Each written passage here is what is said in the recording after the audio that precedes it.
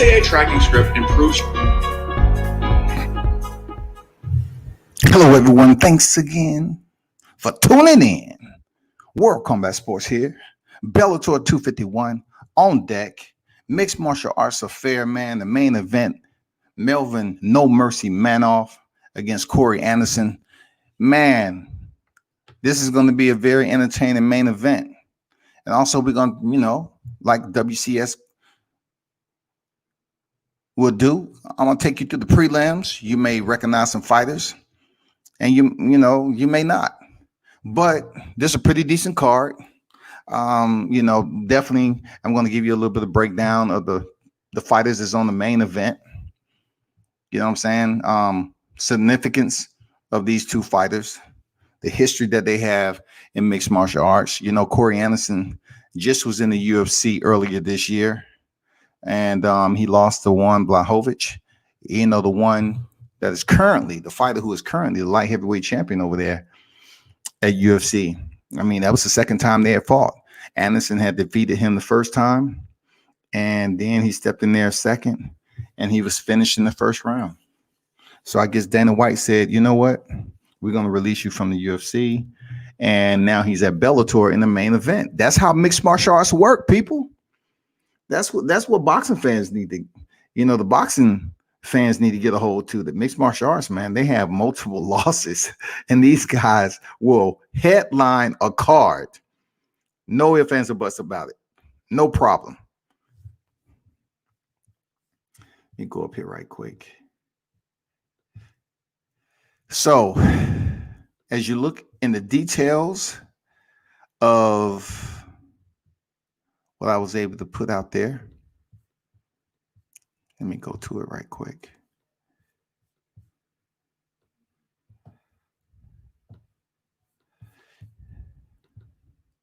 If you look in the details, description of what have you, I gave you the breakdown of Melvin Manhoef, who is a Dutch fighter. I think he's around 44 years old. He has a height of 5'8", 71-inch reach. But check out his total fights. His total fights is 49 total fights, right? His record is 32-14-1, 2 no contests, man. Melvin Manhoef, I'm telling you, if you ever want to get that energy from a fighter, that is the one you do it with right there. He will give you every bit of energy you're looking for. Either he's going to knock you out or he's going to get knocked out. That's just the deal with Melvin Manhoef. But he's very entertaining to watch, man. Corey Anderson.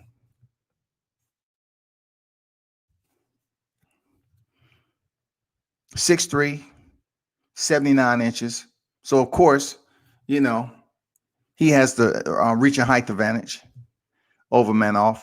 But when it comes to experience, Manhoef far exceeds Corey Anderson in that department with 18 total fights with a record of 13-5.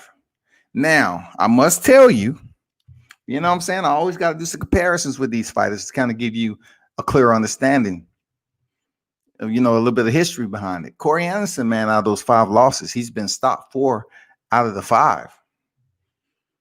I repeat, in mixed martial arts, it's a different type of a ruler. You know what I'm saying? He's been stopped 4 out of the 5 times. But Melvin Manhoef, he's been stopped several times in his career too. Some of these fighters have faced opponents more than once. But what I like about mixed martial arts is that they do have a tendency to recycle their fighters. And it continues to get the fighters out there because stylistically, they have more dynamic striking levels to deal with on a regular basis. So some opponents matches up well, some don't.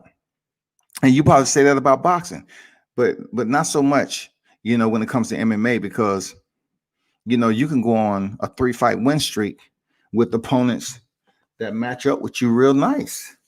You're dealing with punches, kicks, the ground game, of course, and then all the other facets in between that when it comes to mixed martial arts. It's such an amazing sport to learn because it tests you. It demands you learn multiple levels. And the only way you're going to do it is through remediation, training, different sparring partners. You know what I'm saying? And every sparring partner is different when it comes to kicks, wrestling, BJJ, submissions, different striking techniques. It can be spinning techniques with your fist or your feet. Knees are included. Yeah, man, it's a whole different story, man. So let's get to this right quick, man.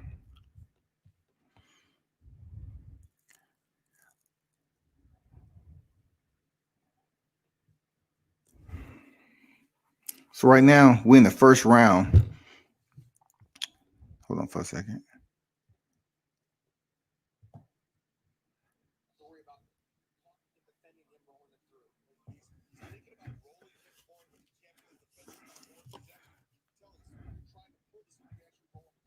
So let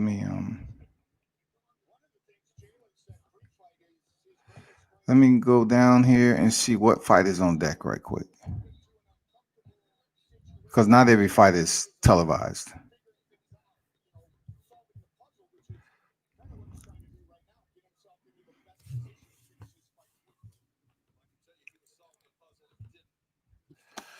So what we looking at right here, man, we have, I'm trying to find out if that's keys. I like what he's doing. He's climbing the ladder right now. He's using wrist control on the post hand, which is his opponent's right hand. He's dropping some hard elbows from the top. Bates and Sepino. So Bates is the guy that's on the top, and Sepino is obviously the one that was on the bottom that was able to make it back to his feet. Partial back control.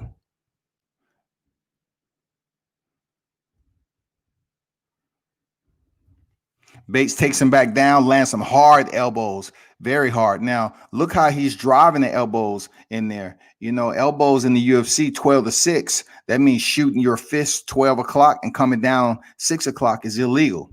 But you can drive the elbows into your opponent's body from a different angle, as long as it's not 12-6.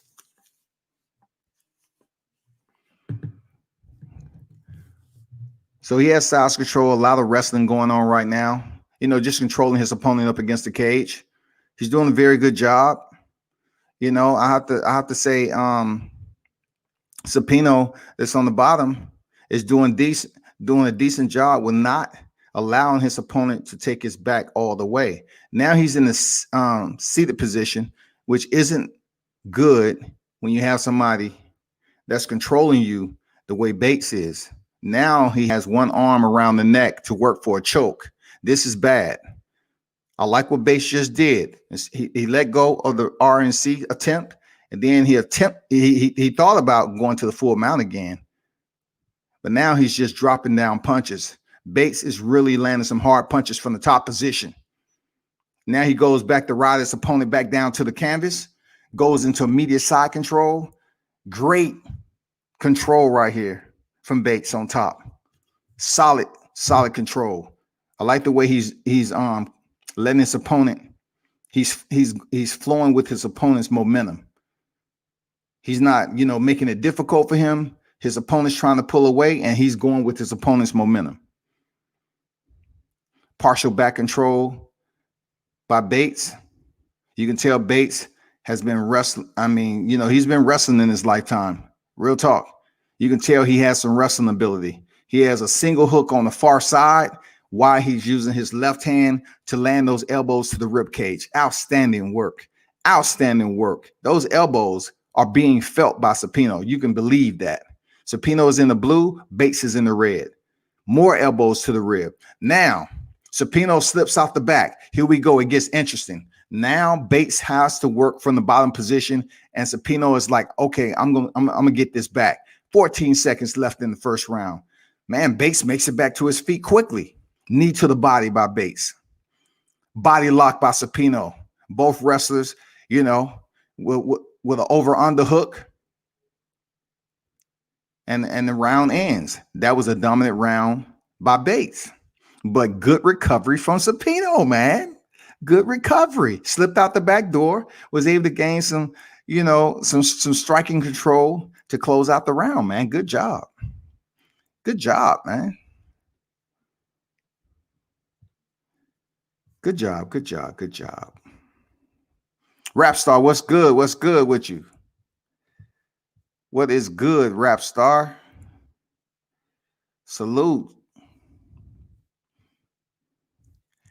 This is Bellator 251, people. And also, in between fights, I'm gonna talk about and give you some breaking news.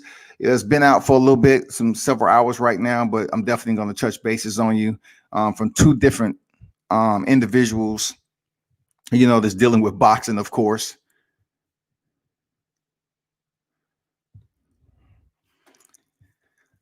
Second round is about to take place. Bates in the red, Sepino is in the blue shorts. Fighters meet at the center. Low kicks by both.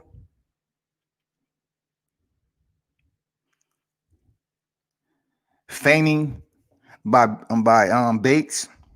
I like the wavering feints that he's going. He's trying to get a reaction to make it seem like he's going in for the takedown. Now that Sepino knows his wrestling is pretty decent, he may be protecting that.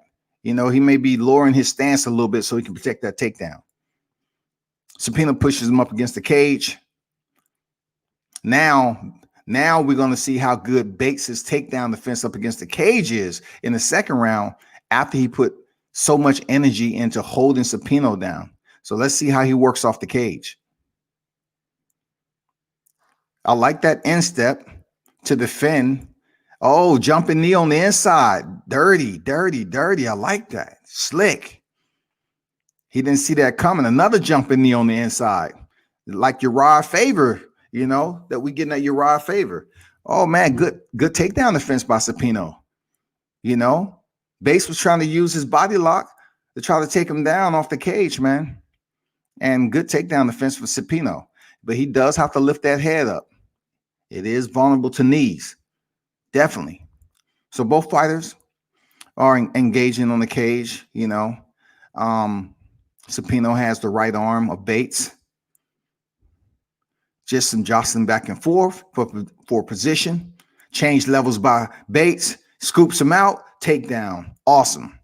Great work. Great work. Great work. He's in quarter guard.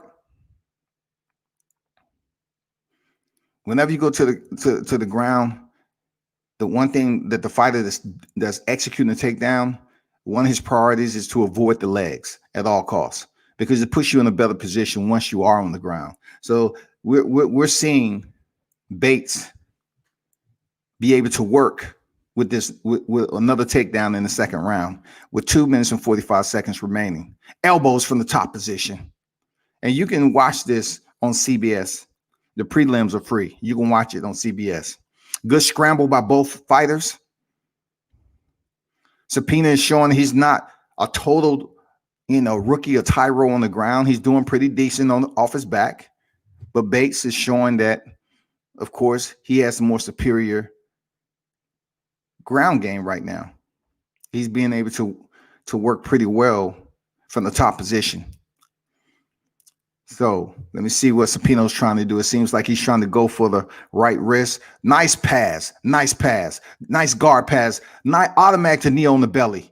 Nice guard pass and knee on the belly by Bates. Very slick jiu-jitsu on the ground. Now what Sepino is doing is cage walking. He's cage walking. He's going to explode off the cage for a better position. He tried, but Bates stuffed it. Great work, fellas. Great work. Great work. Great work. I'm telling you, looking at this MMA, man, you really have to continue to study and know what the heck you're looking at. You know what I'm saying? Because it's a very technical game, man.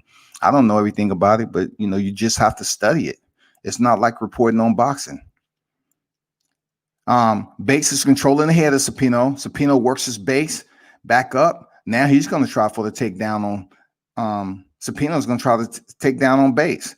Bates has some pretty good wrestling, man. Look how he's wrapping that right leg up. He had the ankle, but now he lost it. Both of these guys have pretty decent wrestling. Oh, nice takedown by Sepino. He's in the guillotine. It might be a sub. It might be a sub. Frontside guillotine choke by Bates. Frontside guillotine choke. He doesn't even have his hand connected. So I don't know how tight it is, but he has to get his hand in there so he can really get a good squeeze on that neck. Sepino should be good. Now he's locked up that hand. He lets it go. Board submission. Now he switches it from a topside guillotine choke. Loses it. Lets it go. Now he's just in top position. Great work. Great scramble, Sepino. Hey, take notes. How to scramble off the bottom. A kick from the bottom is legal to the calf. Bates meets him with a knee once he comes up, takes him back down. Bates is really showing he's the dominant fighter with the wrestling. Real talk. His moves, his decision-making process, he'd go from one transition to the other. Now he's back on top. He automatically guard pass to the freaking transition to the side control. And that's the end of the round. That's good work. I mean, that round was pretty much dominated by Bates in the red trunks. Good fight. Good fight. Good fight. Man, you see that freaking guard pass, the side control, man, knee on the belly. I mean, that is slick remediation right there. That's mat time. That is mat time. Now, it can, look at those jumping knees. His opponent had one of his legs.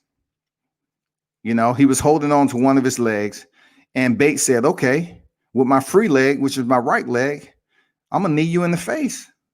I'm going to use you posting my leg, and I'm going to use that as momentum to knee you in the face. Good stuff. We kind of seen this takes place with what's his name? Kumikau. I think that was his name. Kumikau.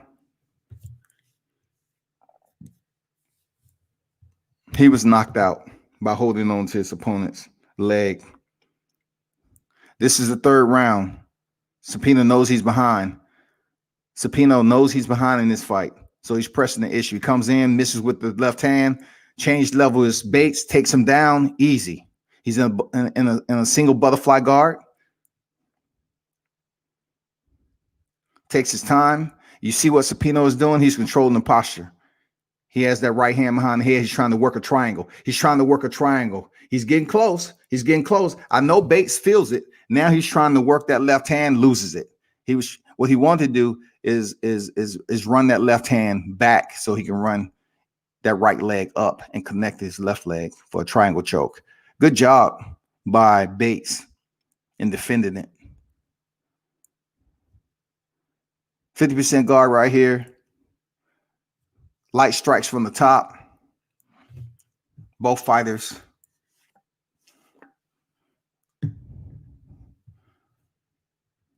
They're trying to work for position. I like the head control by Bates just then with his left hand. He was pushing down the head so he can potentially switch to side control, which he's been successful at doing the first and second round.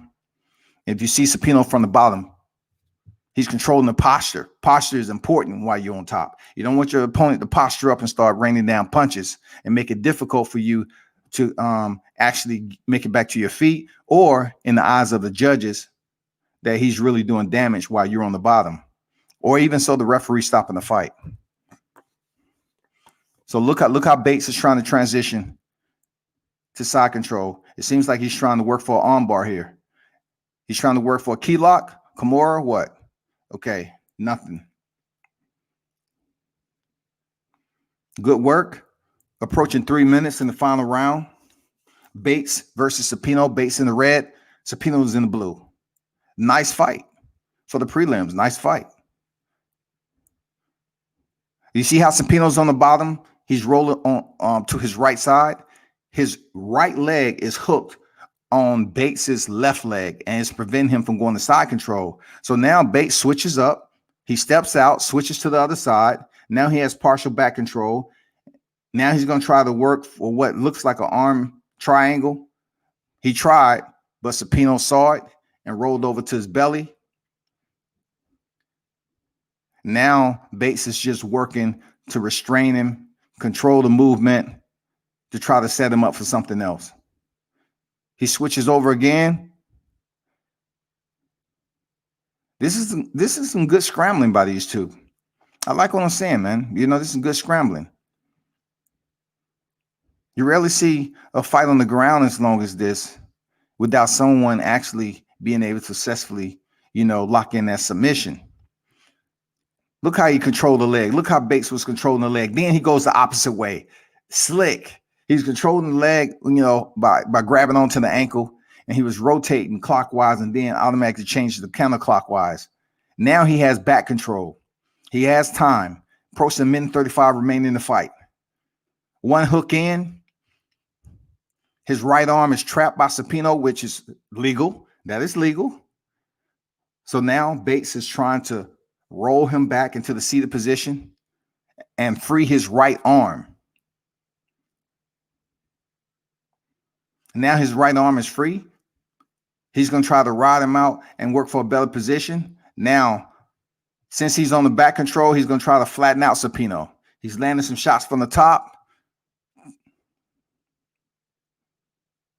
Sepino looking to come out the back door again.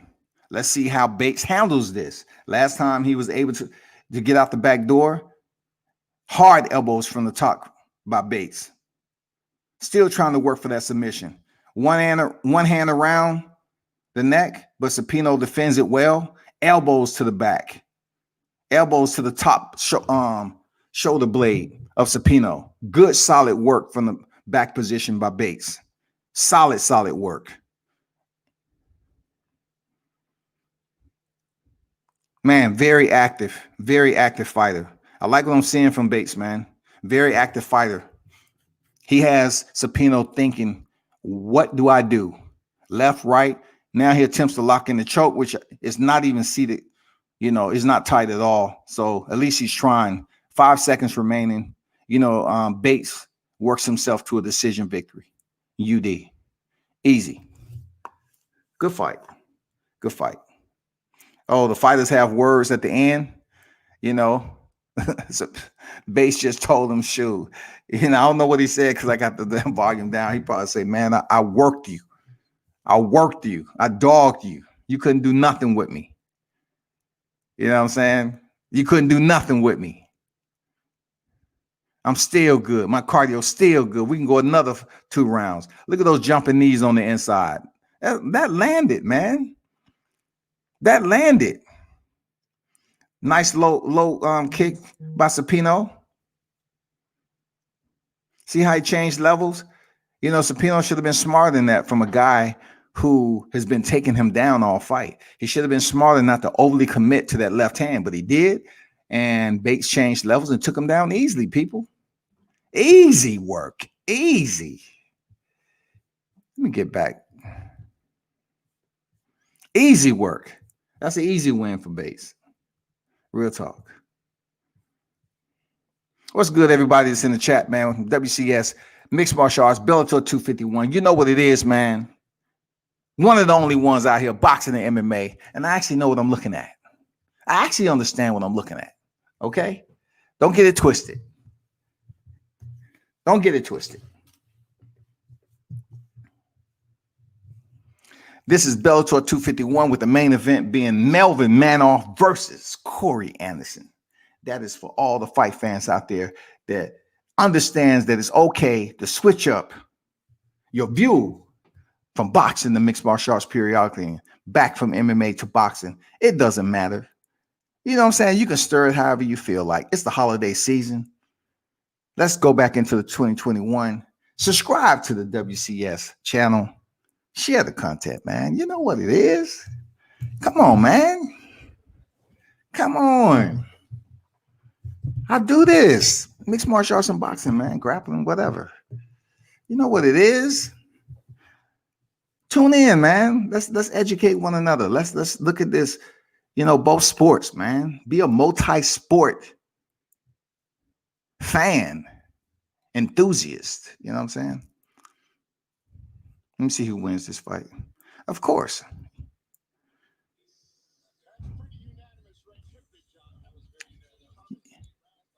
UD, man. Jalen Bates. Keep an eye out for this guy. Jalen Bates. Undefeated. Keep an eye out. This guy, mixed martial arts, man. He's very talented, fluent. I like his wrestling ability. That's one thing that's a plus with heading into mixed martial arts, your wrestling ability. This kid has wrestling ability. I like the strength that he has when with his takedowns and everything. So keep an eye out for Jalen Bates. Yeah. So sometimes these cards are not in order, but let me go to what's next, to the fight that's next. So we have Zevian against Zimmerman, a lightweight affair. That was a bantamweight bout. Bantamweight is contended at 135, and the next one is contended at lightweight of 155 pounds. For those of you that's taking notes. The next fight is a lightweight affair, y'all. Lightweight affair, Bellator 251. It's going down, mixed martial arts. Okay, so in between fights, let's kick it. Let's talk about Gervonta Davis coming off his win with Leo Santa Cruz. Listen, people. Listen.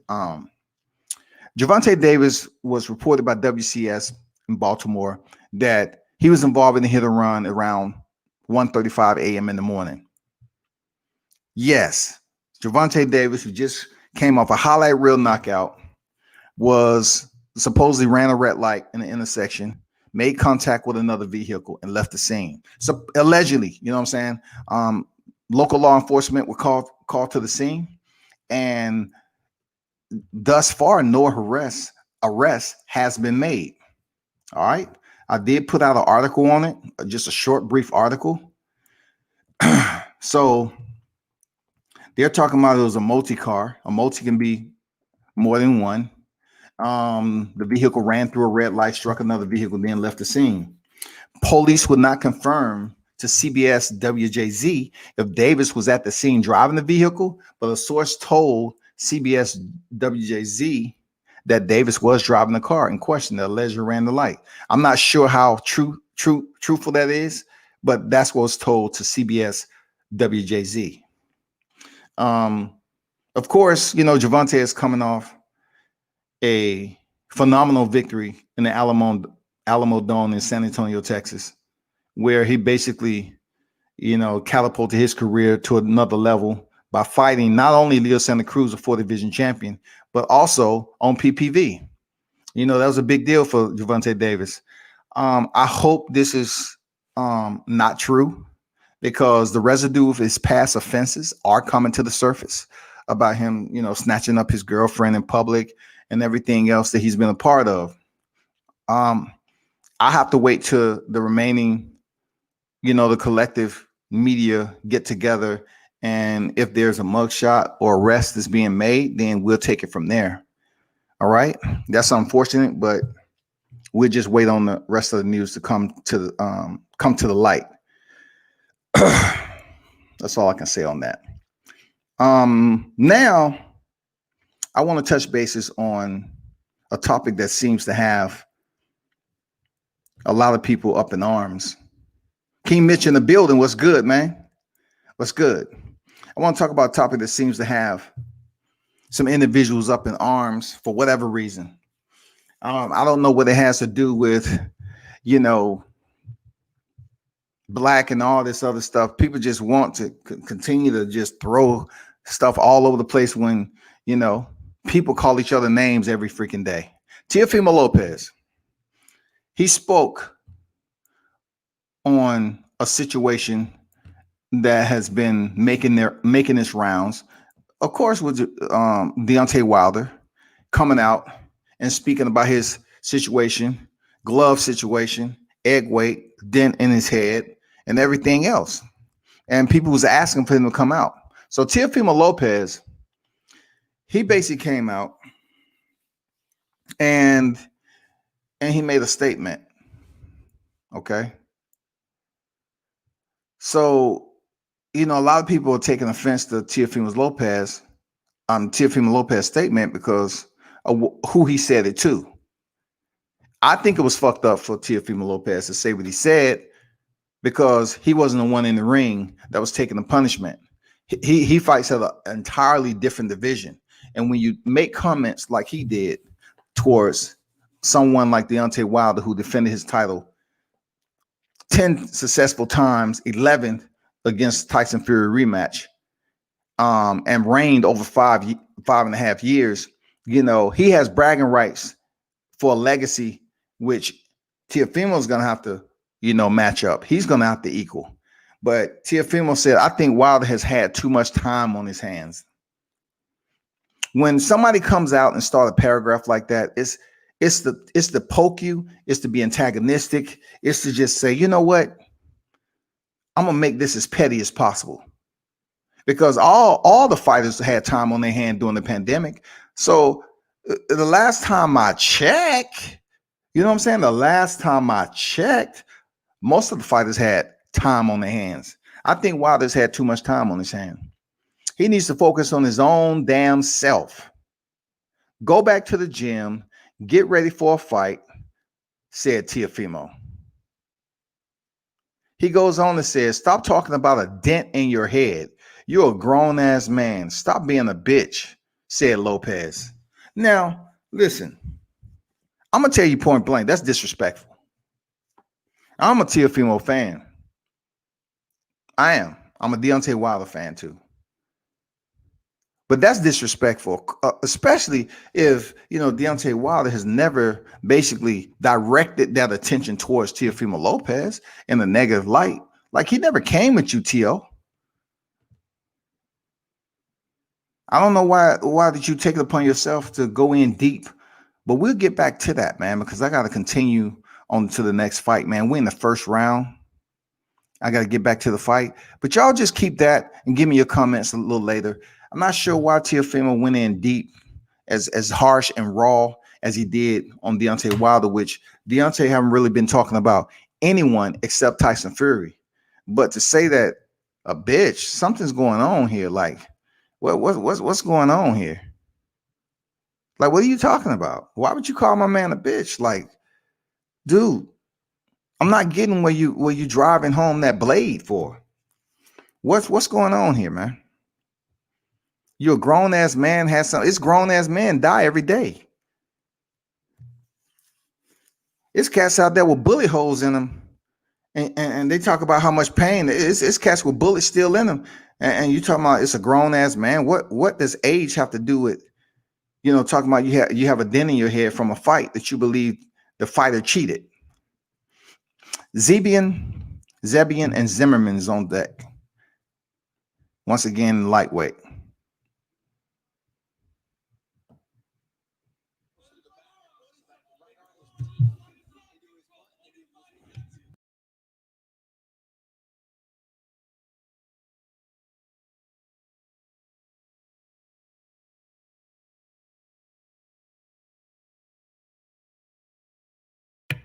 These fights are going pretty quick right now.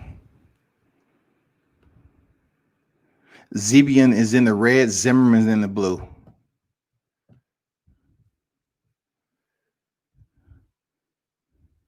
Zimmerman is on the bottom position right now.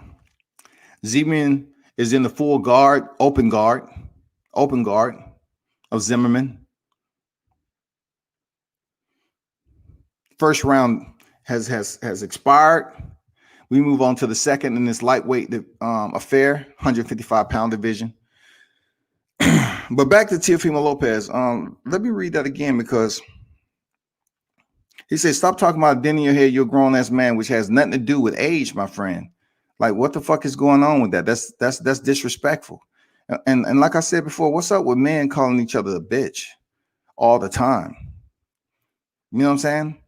What's up with, you know, being in the hurt business and respecting your compeers, your constituents who's fighting in the same hurt business as yourself, and people losing their life? But then you call a man a bitch after his first loss. He only has one loss on his record. That's fucked up, bro. I gotta call it for what I said. I fuck with T.O., but goddamn it, that's fucked up what you said. And hopefully you come back with an apology, because, bruh, last time I checked, you don't have kids. And I'm pretty sure nobody in Deontay Wilder's household think he's a bitch. That goes for his black fans too. Back to the fight. Zimmerman in the gray trunks, Zevian in the red. Both fighters in the center of the cage. Left hand misses by Zimmerman. Low calf kick inside by Zimmerman. Kicks exchange, returned by Zevian. Leg feints by Zimmerman. Not too much action going on, just, exchanges with leg kicks. That's what we're looking at right now. Inside leg kick by Zevian. Comes with a 1-2 combination, misses. Zimmerman keeping it close. He's keeping it close. Change levels by Zevian. Nice on the hips. Good takedown. Solid. Zimmerman thought about the closed guard, open it up. He puts a body locker in from the back to control the posture, which doesn't really help at all unless, your opponent is doing some damage from the top. So he controls the posture from the bottom. Zimmerman is on the bottom right now. He's trying to prevent Zevian from posturing up and landing some shots. Really, nothing's going on from the top position. He hasn't really tried to, pass the guard or improve his position so far. So I'm trying to see what's going on here. Zimmerman on the bottom. He's not trying to work for a butterfly guard, something to sweep his opponent. It looked like he was trying to go for a triangle choke just then. He is throwing his legs up. Okay, Zevian, he was able to get side control right now. So let me see what he's able to do with it. He goes right back in. Okay, Zimmerman was able to get him back into the guard. He shrimps out. Let's see what he's trying to work for right now. He's trying to pull the head down. Back to side control is for Zevian. Up kicks from Zimmerman from the bottom. Stands up. Good job. Knees to the body. Good job off the cage. Elbows to the rib cage from Zimmerman. It looks like Zevian, he looks like he might be a little tired, but he locks in, pulls the hips out of Zimmerman and takes him back down. Good work. So from what I'm saying with Zevian being on the top, once he gets his opponent down, he's not really doing much once his opponent is successfully on the ground. He's not even punching him. He's not doing too much anything. Zimmerman is basically doing more work than Zevian, and he's on the bottom position. So Zevian pushes him off, and Zevian wasn't going for it that time. Zimmerman pushed him off with a kick to try to create space. Now it looked like he's going for a key lock or Kimura. Let's see. He's trying to pull that left arm out. It looks like Zevian is bleeding a little bit. A minute 40 remaining in the second round. See, Zevian is just sitting there. I mean, the one that's doing the most work is Zimmerman that's on the bottom. He's trying to work that arm up out of there and work for that submission. Minute 20 approaching the second round.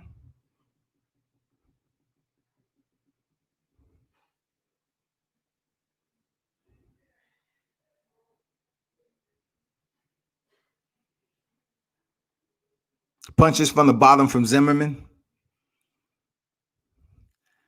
Zevian is absolutely just holding the position. That's it. He's just holding the position.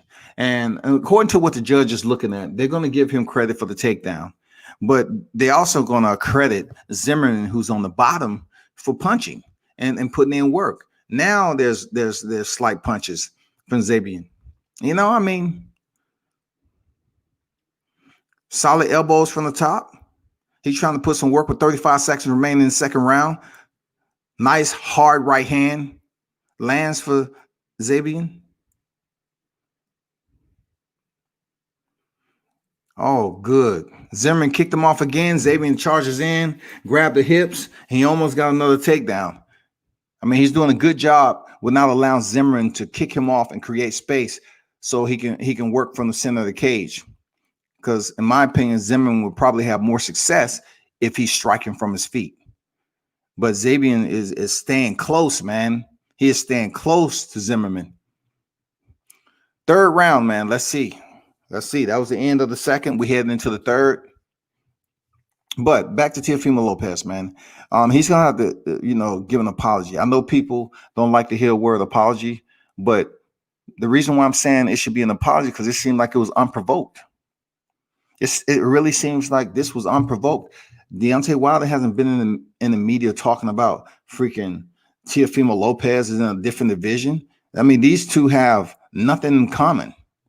You know what I'm saying? Teofimo is just starting his career and unified the lightweight division. Deontay Wilder is trying to work himself back into this trilogy. I mean, come on, man. Two different careers going on here. Why the bitch? You know what I'm saying? Why you calling somebody a bitch? Because they're talking about an injury that was sustained in a fight at the heaviest division in boxing. And come on, that's disrespectful, bro. Real talk. There's no ifs, ands, or buts about it that Teofimo Lopez is disrespectful, bro. Absolutely. Third round, Zevian Zimmerman. Zevian's in the red shorts. Zimmerman in the gray. Hard right hand by Zevian. He closes distance and lands on him. Changes levels, get in on the hips, close, takedown. Easy takedown for Zevian, who has the better wrestling. Now Zimmerman has to put in work. It's early in the round. 4 minutes and 35 seconds remaining out of a 5-minute time limit. Zimmerman's going to have to work off his back. He cannot stay in this position. The judges might say, okay, the takedowns are worth value, and we're going to give you that, even though he's not putting in too much work. So nice up kick, which is legal. Nice up kick from Zimmerman to wake up. Okay, he went to the thigh. All right, that can do serious damage. Tear ACL, PCL, MCL. You know what I'm saying? But Zevian's back in the guard of Zimmerman. So let's see what happens. Zimmerman's going to have to kick him off again if he's to even come close. Oh, nice up kick off the front side of the face of Zevian. Every time he tries to get up, Zevian rushes in, man. He's going to have to do better. He's going to have to be a lot more quicker. He's posting up against the cage. Body lock, over, under. Well, he has the underhooks. He has a good, solid position, makes it back to his feet, lands some knees to the outside left thigh of Zevian. I definitely wouldn't try to waste too much energy trying to take the wrestler down. If I was, Zimmerman, I would release that body lock and work on your striking. Land more kicks. Forget the punches.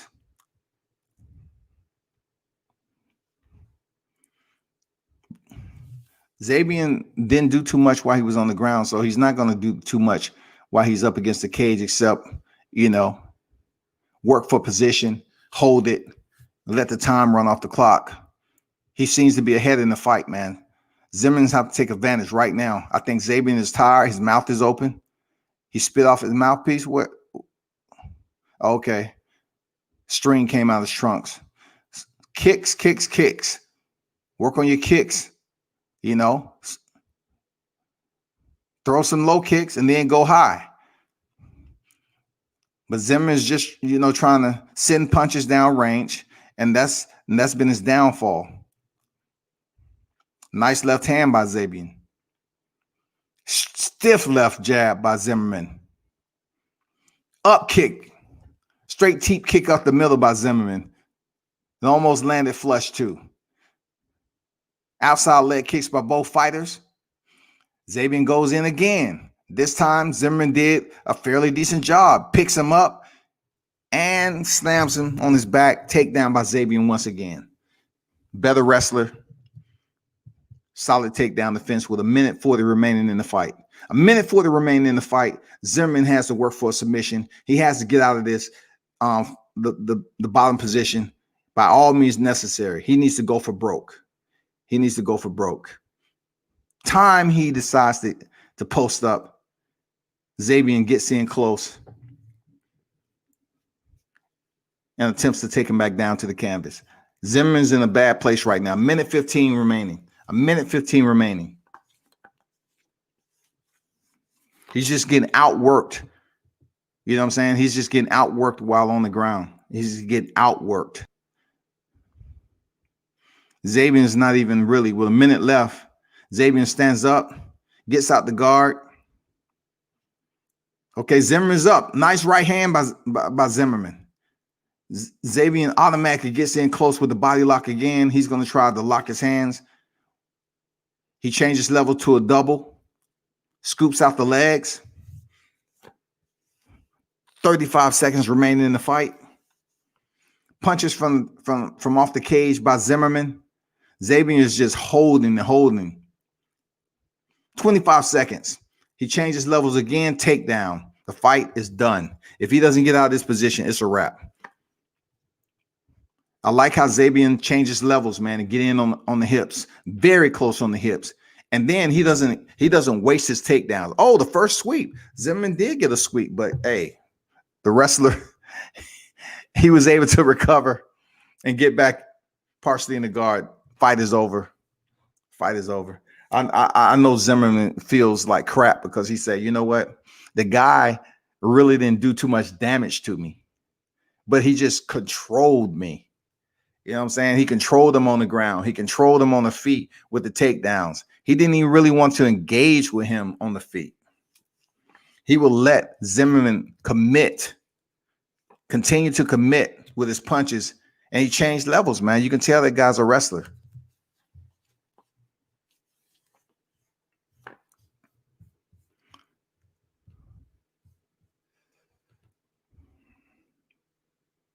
Alexander, what's good, man? Everybody that's in the building, salute to you. Appreciate you stopping through. Hit the like button. This is Bellator 251, Manhoef versus Anderson, light heavyweight affair. It's going to be explosion. It's going to be fireworks, and I guarantee you, somebody's going to sleep. Like I said before, somebody is going to sleep. I can guarantee you that. These two have that knockout ability. Melvin Manhoef has that knockout ability. Guarantee you. Melvin Manhoef has a record of 32 and 14 losses. 32 victories, 14 losses, and 1 draw, 2 no contests. Corey Anderson, 18 fights, record of 13 and 5. Former UFC fighter who just recently transitioned over to Bellator after his first round stoppage loss to Juan Blachowicz, who is the current light heavyweight champion in the UFC.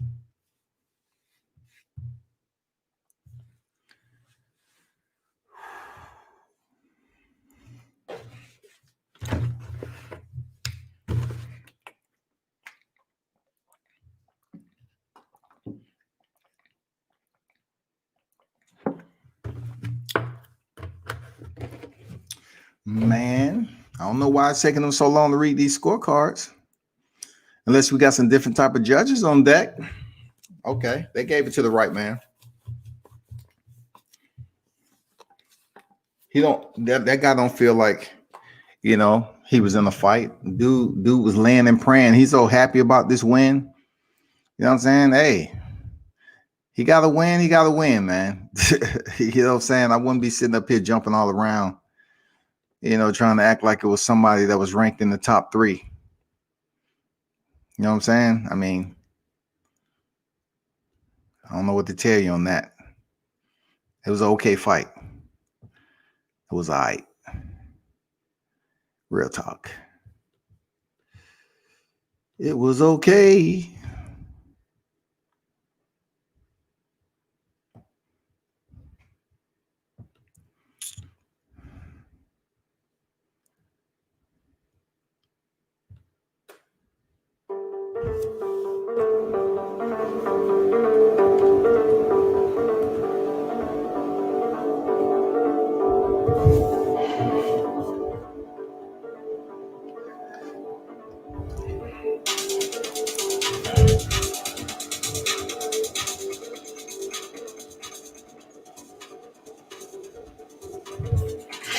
Let's see what's popping over here. So, Back to Teofimo Lopez, right? What do y'all think about that? Why do you think that is bow and arrow season? Like, it seems like everybody's agitated. You know what I'm saying? Like, what is this about? Why would Teofimo Lopez want to come to Deontay Wilder and tell him to stop acting like a bitch? I think it was ultimately disrespectful. I'm not saying men. I haven't heard men call each other a bitch, but you know, I don't like it myself. It's too many. It's too many men that use that word loosely. They just feel like it's and done in sentence. You know what I'm saying? It just feels like they can use it at any given time. And I think it was fucked up for him to use that word and call Deontay a bitch after coming off a tough fight, which he did not quit. Deontay Wilder did not quit. He did not give up. He did not surrender. He did not retreat. He tried his best to get the victory. You know what I'm saying? Adrian Broner, as you all know, has been on the headlines for contempt of court, not abiding by or adhering to a court order for him to basically compensate this woman who he supposedly, you know, forced a kiss on or something like that, and she didn't appreciate it, so took him to court. And all off a kiss, man. He has to pay in the sum of $800,000. That's just a little bit short of a window of $1 million. You know what I'm saying? I said that shit right there is crazy, man. And somebody like Broner should understand and know better. You know? He should know better. Real talk. So next we have the women that's on deck. Referee Todd Anderson. This is Bellator 251. I'm not sure this fight is going to go outside the fifth round. I mean the first round. I'm just not sure. They come out ready to roll. They come out full of energy, ready to put on a show. This is Harding in the red. Mailei is in the blue. So you can look at their gloves. So Harding in the red.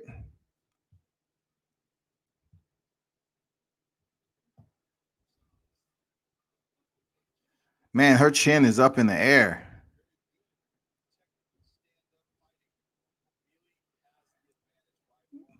Mailei. So Mailei, they're basically saying she has the more technical advantage on the feet. Okay. Well, she might. I'm gonna take a look at the hands. You know, I like how she's bouncing on her feet. She's jumping in with that front thigh kick. I like her movement, man. She has some fluent movement so far, but her chin is just floating like a kite in the springtime. Tuck that chin, girl, before you be facing some issues right now. See, if you look at her opponent, her chin is tucked, her hand is up, her posture is way different. But fluently, Mailei, if that's what they call her, she's more fluent, man, with her footwork and strikes. Look how she changes level and angles with that left hand. I like how she leaned off to her right and throws that left hand. That's somewhat like TJ Dillashaw. You know what I'm saying? He likes to do that a lot. Dan Henderson. These women are working for position up against the cage.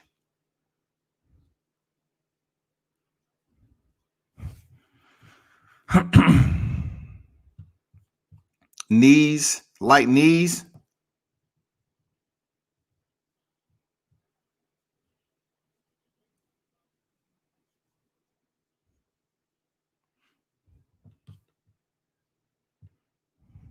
Harding's up against the cage. You know, she's basically trying to position her head. Okay, she turns her out.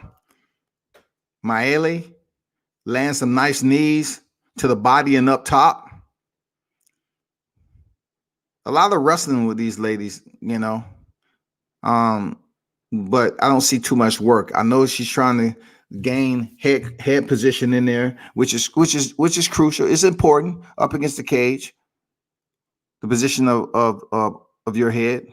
You know, she can lower her stance and put her head in the chin of Mailei. It'll make it uncomfortable with her, so she'll be able to, trying to work out that position. But Mailei, switches out, lands some light knees. She's a little bit sloppy. Harding rushes forward, misses with a wild right hand, cross face by Harding, pushes Mailei up against the cage. Knees by both. Oh, first takedown. Okay, she almost a wizard. She almost okay. Good defense by Harding. Like that. She's been working. These girls have been working. I don't know. Those tattoos on the back thigh of Mailei is pretty different, to be honest. A lot of ink. But anyway, back to the fight. Knees on the inside by Harding, trying to fight off the cage. She's trying to, see how she's trying to post space in between her and Mailei? And look what she did. Mailei came in there and shot an uppercut. The first takedown of the fight by Harding. Close guard by Mailei.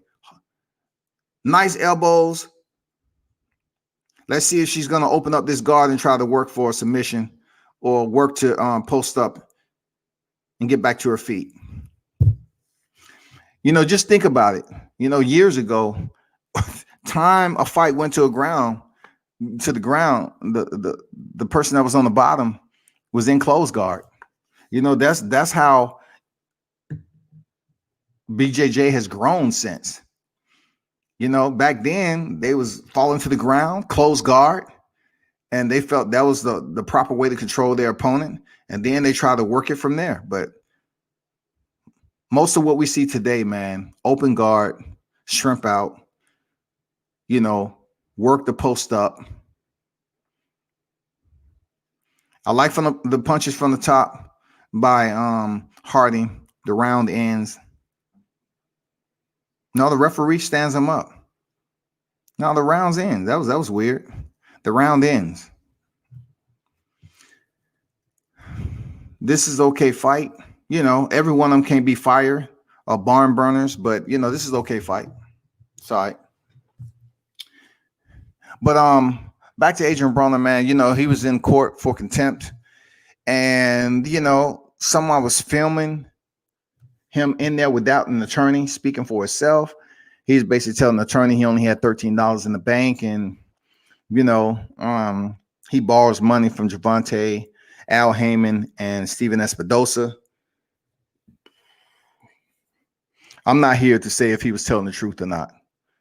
I'm just saying, I just talked to the man in San Antonio, and then I guess they picked him up once he got back from Cleveland.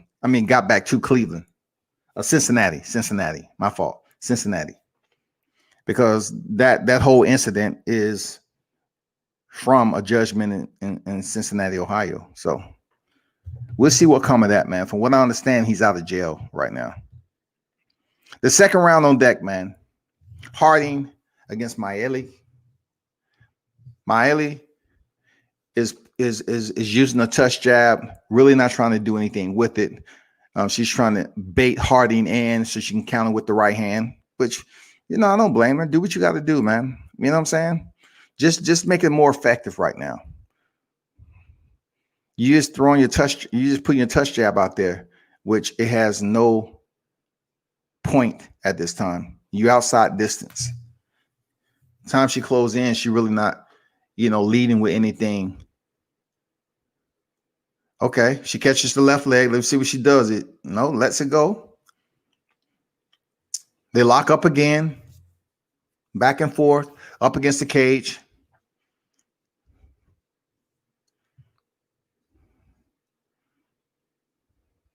Harding try to execute a trip. A hip throw. Wasn't successful. They back up against the cage.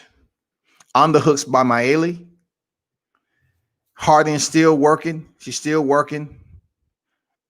Soft knees on the inside. This unfortunately, some fights go like this in mixed martial arts, man. Oh my God. Shoot.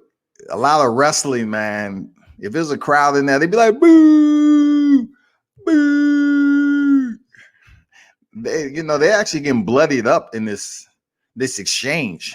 Oh, nice level change by Mailei. Just when I was talking, I like how she shifted her body weight and turned Harding out. And now she's trying to work for a submission. Nice sweep. Nice sweep. Oh, she has one hand around the neck. All she has to do is run that right hand through there and try to lock in a choke. But I don't think she has enough energy to do it. Nice sweep by Harding, though, to get top position. Nice. Very much so. Liven up the fight just a little bit. Punches from the top by Harding. Seemed like Mailei is just, exhausted. Now she's controlling the posture. She still has the head underneath her left armpit, but Harding's not in any type of trouble. You know what I'm saying? It's just uncomfortable to the posture. It's almost like a full Nelson from the bottom, people. You know what I'm saying? It's almost like she has Harding in a bottom side full Nelson, and she's trying something.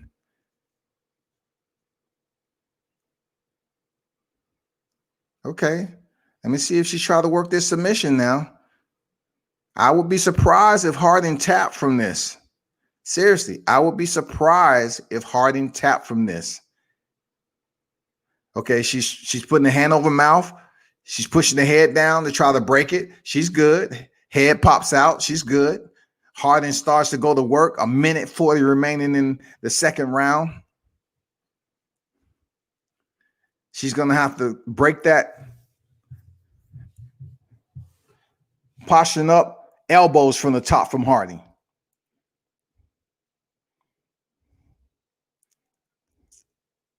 This seems like a grueling fight because of all the wrestling and scrambling and up against the cage. That's mixed martial arts, man. This may look like nothing, but this is freaking grueling, man. You're trying to stop your opponent from even making any type of move to advance the position. Hard punches from the top from Harding. I like that. Mailei was able to get up, man. Harding allowed her to get up. Throws a left kick. It's caught. And she pushes up against the cage, man. She wasn't able to get the takedown, but she pushes up against the cage. Harding turns her out. They back where they started, up against the cage, knees to the body. Man, these women have been in a wrestling match for real. 30 seconds remaining in the second round. 30 seconds remaining, people. Hit the like button. You know what it is. Mixed martial arts, Bellator MMA, 251 on deck today. Then don't forget to stop by on the weekend. We'll be covering Devin Haney versus Yorkis Gamboa. Oh, she finally gets the hip toss. Due to fatigue, she was able to get it. 5 seconds remaining. Good takedown by Harding. Good takedown. Into side control. And the bell rings. Good shit.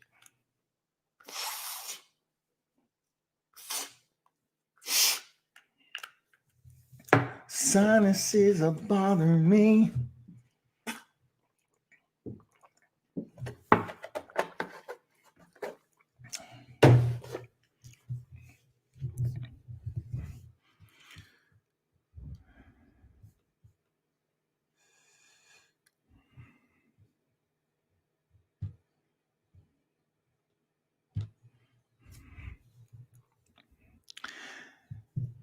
So what y'all think about, the turn of events today, man, with Gervonta Davis and possible hit and run. Oh my God, the same names, man, just keep popping up. Adrian Bronner, in his situation with the contempt of court for a judgment that was $800,000, and that's with interest until he pays it. Oh, just unbelievable, man. Unfreaking believable. We can only hope some people around them able to change them around a little bit. And then Teofimo Lopez going in of Deontay Wilder. It's not the first person to go in with Deontay Wilder. I've heard people say worse things than what Teofimo said. That's not excusing what he said. I'm just wondering why. Why? If the man is recovering and you're saying he has too much time on his hand, that's just wrong in all measures, because you like being petty. You know, you're just basically saying, yeah, he got so much time on his hand when the man he had an operation and he was in a very tough fight, one of the toughest of his career. So you ain't showing no compassion, man. Be careful. We start the third round. Mailei's on top, man. Harding's in bottom position. She's trying to land some hammer punches to the abdominal region, which it looked like she's trying to work for a Kimura. Let's see if Harding's able to reverse this or work for a better position. Punches to the bread basket is Mailei on top. Elbows, punches. Okay. Harding's trying to sweep. She gets the sweep. All right. Automatically, she's in a bad position. Mailei holds on to the arm. So this is a good position for Mailei from the bottom. She can work for this sub. 3:20 remaining. Let's see what Harding can do to get herself out of this predicament. Okay, it looks like Mailei is close to executing. And what Harding wants to do is take her right hand and tuck it underneath her inside thigh or her body, anything. Hold on to her shirt, to her trunks, anything, so it can prevent Mailei from pulling that arm out into a submission.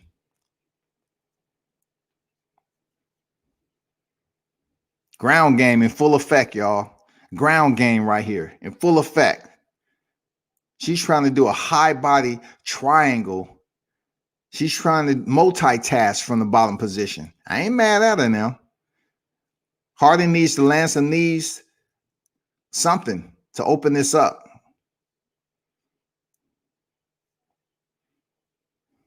Approaching 2 minutes and 15 seconds remaining in the fight. I like how Harding is keeping her posture, but she's about to get put in a triangle choke if she's not careful. Triangle is partially locked in. It is locked in right now. Let's see how Harding works out of this. It's still space. It's still space in between Mailei right leg. It's still space enough for Harding to posture up and get out of this. So let's see how strong she is. Let's see what she's able to work. Mailei is trying to pull down on her left ankle to tighten that triangle choke up. I like how she's landing punches from the bottom position. Harding needs to posture all the way up. But of course, Mailei breaks the triangle. She uses it to scissor her opponent, and Harding tried to change positions. It looked like an arm bar. She has the arm, but she doesn't look like she's in danger. She gets out of that arm bar attempt and lands her own punches.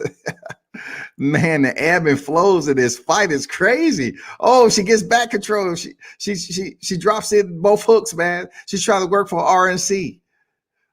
Man, this is crazy. Oh, she drops back. Oh, she has the choke. The choke is in. The choke is in.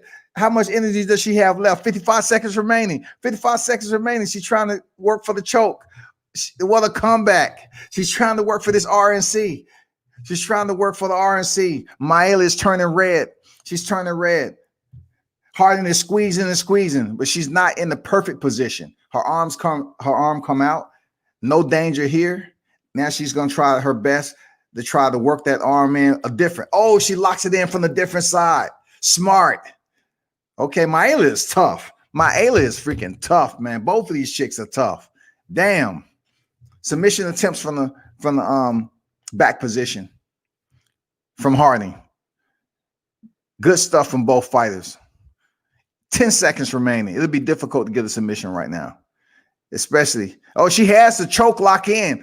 She has the choke locked in. Tight. She's squeezing. She's squeezing. She's squeezing. Oh, shit. Oh, three different types of rear naked chokes going on right there. Three different types of chokes that was going on there. She set them up different. That girl been working on her ground game, man.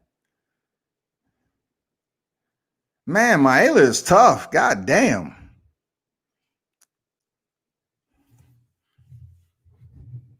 She applied it three different ways. She tried. The third one, it was absolutely tighter than the other two. This was tight. This was tight. Mailei, man, she was freaking tough. Look how she was switching from sides. The first choke, she ran the right hand through. The second choke, she ran the left hand through. You know what I'm saying? And then the third one, she ran the left hand back, but she switched up. Good stuff, man. Let me see who won this fight.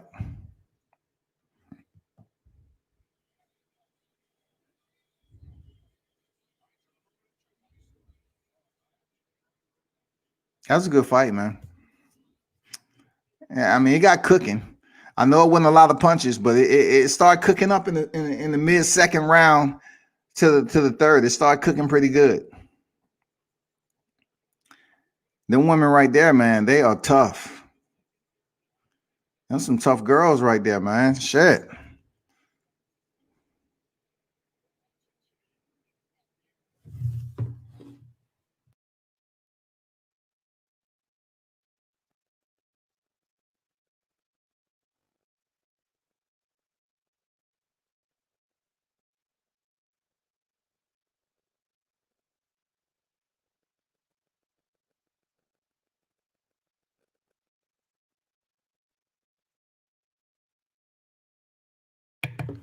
Harding wins the fight.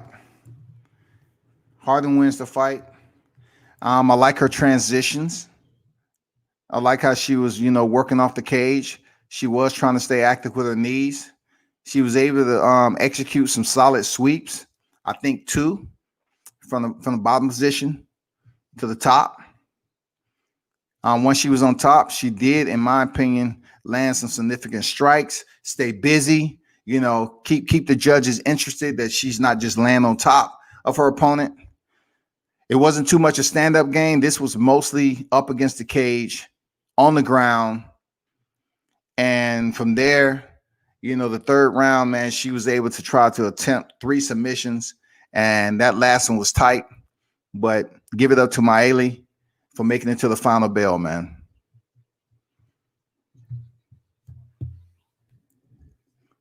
But Harding won that fight.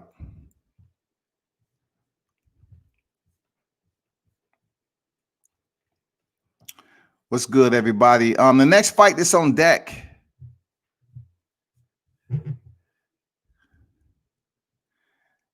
I believe this guy's name is Angelickas. Angelickas against Polizzi. Light heavyweight, 205. And then we have one more fight on the prelims before we go to the main card.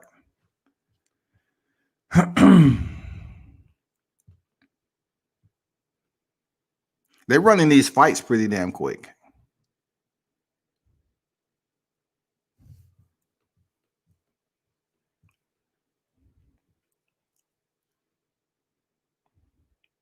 They're just showing previous fights.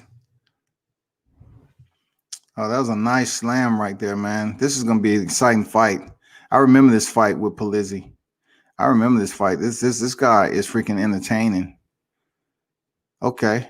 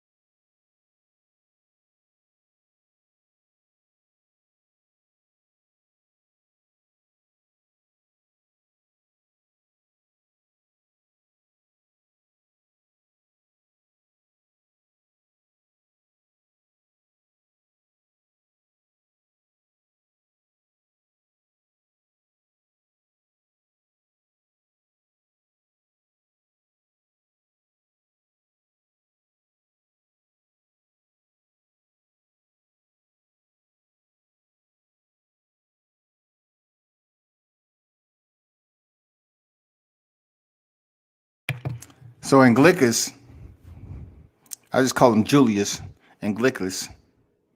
He's going in there against Polizzi, who is a very sporadic type fighter. He's not afraid to try anything. This is going to be interesting because Angelickas, man, he's a former LFA champion. He reminds me of a bigger Cowboy Cerrone. But let's see. This guy, Polizzi said, no tap, no touch of the gloves, rather. No touch of the gloves. Okay, let's get with it. Left by Julius. Julius in the blue. Polizzi is in the red. Kick lands by Polizzi. Long jab by Julius. Long jab by Julius. Change levels already. Stuffed nicely by Julius. Stuffed real nice by Julius. It's early in the fight, so they fresh, they sharp, they have their energy. So, you know, Polizzi is trying to test the waters, man, changing levels like that.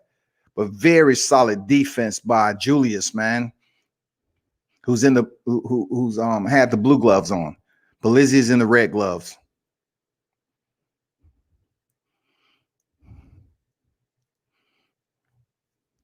Polizzi may be in trouble if this stays on the feet because 6'3", you can tell who's the more rangier fighter. Julius, man, he is a much bigger, rangier fighter, man. And this is light heavy. Look how he's stuffing everything. And this is only the first round, though, okay? Julius with the jab. Has pretty decent head movement for a big guy.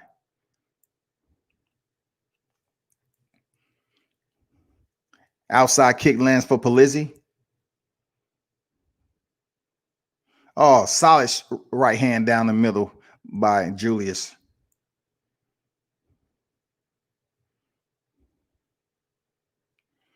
Another left hand.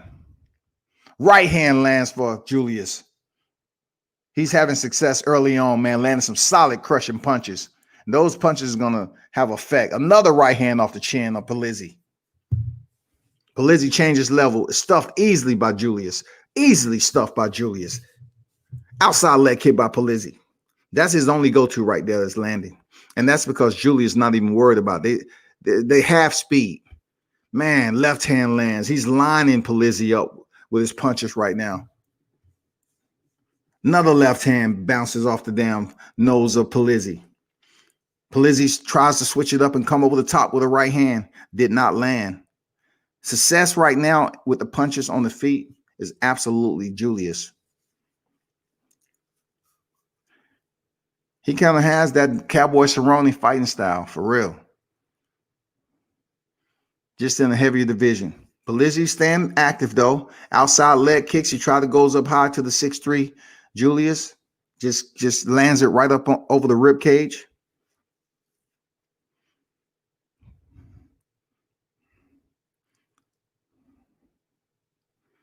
Left hand lands by Julius. Polizzi is thinking in there, though. He's trying to find out, how do I get in close? Oh, hard knee to the sternum. Another hard knee by Julius. Two hard knees. I know Polizzi felt all of that. You talking about knee high. Ooh. We're talking about a former LFA champion, y'all. He's fighting like he's been there. Right hand lined up Polizzi. Pops his head back. Solid success, man, with 1:25 remaining in the first round. This guy's solid, man. This guy's solid.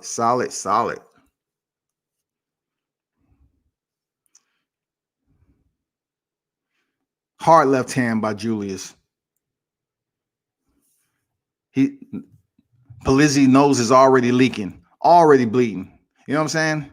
And that's because this guy, he got in deep that time on a single. Let's see what's popping. Polizzi gets in deep, gets the takedown. I told you, Polizzi was thinking. Great job, Polizzi. You know what I'm saying? He wasn't having that much success on the feet. He was able to then pick the right timing. Timing is everything on level changes. So let's see how Polizzi is able to work. Oh, man, strong base out the back door by Julius. He gets back to his feet. Great work. Great work out the back door. You know what it is. Back to the feet we go. Julius like, no, let's go and do what I like to do. But man, a credit Polizzi for the single. Deep on the single was able to get that takedown. Oh man, that right hand is just popping back the head of Polizzi.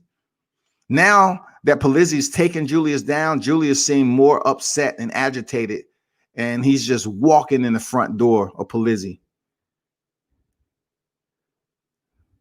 End of the first round. That was a Julius round right there with the blue gloves on. There you have it right there. If you're looking at CBS, man, you're looking at the main event. I mean, not the main event, the main card. Bellator MMA.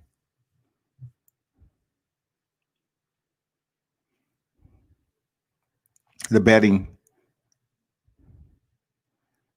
And if I'm not mistaken, Austin Vanderford, who is Paige Van Zant's husband, is on this card, if that's indeed the same guy. You know what I'm saying? He's supposed to be pretty good. You know what I'm saying? He's been winning. Look at the left hand, the left right, 1-2. This guy's so composed, man. He got mad skills, man. He uses his range very well. His hips are solid. Look at those knees. Second round on deck. Polizzi comes back and forced the issue. Has some success. He lands 2 good punches out the gate. I guess his corner say, hey, man, you got to get in close on this giant. Get in close, man. You can't stay at distance with this guy. Get in close. And that's what he did the first 10 seconds. He faked like he was going for the takedown, and Julius shot that right uppercut. He said, come on, stop playing with me now. Stop playing with me now. Kick to the body by Polizzi. Stand busy. But the shots are landing for Julius, man. He's very surgical with that left right. Look at that jab, y'all. Look how he turns his shoulder into it. Check that out. Look how he turns his shoulder to get full extension on his shots, man, especially his jab. And deep on the single. Let's see if Polizzi got. Oh, he stuffs it nicely. Julius stuffed that takedown. Nice. Nice takedown defense by Julius. I don't think Polizzi, you want to be on the inside trying to clinch with this guy. He's a much taller fighter. Oh, man, he's landing some hard punches, solid punches. Forcing Polizzi back in for a single. Let's see how he turned the corner. He's trying to turn the corner and get this takedown. He picks him up. He gets the takedown. Good work, Polizzi. Put him up against the cage. Let's see what's next for Julius since he's in a seated position. Polizzi has to do something to keep this man down. He's just too strong, man. You do all that work only for him to make it back to his feet without any punishment. So for the judges, I don't think they're looking at this too much as, okay, yeah, you got a takedown, but you didn't do any damage with it. Takedowns aren't just takedowns, people. It's like, what are you doing with the takedown? And when is it in the fight? Where is it at? Oh, man, Polizzi is thinking in there. He tried. That's a big boy.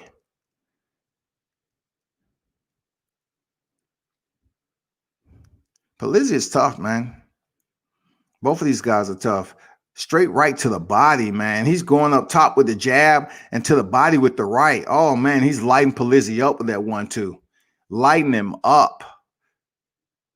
4-ounce gloves, people. 4-ounce gloves, man. Right hand lands again for Julius. 1-2 off the front. Man, he's giving it to him. He's giving it to him. So Polizzi, the fighter's in a clinch. Julius turns it out. Lands a knee.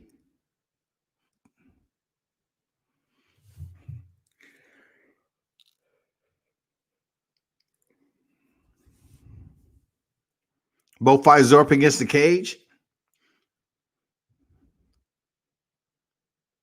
Polizzi knows he has to do something to change the momentum of this fight, man. Minute 30 remaining in the second round. He's thinking in there, though. But the punches keep coming, man. I mean, I'm talking about FedEx. Julius keep shipping these punches off, man. And they already stamped. They have a signature on it, and they're goddamn painful too. Look at the nose. He's gonna feel that next week. Nice boxing by Julius. Hips again. Pushes off Polizzi, who was in deep on the takedown. Great takedown defense by Julius. He goes back to work. 1-2. 1-2. Nice boxing. You can tell he's been working with a boxing coach.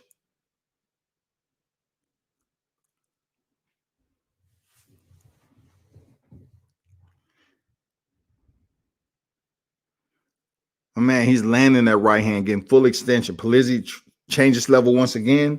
No success. Knees to the body by Julius.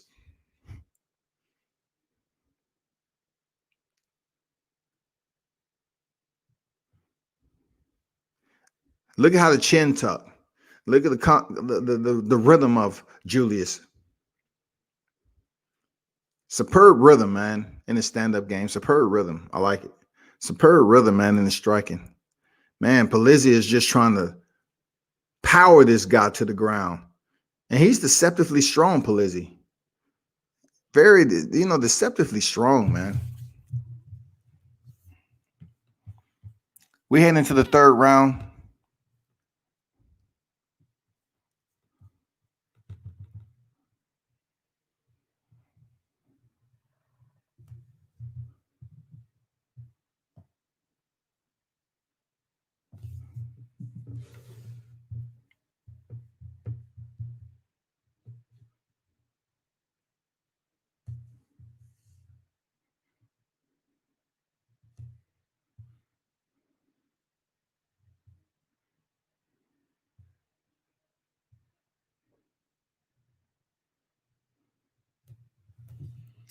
Y'all hold on for a minute.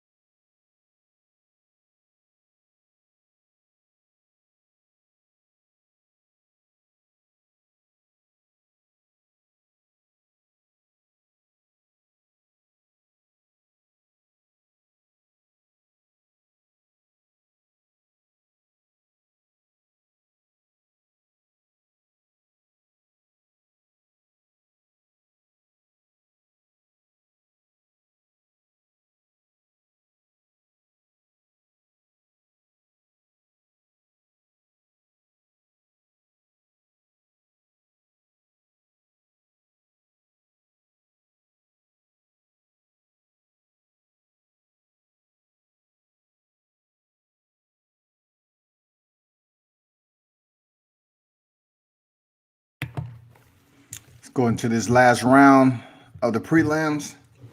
Third round. It looked like Julius gets the takedown on Polizzi, pushing him up against the cage.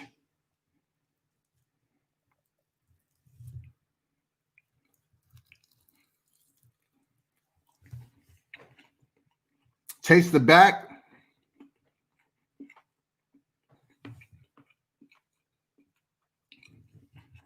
Comes out the back door. Julius still on top position. Landing some hammer punches to the head of Polizzi.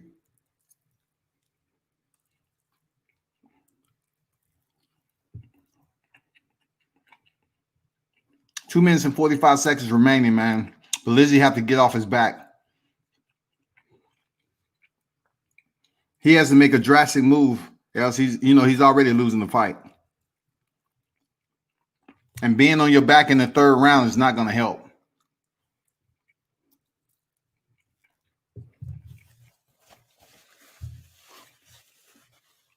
He's trying, but this is the light heavyweight division, right?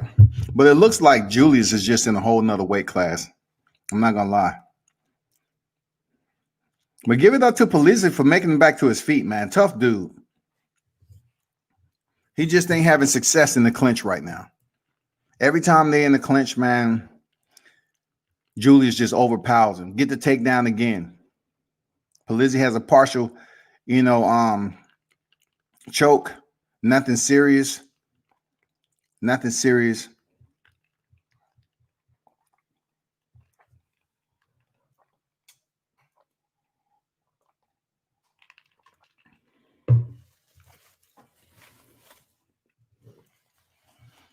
A minute 30 remaining in the fight. Man, Julius is did everything he needed to do to take this victory. He has one hook in. He's just riding Polizzi right now, using all his weight. Look how he just pushed off the gauge. Very sneaky, man. But it seems like he's losing his dominant position. Approaching a minute 5 remaining in the fight. Julius is just holding on right now. Running out the clock, forcing Polizzi to hold all that body weight, tire him out even more. Now he's in bottom position. Now he's going to control the posture as always, stop Polizzi from posturing up and landing some shots.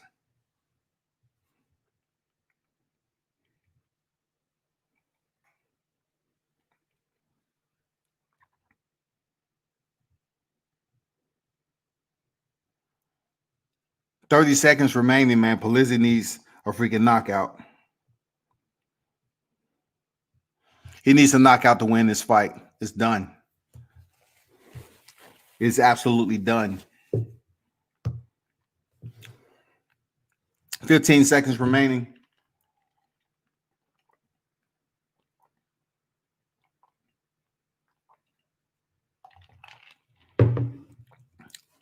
Submission attempt by Julius, a little bit too late. The bell's about to ring. Fight's over. So I know Polizzi is not happy with his performance, but give it up to Julius, man. He's a tough dude, 6'3", very sound fundamentally, and his boxing skills. I was impressed with the accuracy that he had on his 1-2. He just needs to work, on adding some kicks on the back end of that 1-2 combination, because not every fight in the light heavyweight division is going to be a 1-2. I'm pretty sure he knows that, but he's a little stiff of a fighter to me. I'm not sure how he's going to do against a light heavyweight that moves around pretty good, but overall, man, he fought a good fight. Polizzi has a super cauliflower ear. You can tell he's been wrestling for a long time.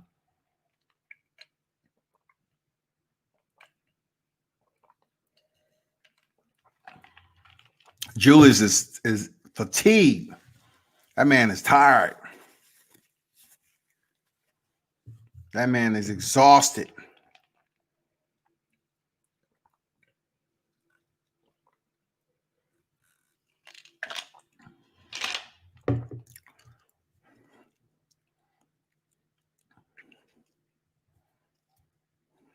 This weekend, we have Devin Haney in there against Georgi Gamboa, y'all. It's going to be on the zone. I know a lot of people waiting on this fight. We just had two amazing lightweight fights. Teofimo Lopez defeating Vasily Lomachenko, and then, of course, Gervonta Davis, who is campaigning in the lightweight division. His title was on the line, so that's why I'm mentioning a lightweight fight, he fought Leo Santa Cruz at the junior lightweight division. Both belts was on the line. So lightweight can be included in this particular bout also. Now we have the third chapter of this lightweight top tier ranking fighters that's going to close out 2020, and Devin Haney and Yildiz Gamboa. This fight right here, man, it will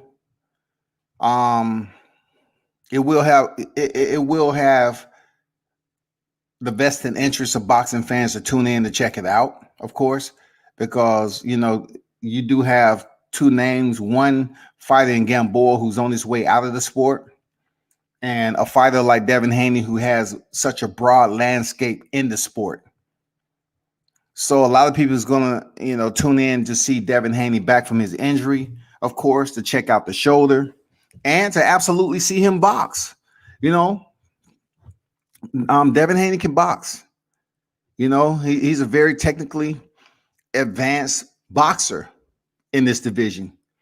And of course, they want to compare him to the other top two names in the division right here, in Teofimo Lopez and Gervonta Davis.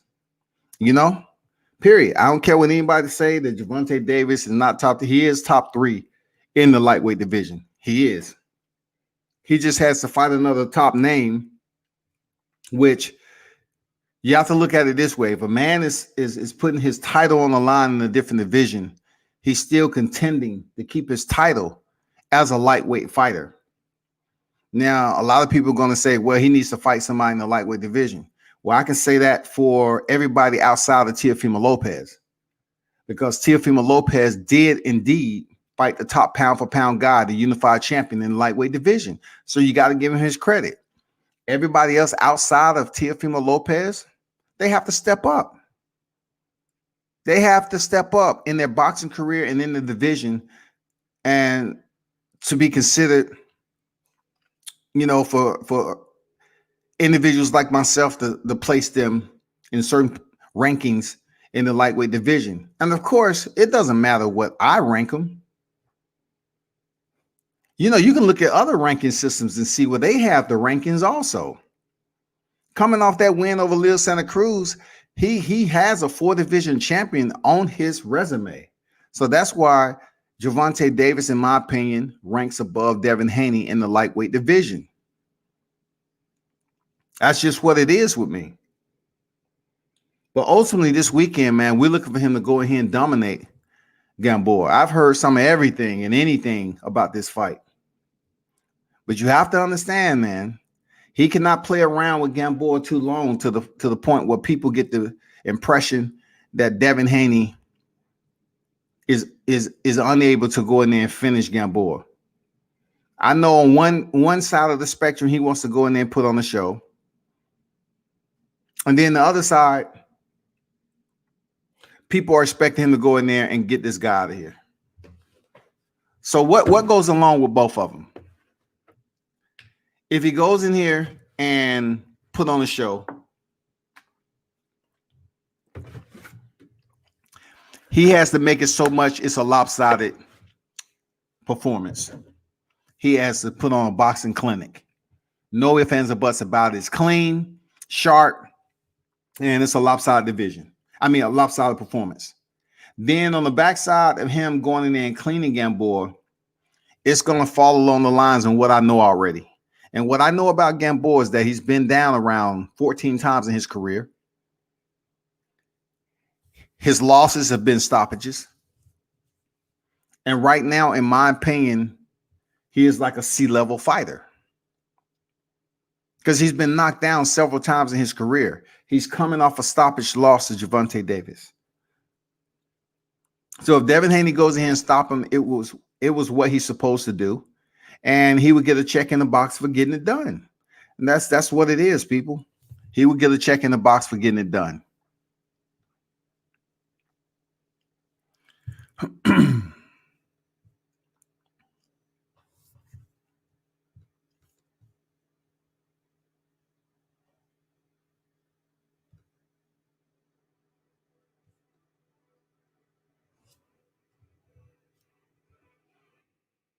The next fight is on deck.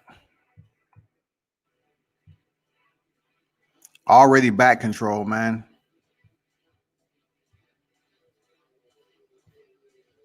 So let me give you a rundown on who's fighting right now. This is the last fight on the preliminary card. We got Georgi against Bryce Logan.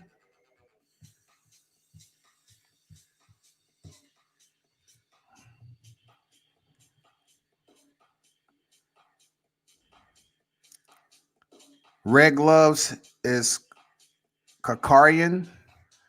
Let me see how to pronounce this right quick.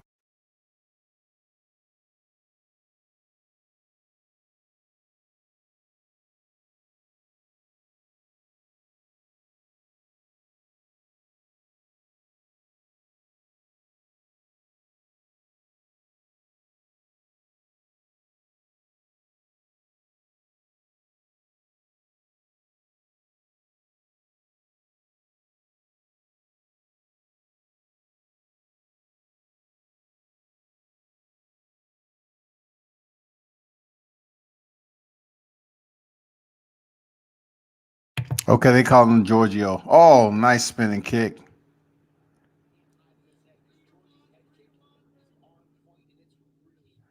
Giorgio's spinning head kick just then is almost reminding me of freaking Vito Belfort and Luke Rockhold. It was on the money, but just didn't land solid. Logan trying to defend the takedown. George is in deep on the double, man. He's holding it, tying up the legs. Of course, Logan is backing up against the cage to try to, frame up, get back to his base.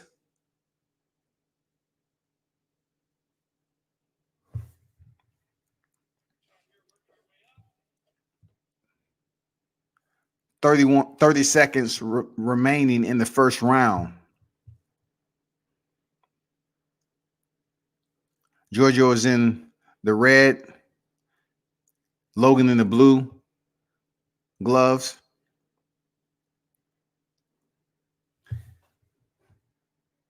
Pressure from Giorgio with the takedown. He's still working for it. 5 seconds remaining.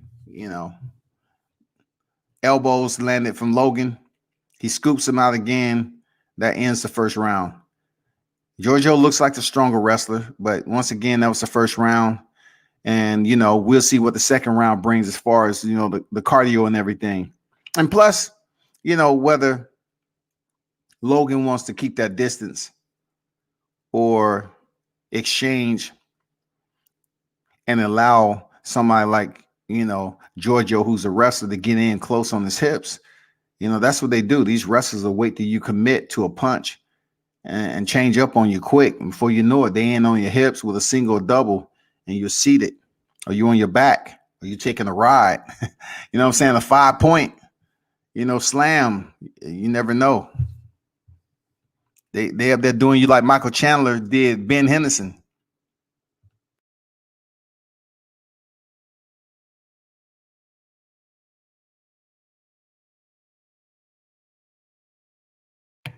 So we head into the second round.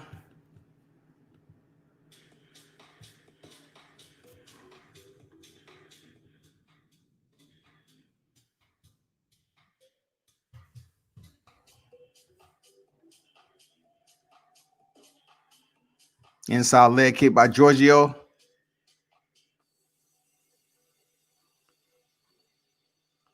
Logan comes in with a right left, flying knee. Gets in close, clinch on the cage, both fighters. Underhooks by Logan, though. Let's see what he tries to do with it. See what he does with it. Knee to the body by Giorgio.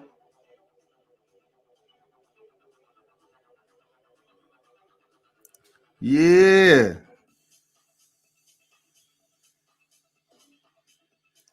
Not too much going on up against the cage. Right hand to separate by Logan. Sticks him with the left hand. Outside leg kick by Giorgio. Things starting to heat up. Both fighters exchange kicks. Another hard kick by Giorgio. fast twitch is on display right now for Giorgio. Very solid with his kicks.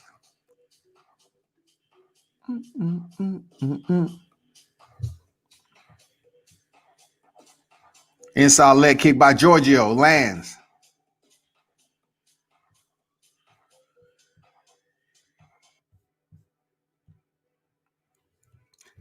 .325 remaining in the second round, man.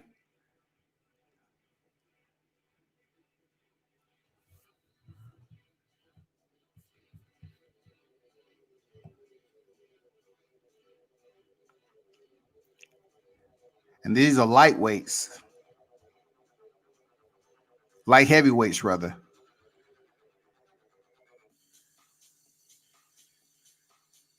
Oh, these are 155ers. They look big for 155. These are 155ers. Khabib's class.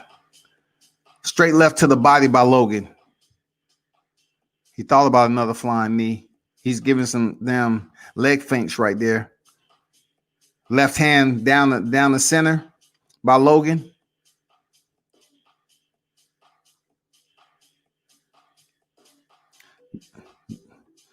Giorgio is keeping his distance right now. He's thinking. I'm not sure if he's a little bit exhausted from the first, but he's not really switching it up and putting anything with those kicks. Nice right hand counter though.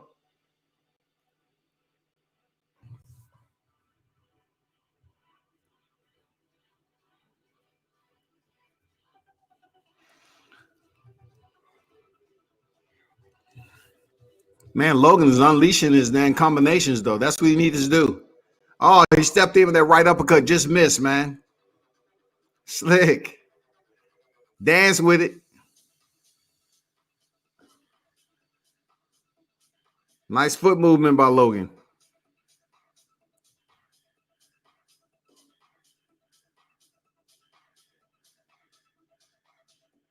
Oh, nice high kick. Lands by Logan, man. You know, he switched it up real nice. That's what I was saying Georgi needs to do. He's just throwing his kicks with no punches.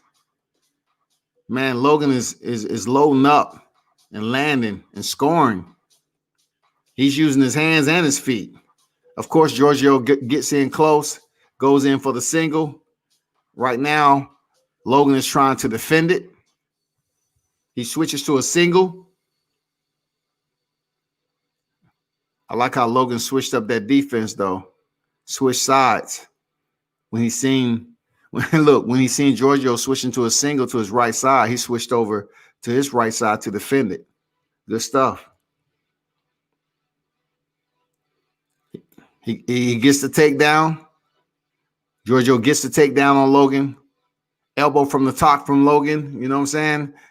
This fight is turning. You know, he gets the takedown near the end of the round, but it's still a takedown. He's not doing anything with it though.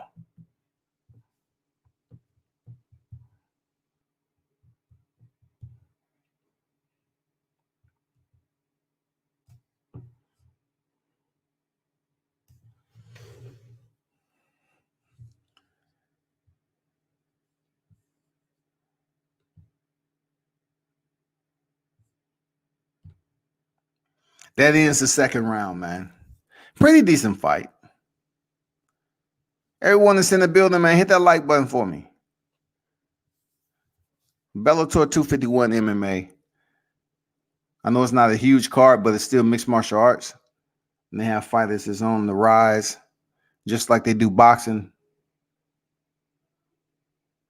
This is on CBS, man. Then, of course, the main card is going to switch over, and you can see it on the Zone. For those of you that is subscribed to the Zone, that's where you're at. We're waiting for the third round to come on deck. This weekend, November 7th, Yurkis Gamboa will challenge the WBC world champion, lightweight division, and Devin the Dream Haney. It's going down this weekend, 7th November. The Zone. Be sure you check it out. Third and final round, the last card Last fight on the preliminary card. Giorgio comes out with an inside leg kick, misses. Oh, nice right hand lands. He rolled with the punch, though. He rolled with it. Giorgio rolled with that right hand. It would have did some damage if it would have landed flush, though. Pressure by Giorgio. Pressure.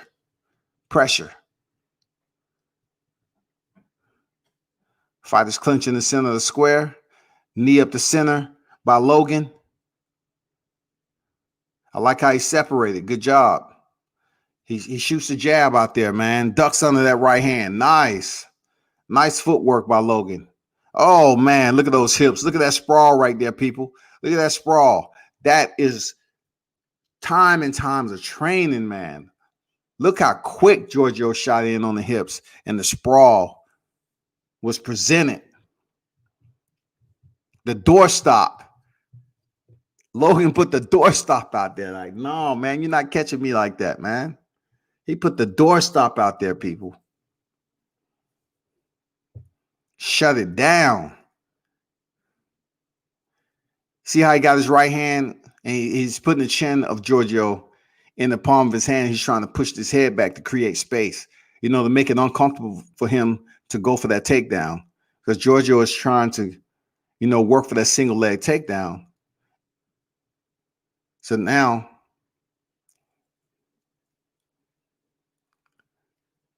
Logan is up against the cage. Giorgio still pressing for the takedown. Oh, good inside leg sweep by Giorgio. Nice inside leg sweep to get that takedown. Even though it was brief, it was still a solid transition for an inside leg sweep.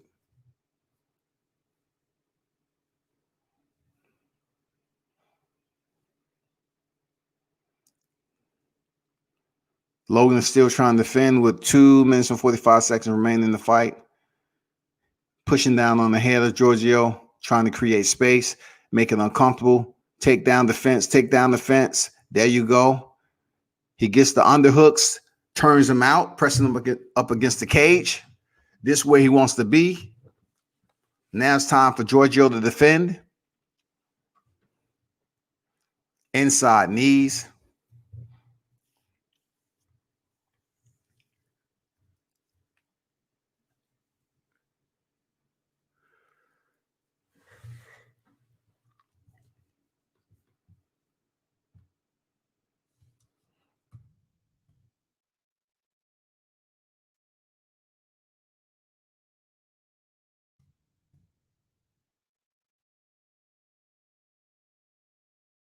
Nice kick. Caught Logan coming in.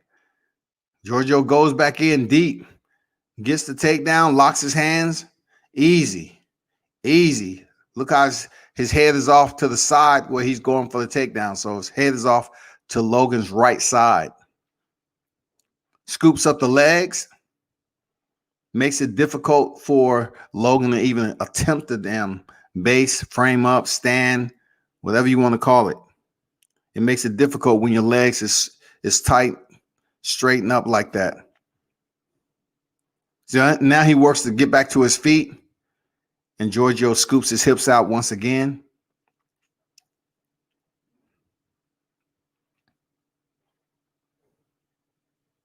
This is the bad position.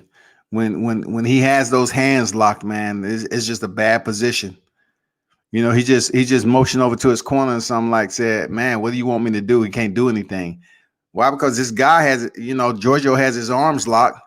And if Logan does make it back to his feet, there's not any space for him to run his hand down in between. See? Another takedown. There's not enough room for him to run his hand. I mean, he has a tight body lock. That's remediation after years of remediation, man. Very tight. Now he pushes the head down, but you only have 25 seconds remaining in the fight. You need to go. Both of his legs are zip tied. We see this a lot with Khabib Nurmagomedov. He's almost like the master at it. Giorgio goes in, man, landing some hard punches, scoops back down, changes level, and he's going to try to go for the takedown again, gets it. This fight is done. Solid way to close out the preliminaries. Giorgio takes this victory. And fighters hate for someone to dominate them with wrestling in mixed martial arts. It's just like, damn, I want to come in here and punch and kick. And then when somebody dominate them like that, in wrestling, and you're not taking that much punishment, fighters feel some type of way about it. They're like, shit, man, I'm good. I'm not even injured or nothing. It's just he got in on them hips tight. Easy takedown. Yeah, man. Yeah, man.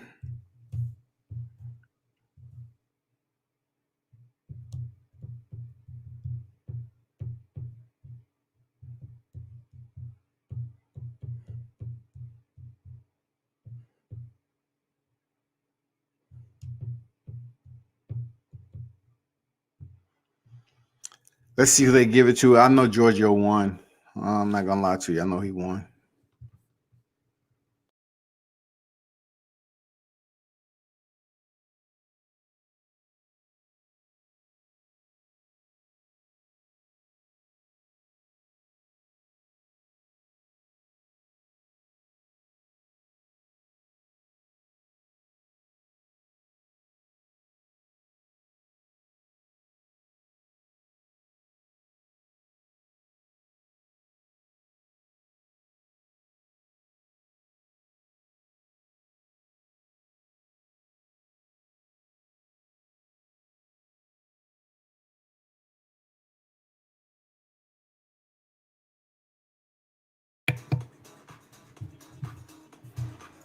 Win on the decision, man, between these lightweight fighters.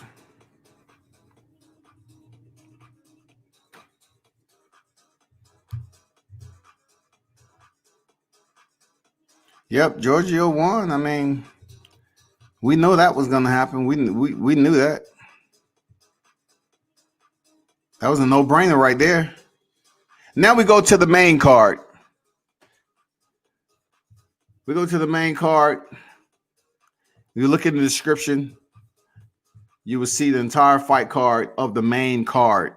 You have Derek Anderson versus Killys Mota. Austin Vanderford against De Jesus. Middleweight affair. Then Fortune against Sowma. Heavyweight. Then, of course, Melvin Manhoef. You got to see this guy walk out. He's one of the only guys, that gives you that different type of Mike Tyson vibe when he walks out, like he's straight for destruction. Win or lose, man, his walkouts, especially when he was in kickboxing, was just, man, legendary, man. This guy come to fight. Seriously, Melvin Manhoef comes to fight, man.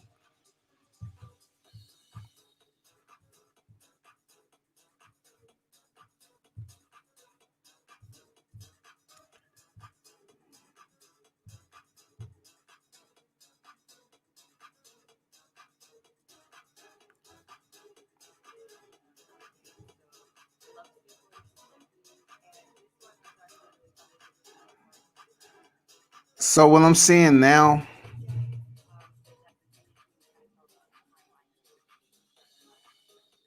they're talking about this fighter, I guess, trying to get her IG on. Trying to get her IG freaking hustle on.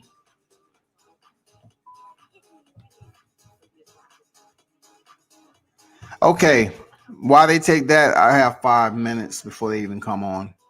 But anyway, what's going on, Rap Star? Everybody in the building. I got about 5 minutes, man. I can drop the link in here. In case anybody want to come on and talk about, the fight that's popping off and the sequence of events that's been going on lately with Gervonta Davis. So let me go back over here.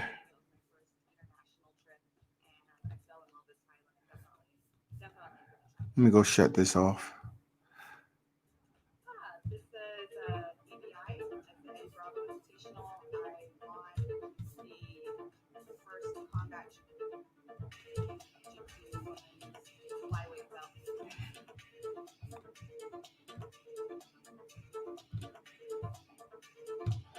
So we got 5 minutes before the main card take place. Bellator 251, y'all.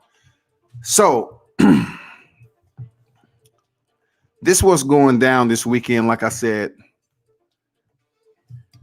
24-0 Devin Haney stepping on deck.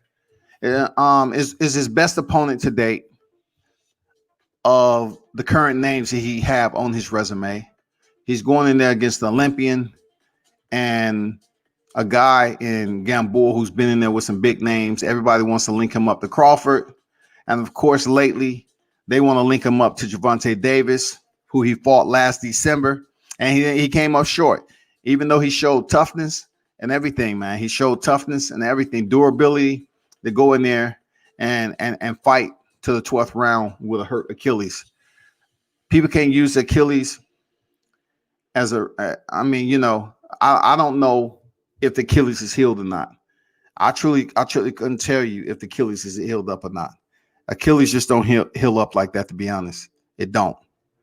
So, with that being said, everybody is curious to know how Gamboa is going to look, and also that if Devin Haney coming off this shoulder injury and the surgery and everything, they're looking forward to see him get back in there with a tough, durable fighter as Gamboa.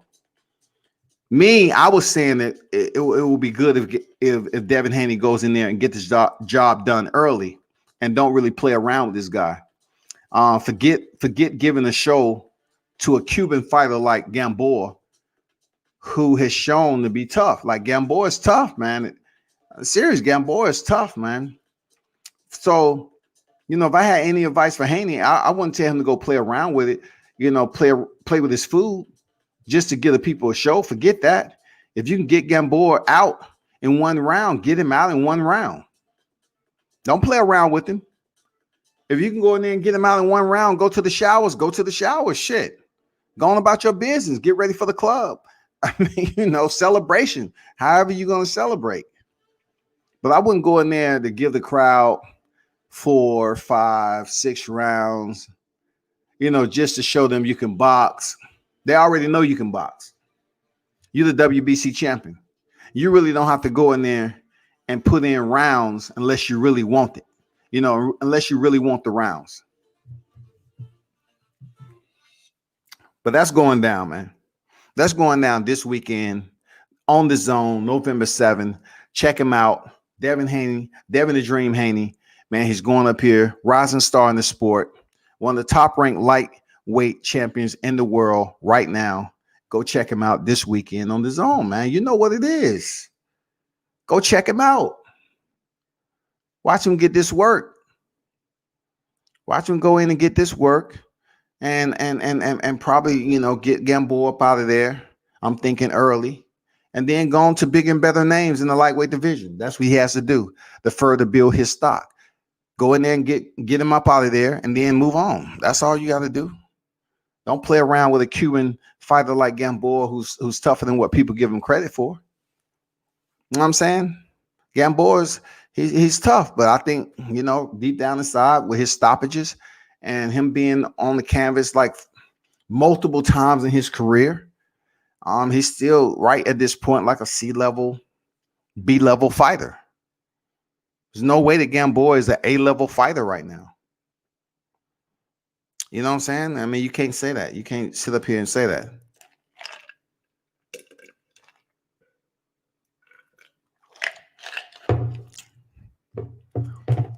So everybody's going to be tuned in for that.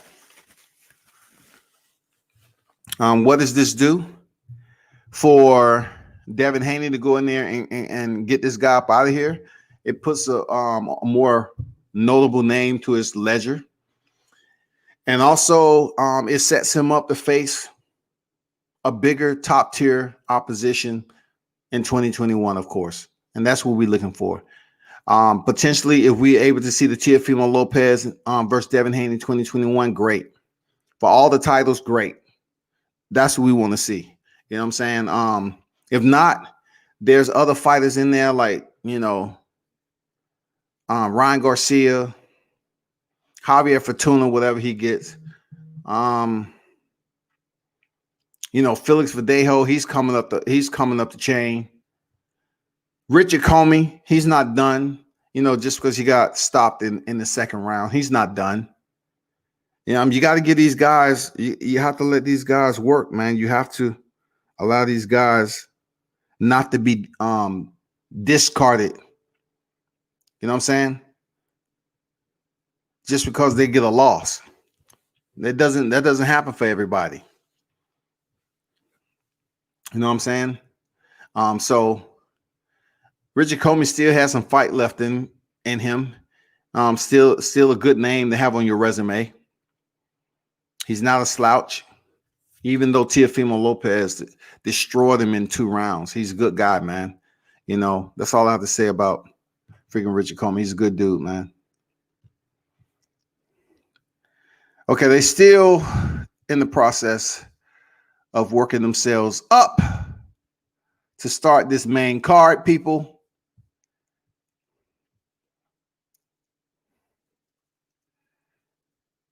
About to do the cage walk. Derek Anderson, 11 wins by KO.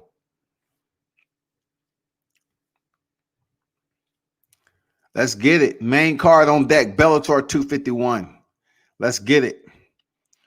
Mota won 12 of his last 13 fights. Let's go.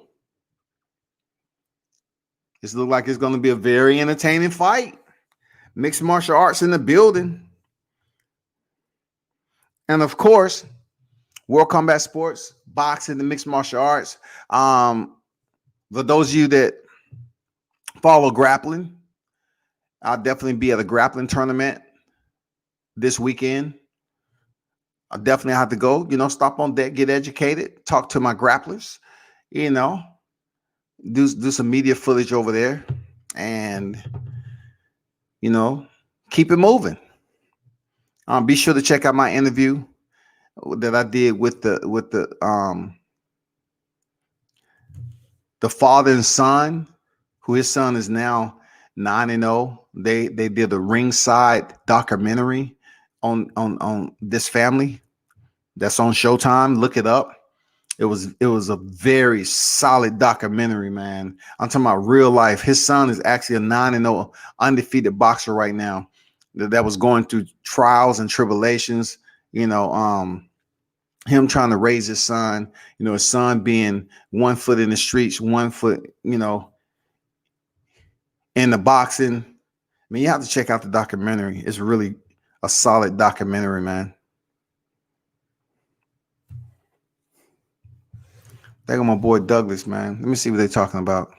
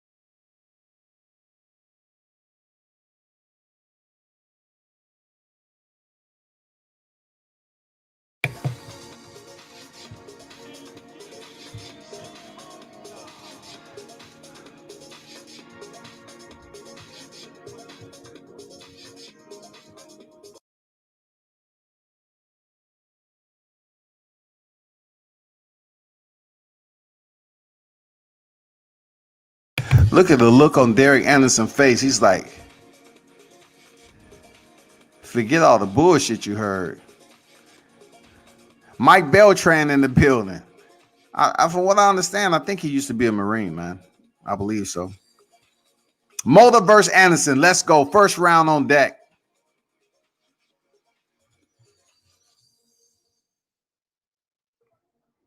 Mota in the blue, Anderson in the red. Anderson is serious, man. You know, like he's like acting like this is going to be easy work for him.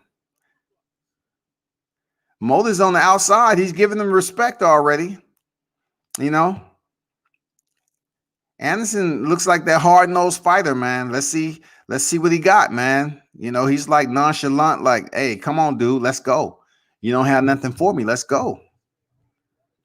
Anderson in the red gloves, Mota in the blue gloves.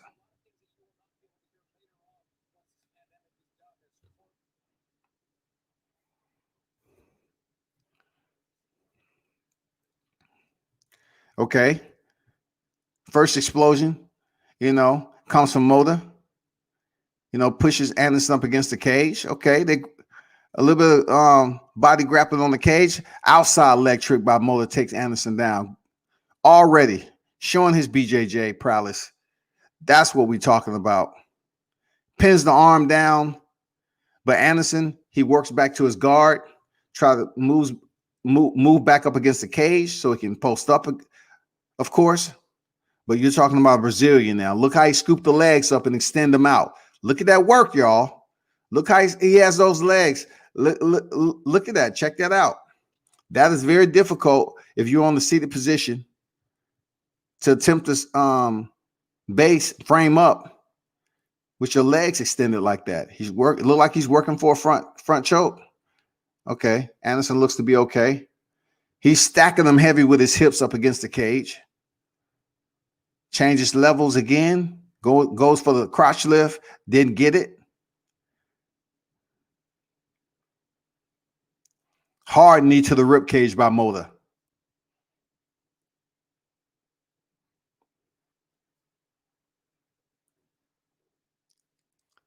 Mota is showing that he has some wrestling now.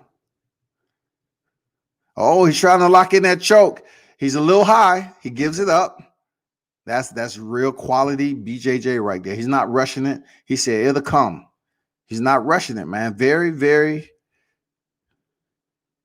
educated move right there, you know? Not to try to lock in and use up all his energy early in the fight, trying to sink into submission. Elbows from the top, man, to the skull.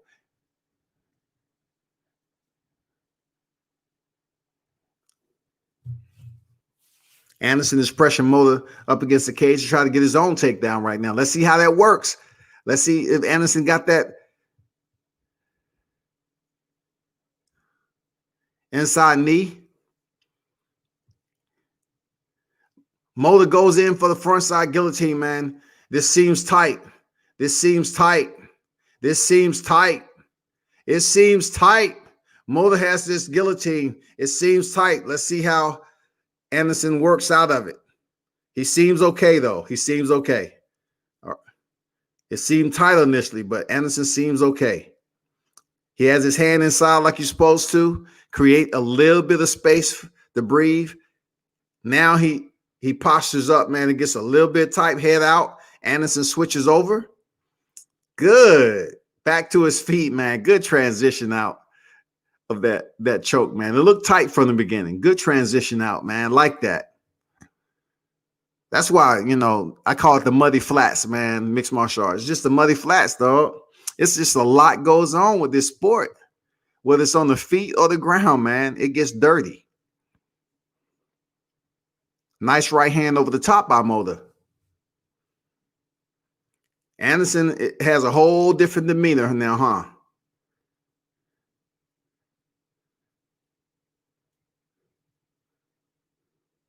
Fighters clinch once again, back to the cage. I don't think this is where Anderson wants to be against Mota, who had success early on. He tried to switch him out.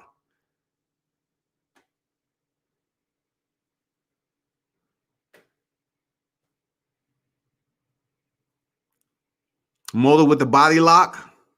This is the first round. 20 seconds remain in the first round. Look at that takedown, y'all. How he basically swept out from the inside out, swept out that leg and got the takedown. Now he takes the back, 6 seconds. Nothing here. Nothing. It's just a waste of energy if he tries for a submission. And it's going to end the first round. He might have been in a bad place right there if there's more time on the clock. Anderson might have been submitted, man. He might have been in a bad place, but we don't know. We don't know. So we headed to the second round, man.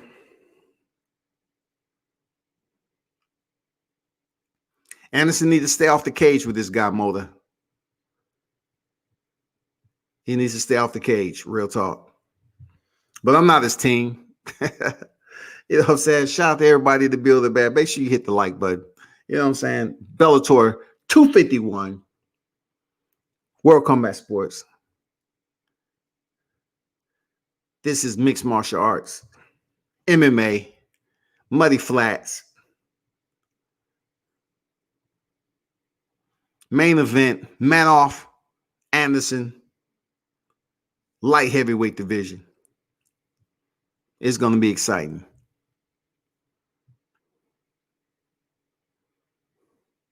Second round on deck, people.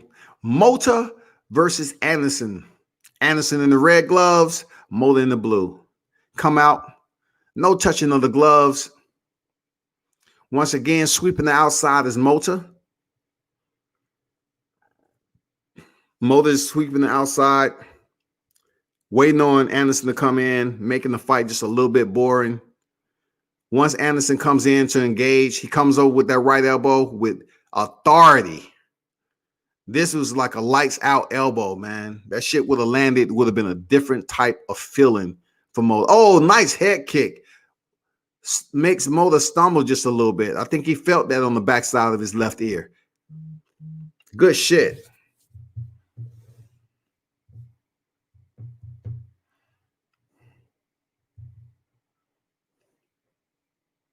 Mota has to be careful now. We're not doing enough.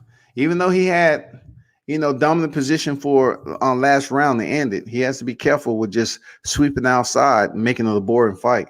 It is a 5-minute round. Look at that takedown. Oh, outside single leg trip, man, into top position, open guard. Beautiful takedown by Mota. Beautiful. He is the more dominant ground specialist right now. Let's see what Anderson can do off his back. Okay, what we're looking at.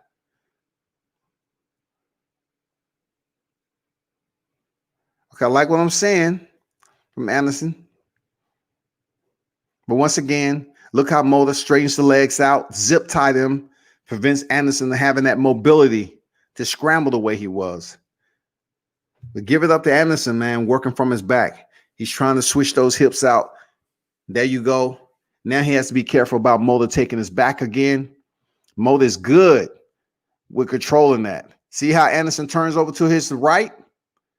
That's to prevent that left hook from coming in. And he's still trying. He's closing the gap. He's preventing him from sticking that left hook in. See how he popped that left leg out? Good shit, Anderson. Good shit right there, Anderson. Awesome. This is good, solid MMA right here. You know what I'm saying? You have two well-matched fighters. Two well-matched fighters. Now Anderson has his hands. He get the body lock. He's going to pull out, pick him up. He has to be careful not to throw himself down in the guillotine. He walks into his corner. I don't know why he's giving so much energy to this. Let's see how this works, people. So what I tell you. See? Now he's in another situation. Okay, pops a head out. Why take all that time and allow Mota to get rest? Bro, you're not Matt Hughes now. Come on now. Anderson on top position, close guard. Let's see how Mota works off the bottom. Anderson in top position in the close guard of Mota. Let's see how he works. Anderson's in the red gloves. Oh, he's working for an armbar. Let's see how this works out. Mota from the bottom going for an armbar. It looked deep for a second. Anderson is good. He's stacking him. He's stacking him. He's out of trouble. Still in top position. Nice. Nice. Anderson maintains top control. Lands some punches to the rib cage. Anderson's doing very well in this second round of a 3-round fight. But he has to be careful. Mota is dangerous from the bottom. Man, he unleashed the right elbow that barely missed Mota. Anderson is very strong in top position. You can tell he is one of those deceptive looking fighters. Now Mota tries to work back, frame up. He's trying to work for a better position. Anderson's controlling.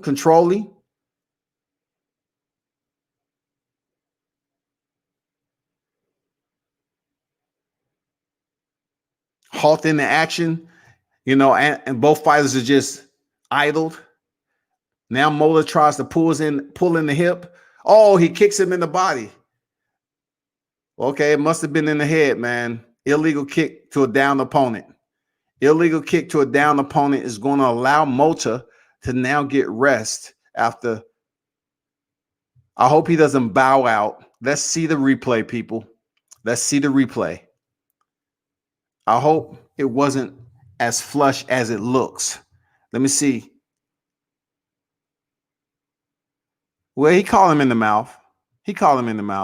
So if you got kicked in the mouth standing up like that, and you got kicked in the mouth on the ground, man, come on. You still got kicked in the mouth with the toe.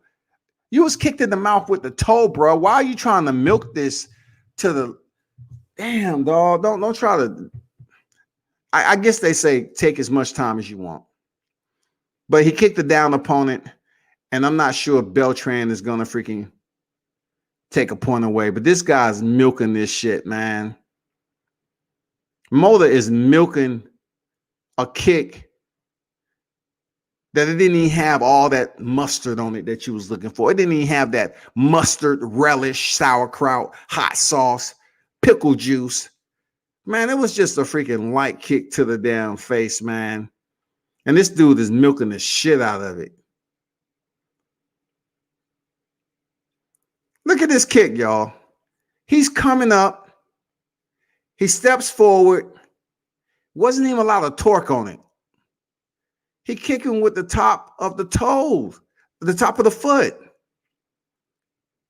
Almost damn near the toes. And this guy's still on the ground. That's bullshit, man. It wasn't even like it had shin appointment on it. Like the fight is over. I guess the fight is over. I guess they're gonna rule it a no contest or waive it in favor of the Mota.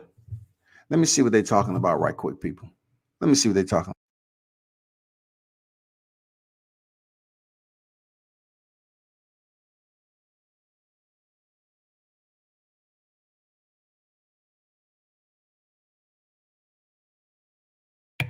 So that's what you call a fighter who's taken. Just think about all the other strikes that he's received. So he get kicked in the mouth and he can't continue. And it wasn't even shin applicable. It wasn't even a shin, y'all. It wasn't a knee. It wasn't Michael Venom Page to Evangelista Santos. None of that shit. It was freaking toes. That's it. He fed him some toes, the top of his foot. And this dude's laying out because he was probably getting exhausted. And he's seen, Anderson was coming on just a little bit. So he's going to take the easy way out and say he can't continue because he got popped in the mouth with a kick. And that's like saying that you don't understand what sport you in. You know what I'm saying? Like you in mixed martial arts, you probably got kicked in the mouth in sparring. And you say, okay, cool, I'm good. But being that you're about to lose this fight and you probably felt the momentum shift, you're like, nah, I'm going to take advantage of this shit right here. I'm going to take full advantage of it. Those of you that's in the building, man, do me a favor, man. Hit the thumbs up. WCS in the house. Bellator 251. Y'all need to pass the word and tune in. If you want to start understanding what mixed martial arts about, please, stop through when there's an MMA card, man. So I can actually explain to what's going on, explain to the viewers what's going on with this MMA game, so I can have more people tune in to mixed martial arts just like they do boxing. Because there's no way media wise that you report MMA just like you do boxing. Oh, left, right. Oh, punch. Oh, there's a kick. No, you gotta let fans know what the hell they're watching. What the fighters are trying to do. Actually understanding what is playing out in the cage, what they're looking at. And also, I get my education too. You know what I'm saying? So y'all continue to drop through on these MMA cards, man. Show some love. That's what it's about. That's what it's about, people.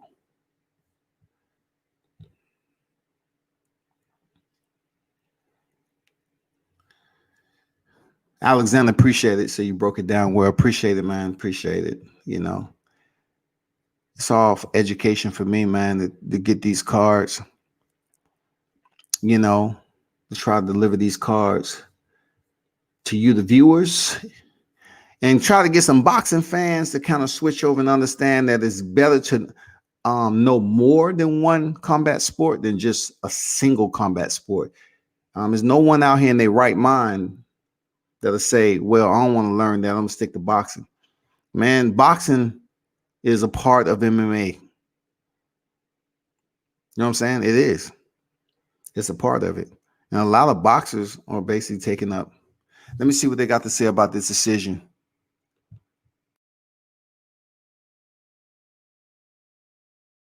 They about to run the decision on this guy who got kicked with toes.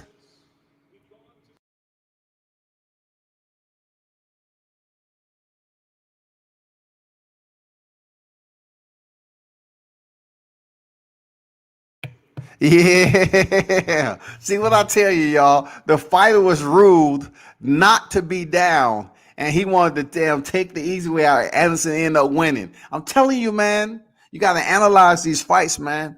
I know damn well that damn kick wasn't to a down opponent, man. This dude tried to milk the system. Look at that. Check this out.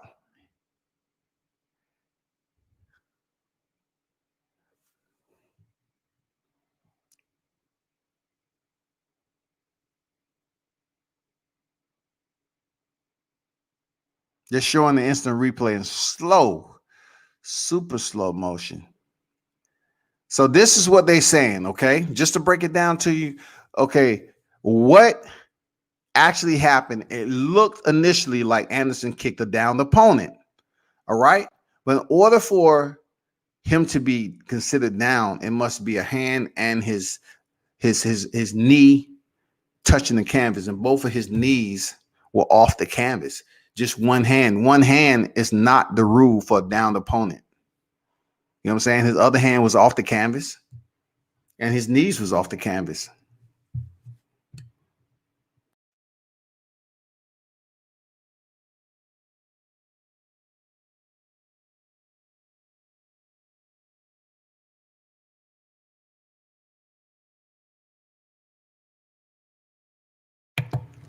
Hey, rap star.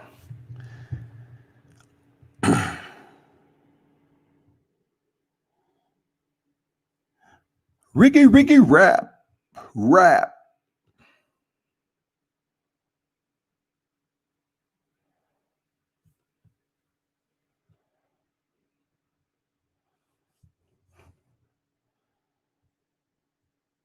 star, you backstage, my brother. You backstage, my brother. Because you got so many kids just playing around, and they know they should be close to their mommy so they can change their diaper.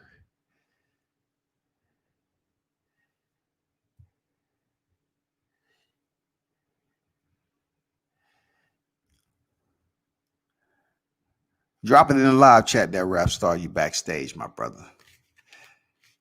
Let me know you backstage. Because I dropped a link down there. I put the link out there for the supporters, not the hoes.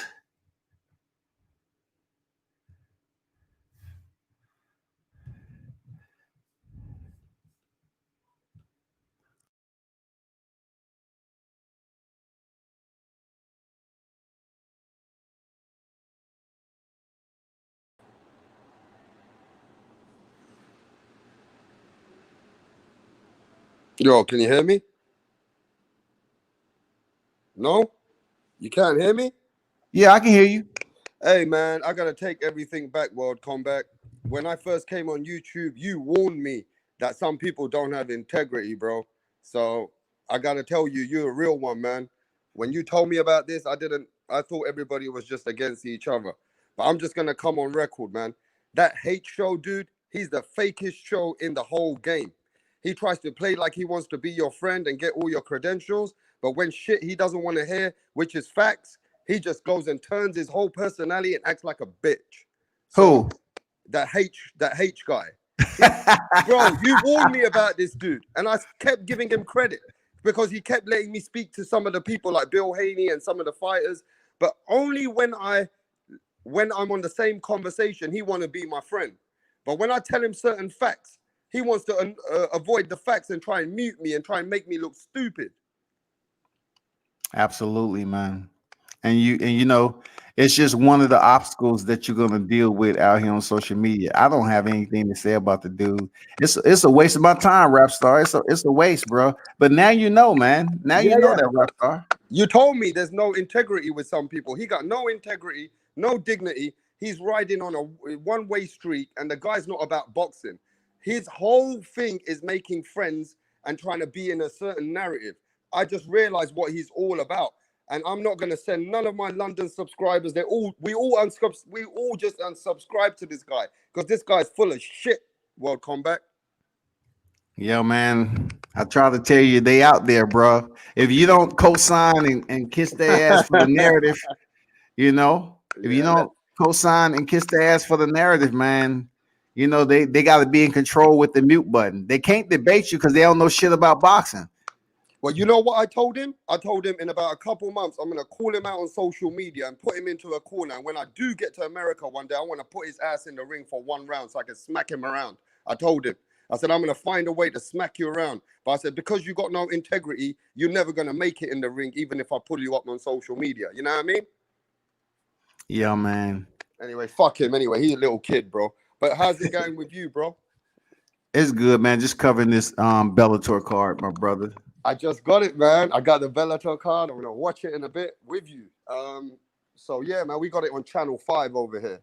Okay, that's what's up. Yes, let me see if the yeah, they just waiting on the next card, man. The main event is gonna be fire, but that fight right there was good, man. You know, I just try to explain to people and break it down about mixed martial arts because you know everybody can't really do boxing and MMA unless they really love to study both, and that's the difficult part of it. You know what I'm saying? Yeah, I would like to know. Some of the guys in England are going to have a podcast soon, and they told me to who would I like to invite from United States on the social media, and I think. If we invite you, would you like to cook it up with some of the guys in England? Oh man, we can hang out, man. Let's go. Let's do it, bro. You know what I'm saying? Because those guys are hardcore MMA and you're hardcore in MMA. So oh man, that'd be great. I'd like to chop it up with them about some mixed martial arts over there, man, on the podcast. Real talk. Yeah, I got a few of them subscribed to you, and they were telling me, and I said, yeah, World Combat, he covers both of the sports. I said, I don't cover both of the sports. I cover boxing. And not everybody's like you. You cover all combat sports. So the MMA in England would like to speak to you soon, and I'm going to hook that up for you. It's all good, man. I appreciate it. I'd like to chat it up with them, man, see what they're talking about. It's always good to get different perspectives, man. For sure. And, you know, just to see how you cover this MMA, I mean, I got to tell you, you know, you're putting some limelight on some of the fighters that we never knew in boxing. So because you're showing us these guys, we're watching them. You know what I mean? Yeah, man. You know, it's like all about who want to tune in, man. You want to tune in for some solid, you know, media, or you want, you know, a damn reality show of stupidity. You know what I'm saying? They got some quality channels out here. I ain't gonna lie. I tune into them, you know, some of them, but some of them is just garbage can, you know, septic juice. You know, but some of them are bitches. Some of them are like the Kardashian women. All they are is excuses and bitches of reality show. You're right, you know. A lot of the YouTube is toxic. It's not about boxing. But don't let that one channel get you upset. Don't waste too much time talking about it, rap star. Because look, rap star, that's what you expect. Don't waste too much time talking about it. Just move on and keep cooking, bro. Man, I'm a cooker. I'm the real one. I'm not a yes man. You know what I mean? Yeah. For real, man. You know what I'm saying? Like, come on, man. You Hey, you I have got to some look. good news, bro. I'm just waiting for my just to wait out for my quarantine and stuff. But I'm looking to get the tickets for Errol Spence and Danny Garcia, bro. Oh, okay. That's what's up, bro. Are you gonna be at that fight? I'm not sure yet. You know, I'm trying to see what's popping, man. I'm trying to work my magic. Did you even have my email? Did you ever take my email last time or what? No, but if you put it in the private chat, I'm gonna share Yeah. your email with a Yeah, I couple of am. my friends. Yeah, you can hook me up. Last time I gave it to you, but I don't know if you had took it down or not. Well, what happened is you came off the show and I didn't copy and paste it. By the time you took me off, I forgot to copy and paste it. Yeah, there you go right there with that. Okay, great. So yeah, man, we got this fight. So who can you just educate us on this fight? Who's the main event? The main event is a Dutch fighter, man, Melvin No Mercy Manhoef. He's been in the kickboxing scene for quite some time in mixed martial arts. He's fought some of the craziest names as you can imagine, some of the top tier names in combat sports, period. And you know, he's going in there against Derek Anderson, who just was let go from the UFC. And then, of course, he went over to Bellator. He lost against Juan Blachowicz, who is the current light heavyweight champion at UFC. But that was his second time fighting Juan Blachowicz. He beat him the first time, and then he lost to him in the first round. So I guess Dana said, you know what? I'm gonna let you go. So for Melvin Manhoef, though, Melvin, if you look him up on YouTube, man, the dude has some of the most like electric ring entrance, man. And he's like the mini Mike Tyson when it comes to freaking kickboxing and mixed martial arts. Look, he's gonna either get knocked out or he's gonna knock somebody out. You know what I'm saying? That's how Melvin Manhoef is. He's a very exciting fighter, bro. Okay, well, I know about Anderson because I remember Anderson. So yeah, man, this is going to be exciting if the other guys got credentials, you know? Yeah, both of them got credentials now. Don't get it twisted. Both of them been in there. What's going on, Tony Boswell? How you feel, man? Both of them been in there with some big names. Of course, you know, Melvin is one of those guys who's been in the sport much longer. You know, Melvin has 49 professional fights, man, both kickboxing combined with mixed martial arts. 49. Corey Anderson, he only has a total of 18. He's 13-5. So somebody's getting knocked out tonight. Okay, so did you used to be in the kickboxing game before yourself or something? I dabbled in a lot while I was in there. You know, I was in the military, so I couldn't hold it down in a single school. So when I was there, I definitely dropped into schools and, you know, learn what I could learn, man, and then remediate it at different schools, you know. So I'm decent at what I can do, but I'm not a professional fighter or anything like that. Yeah, my friend was a professional kickboxer. So yeah, kickboxing's kind of like slided out. We're talking about the late 90s and the early 2000s. There was a kickboxing, to me, it doesn't show me the limelight. I don't see it on any channel or nothing, you know what I mean? But it used to be a big sport. Oh, it's out there. Kickboxing is out there now. You just have to be in that community. It's out there. Okay. But a lot of people, like you said, when they had the K1 days, Yeah.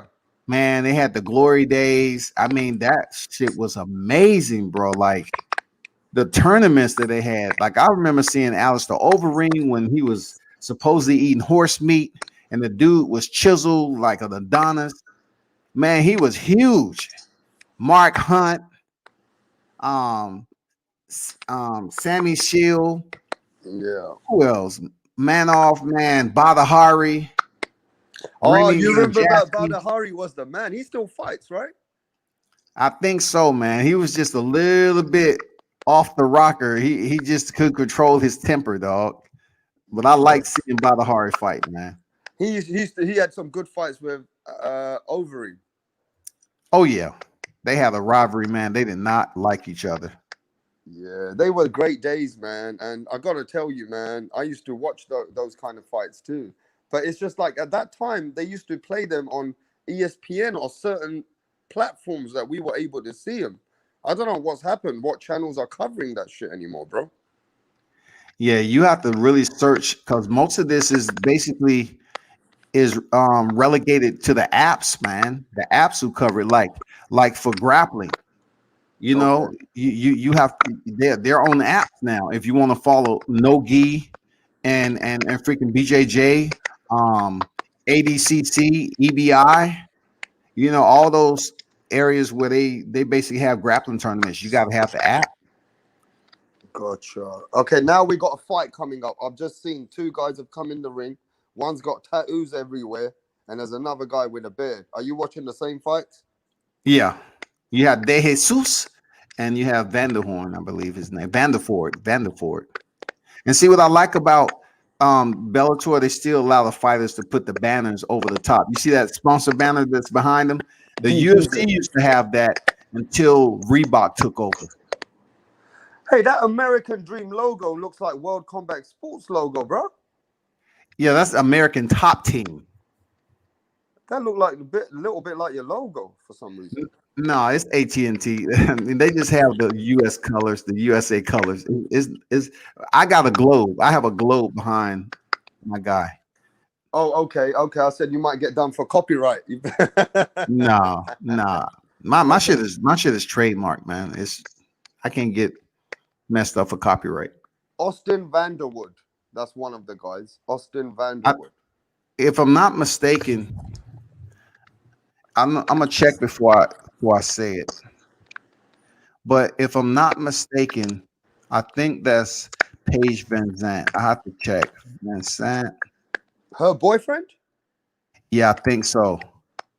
Okay, because I know a little bit about the combat sports. I just don't know as much as you. I just watch it once a month if I'm really, or you know, when I can fit it in without the boxing taking over me. You know Yep. I mean?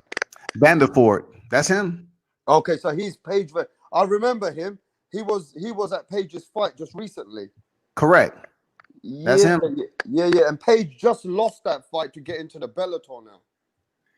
Yeah, she got subbed out in the first round, which we saw it coming, but now she's in bare knuckle. Oh, she in bare knuckle? Yeah, man. She's with BKFC right now. She's You follow that too? Yeah, absolutely. I follow BKFC. I've covered several of their fights already, man. Okay, the only time I watched that is when Paulie Malignaggi, the boxer, fought that guy. Yep, fought Autumn Loboff. I was there. I was there, bro. I got pictures of that and all that. Okay. Yeah. You hardcore in the different parts of that game, bro. See, people want to talk about views and everything. People tune in when they tune in, man. But I'm not worried. I cover what I cover, and that I post it, and that's what it is. I've seen a couple of your videos. Some of them have got 30, 40,000 views. It just depends on the video. Correct. I mean, most of that is media that I covered and put together, edit it, and put it out there to the public. But hey, man, it is what it is. Oh man, Vanderford takes some punishment early, man, from De Jesus. He's starting off pretty fast, man. Yeah, man, just link up. You got an email, man. I'm gonna definitely chop it up. You, man. I'll probably see you later, man. I'll probably be on do that. Some of the shows later, man. Yeah, do that for sure. Right. Peace out, World Combat. Peace, man.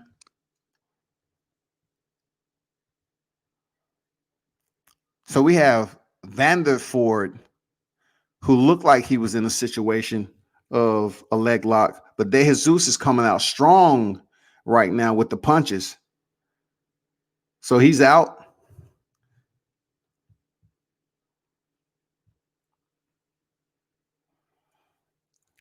.345 into the first round. Vanderford has a lot riding on this bout. He's against a game opponent in De Jesus. I like that name, De Jesus. It make people think De Jesus. And if you're naive to it, you say, the Jesus? Did you say the Jesus?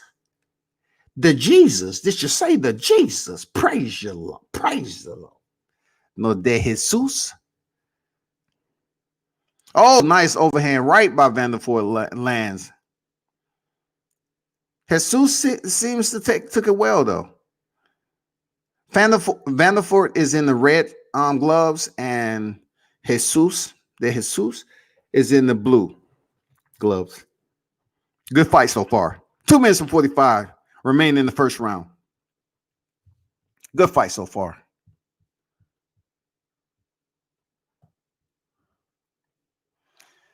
So,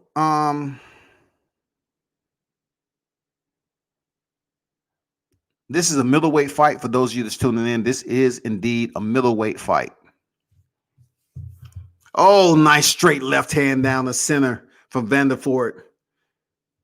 Pops the head back of De Jesus. De Jesus comes back with his own jab. Oh, man, Vanderford is lining him up. Target practice. Vanderford is looking solid right now. He said, you got me twisted. You got me twisted.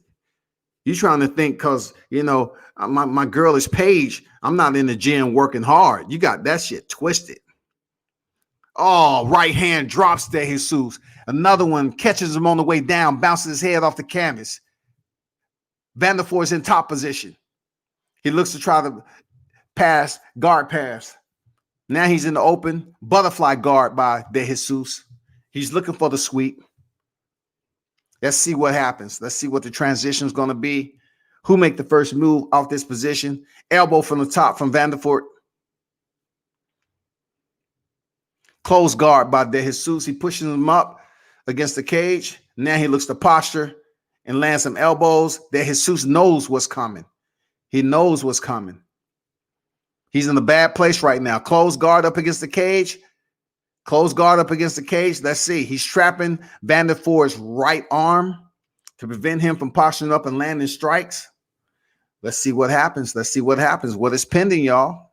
He opens up the guard finally. He's going to try to switch his hips out. Dang, Vanderford with trying to pass guard pass, but good attention to detail, man. From De Jesus.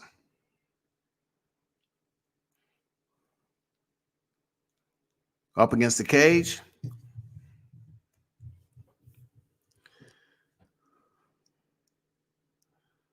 Let's see what's going on. 25 seconds remaining in the first round. I think Vanderford was able to have success this round, man. So I gave him the first round. Especially what he was able to do with landing that overhand right and connecting the second time, bouncing the head of De Jesus off the canvas. So that scored big time. The round is close to ending. Hammer punches to close it out, man. Good round, fellas. Good round. If you're in the building, do me a favor.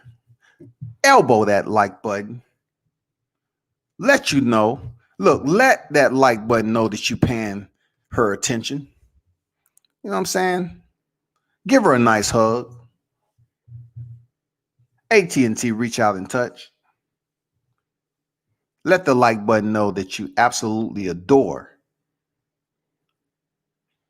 Good round, good round, good round.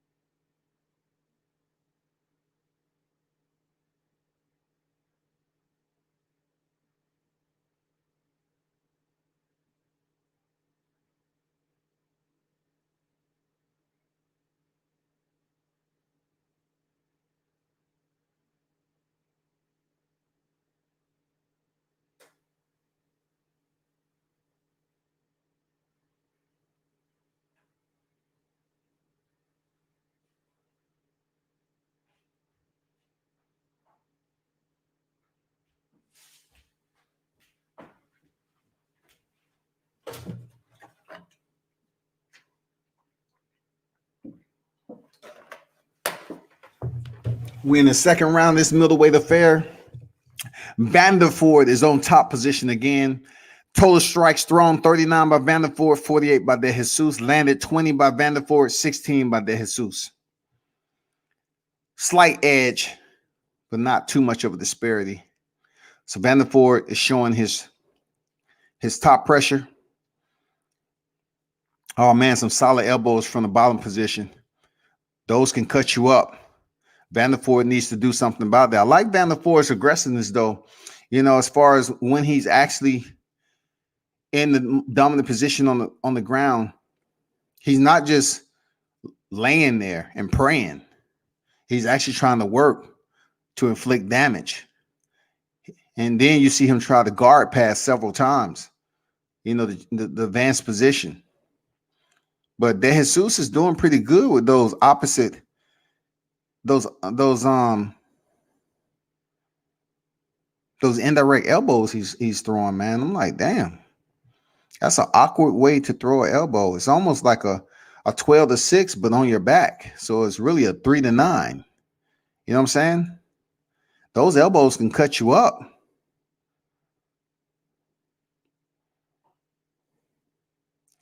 Back to close guard is De Jesus. Hammer punch to the rib cage by Vanderford.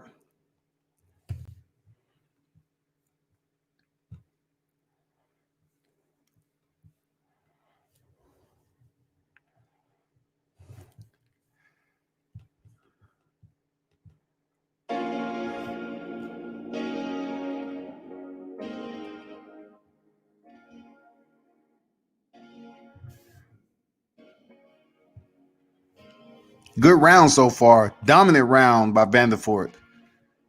Very dominant round. Dominant. Very dominant round. 2 minutes remaining in the second round. 2 minutes remaining. 2 minutes remaining.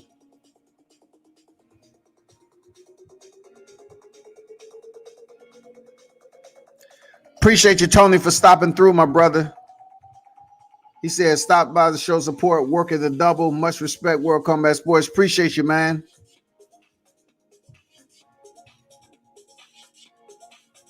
Vanderford is dominating this round with 1:30 remaining. He has absolutely maintained top position the entire second round. De Jesus, I'm not saying he's just been laying there. He's been trying to work strikes from the bottom. He's been effective early on with the elbows, but hey, Vanderford shut that down as much as he possibly could. Nice, solid round. This is via the zone. This is on the zone, y'all. DAZN. This is Vanderford, middleweight, Vanderford versus De Jesus. This is in the second round of a middleweight bout.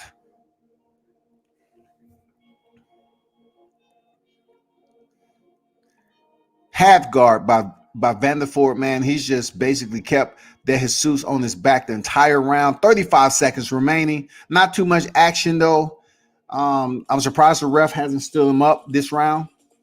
But hey, I'm not the one. I'm not the third man in the ring, but he's close. There we go. Full mount. Full mount, people. He has an arm in choke. He has a triangle choke. Let me see if this is going to be enough. 14 seconds remaining. This is tough up against the cage. He cannot lay out like he wants. 5 seconds remaining. De Jesus will be good. He'll be good. Don't even waste too much of your energy. He'll be good. But he did dominate that round. That was a dominating round.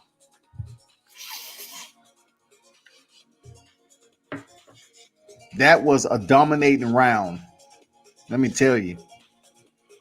Plus, he attempted the submission near the end. Good stuff, man. Y'all need to pay attention to Vanderford, man. Dude is serious. People just want to link him up to the Page Vincent. You know what I'm saying? But dude can fight, dog. Dude can fight. There go Paige right there behind him. BKFC fighter. She hasn't fought yet, but She signed up for BKFC. She's also a former UFC fighter.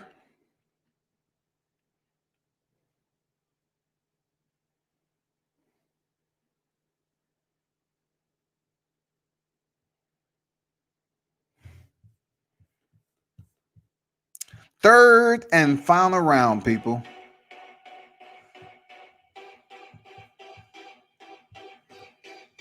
Let's get it. Fighters in the center to start the third and final round. They whose pressures. Man, Vanderford goes in quick for the takedown. Nice double leg. Put him back up against the cage like he ended the second round. Easy takedown. I like the speed and the sharpness of Vanderford, man, for real. This dude is serious. Like, this dude actually has pretty good skills, man. And he's been working on this wrestling. He ain't no IG dude, man. You know, people was like giving this man flack for being with Paige. This dude can fight. He put De Jesus on his back quick in a hurry, man. 4 minutes and 10 seconds out of a 5-minute round. He already had him on his back. Now let's see what happens after that.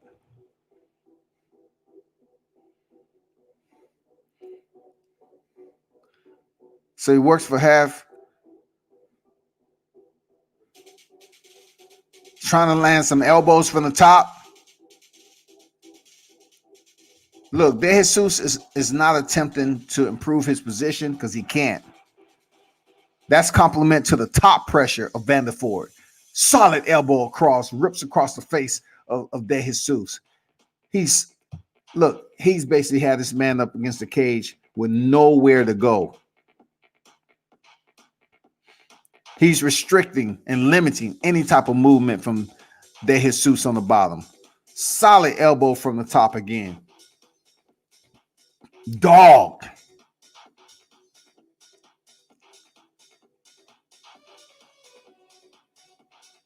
Solid round again, man, for Vanderford. Solid round again, man. He's really dominating. He's dominating. He's cut De Jesus up. And give credit to De Jesus. You know, he's not giving up, but he's taking punishment. He is absolutely taking punishment. The referee is standing close by, you know, taking a look at what's going on. I mean, Vanderford is just giving him the business up against the cage, making him wear the fight, blooding him up, got him leaking.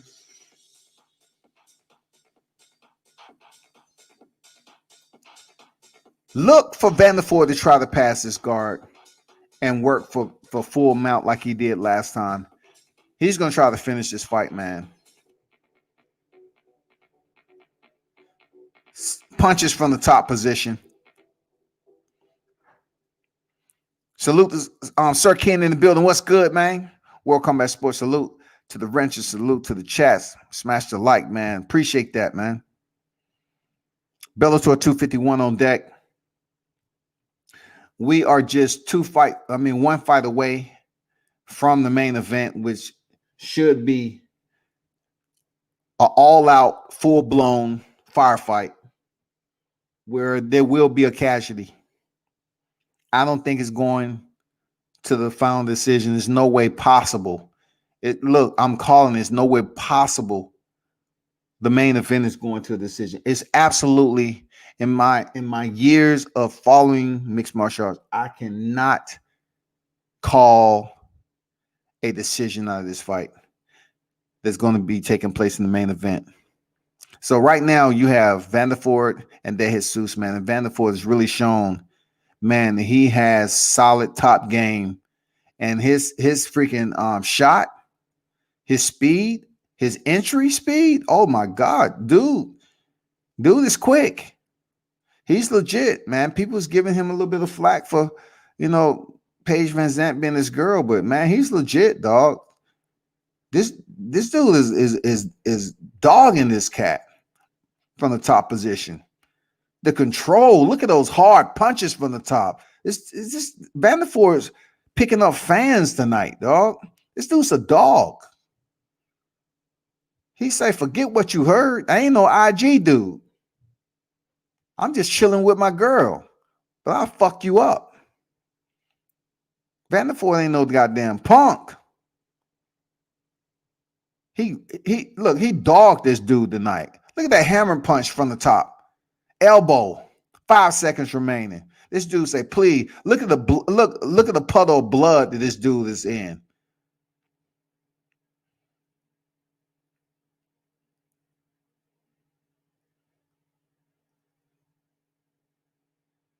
Shoot, Zeus wanted to go over there and goddamn and say, hey, thank you for that beating. But shit, Vanderford's like, man, I know what I gave you. It's all good. Don't worry about it. I know what I gave you. It's all good. Just learn from it. Go back to the gym and improve. It ain't no time for no kumbaya.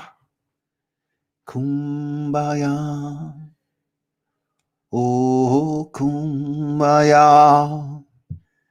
Oh, Bellator 251 on deck, people. You know, Muddy Flats in the building. Mixed martial arts. World Combat Sports.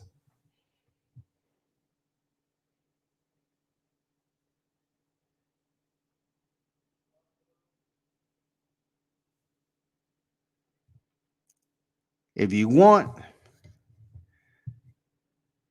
multiple sport dynamic, don't hesitate to come over here while I'm covering mixed martial arts or boxing, man. You're gonna get the same either way. You know, that's how we juggle this. This is how we juggle this, man. Boxing and mixed martial arts, grappling, all that shit. Multiple facet. I'm not competing with nobody. I'm just covering the sport. Plural. It's no competition, man. Subscribe to the channel, man. Support WCS, man. You can get the both of many worlds over here.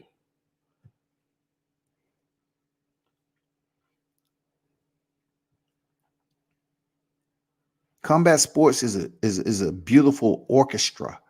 You know what I'm saying? It's like a symphony. Just sit back and understand and listen to all and visualize all the instruments that are playing. You know what I'm saying? In this brutal sport, full contact. You know what I'm saying? There's so much to learn, man, especially in mixed martial arts. And in boxing too, man. It's just so much to freaking learn all the time. You can talk about it, but it's just so deep of a knowledge base, man.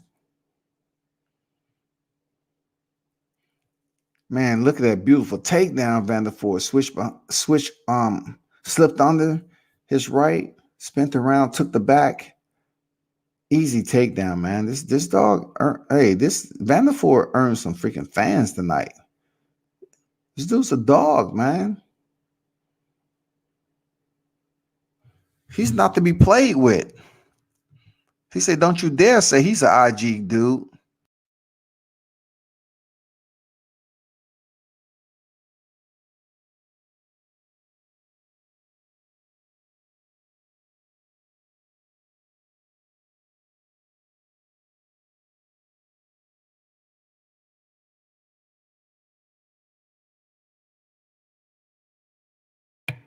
That was an easy one. UD. That was an easy one right there. Shit. He dominated that dude. He learned from it. De Jesus came out strong, but he just wasn't able to keep up the pressure. You know, I commend him, though. He was a tough guy. Serious. He was a tough dude, man. Now we get closer to the main event, man. We get closer to the main event. But in between that,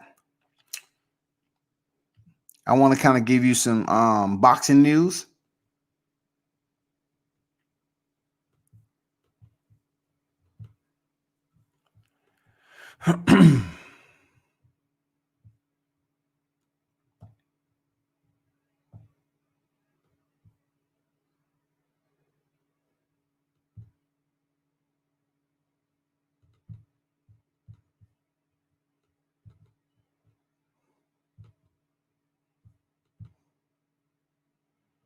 I want to give you this boxing card that's coming up, people.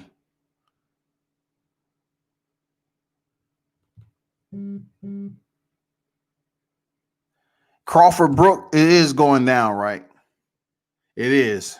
Joshua Franco and Andrew Maloney is going down. Okay? This is not the card I wanted to give you, though. You know what I mean? That was the card, man. No shot, no cap, man. I ain't trying to goddamn. I wanted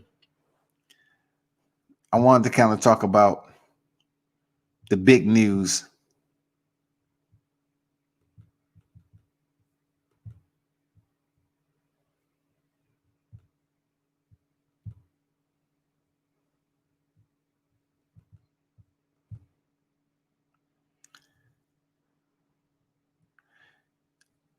Alexander Flores is taking on top heavyweight contender Luis Ortiz. You know what I'm saying? That's coming up this weekend also. But that's not the one I wanted to give you. You know what I'm saying? I want to talk about this card right here.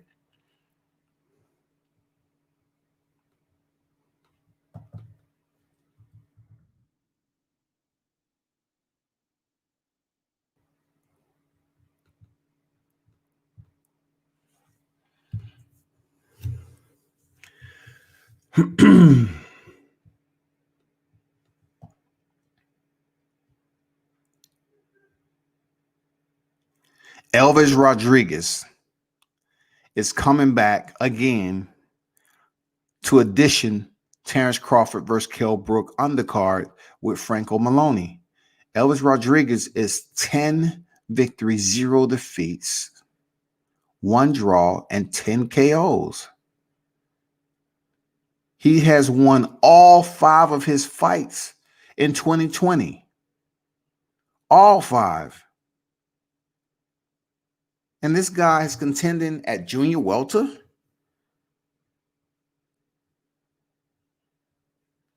My boy Joshua Greer, don't blink, is back on the undercard.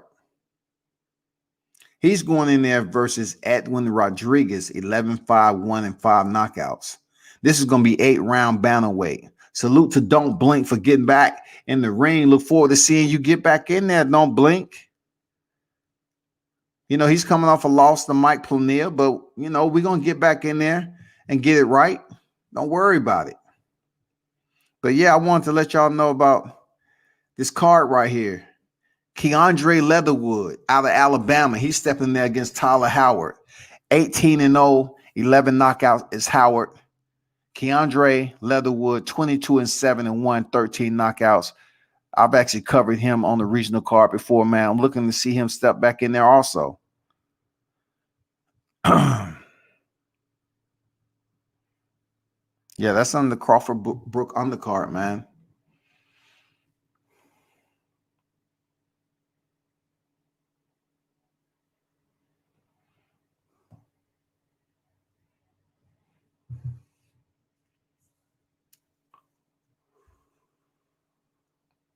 And that fight card will be held November 14th. November 14th, y'all. Let's see what they talk.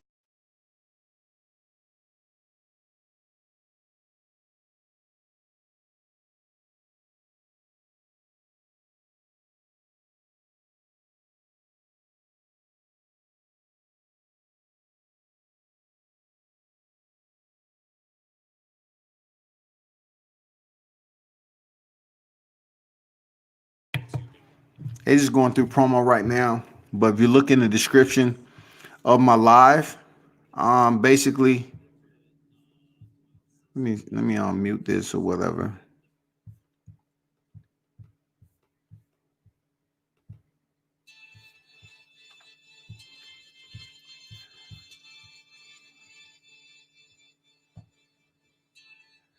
So the next fight is Tyrell Fortune. I want to say Fortune, but against Saeed Sowma. If this is who I think it is, it's going to be a pretty good fight too. I don't know the Tyrell Fort unless I take a look at it.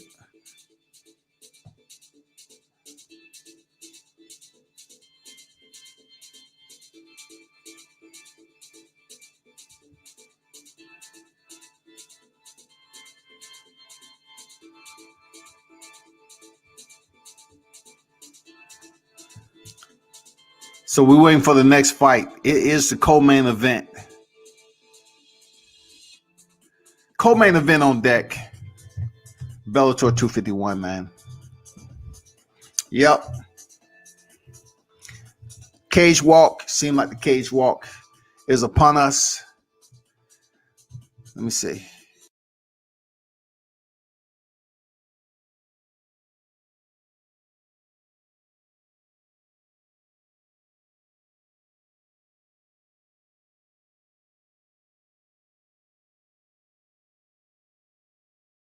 Sowma. Saeed Sowma.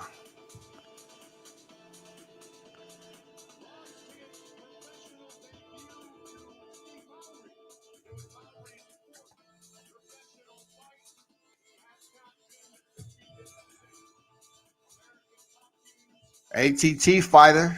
Let's go. ATT fighter.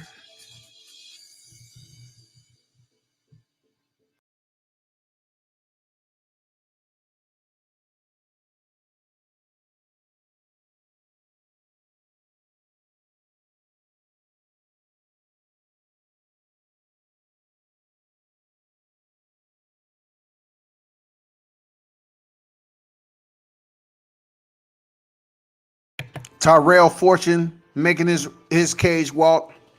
This is going to be a very solid fight, man.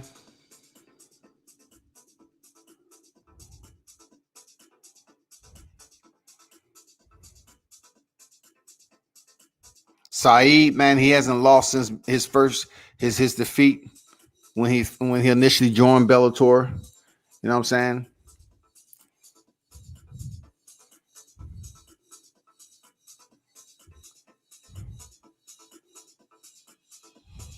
Tyrell Fortune. Let me see what he has, man. Let me see what he's talking about, you know? See what you're talking about, Tyrell. You going in there against an AT&T American top team fighter.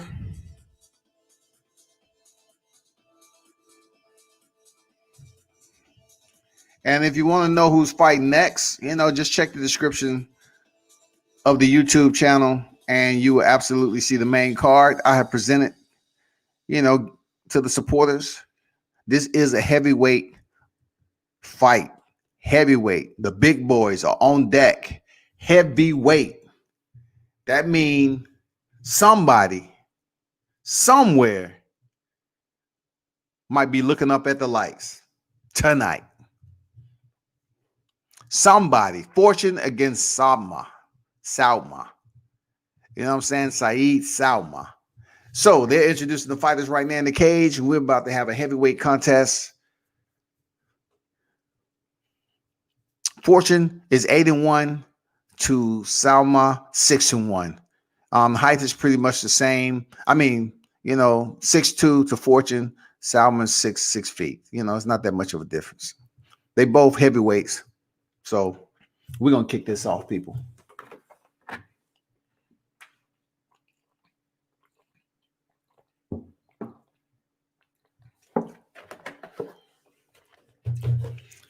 We're going to get this rocking and rolling.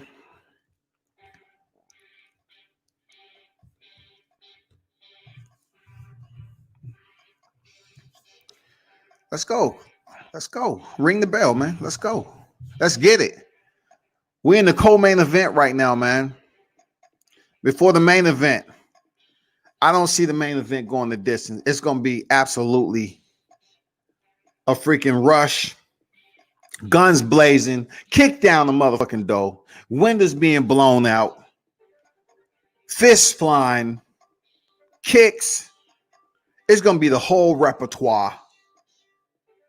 Somebody's getting hurt. Let me see if this co-main event. Some give me the vibe this ain't going the distance. Just a little bit of vibe. 3-round affair, 5 minutes per round. Let's get it. Sowma against Fortune. Both fighters posturing to open up the round. You know, light feints from both fighters. Light feints. Saeed is fainting the right kick. Both fighters in the filling out process right now, just trying to collect data, find out, what's going on, how reactive. Oh, hard right kick backs up Saeed.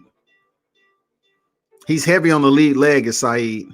He's heavy on the lead leg. He switches stances already to southpaw. I mean, this is mixed martial arts. He must have felt that leg kick, bro, because he was orthodox and that made him switch to southpaw. So he must have felt that. That's crazy. And we're just at 3 minutes and 55 seconds remaining in the first round. If I'm looking at fighters who looked a little bit warmed up, I mean, Fortune looks like he's sweating. He's warmed up real nice. Sowma, he looks a little dry. Whether that means anything. When it comes to power can be dry too. So not much action in the first round thus far. Oh, question mark kick by Saeed. Okay, I see you, big boy. Trying to goddamn, catch us off guard with that question mark kick. Okay. Step in jab by Fortune. Barely missed the mark. Jab to the body by Fortune. Nothing serious. Oh, hard leg kick again. This dude has some brutal leg kicks, man. Saeed took him well so far, man. I'm not sure how. Okay, he returns with his own kick. Oh, stiff jab by Fortune, man. Pops the head back of Saeed. This is getting interesting. This is the heavyweight division. And boy, they dropping some bombs right now. Front kick by Saeed, who's pressing. Changed up the momentum now. Now Saeed's pressing. He probably didn't like that stand back, sweeping the outside. So now he's pressing Fortune up against the cage. And from what I'm gathering, Saeed looks like he has the, he's gonna focus on his punches. He's gonna focus on some heavy shots. Double jab by Fortune on the way in.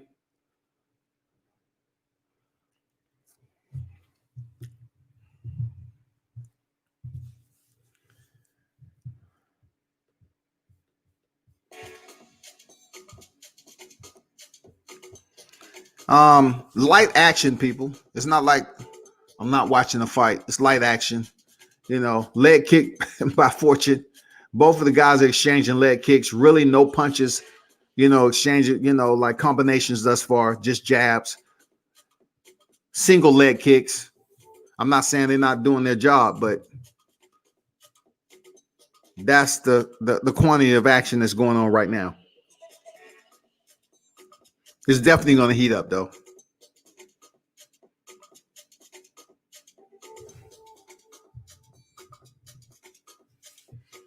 Straight right hand, first right hand of the fight, Straight right hand by Fortune.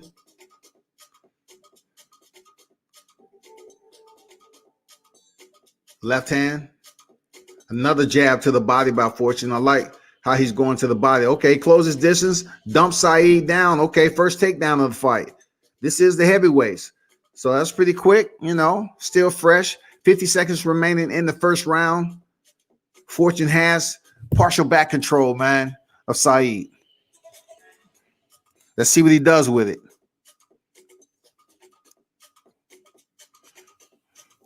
Saeed turns into his opponent. Good job. Both fighters clinch up against the cage. Not much work is going on. 25 seconds remaining in the first round. Light punches to the body by Fortune. Nothing serious.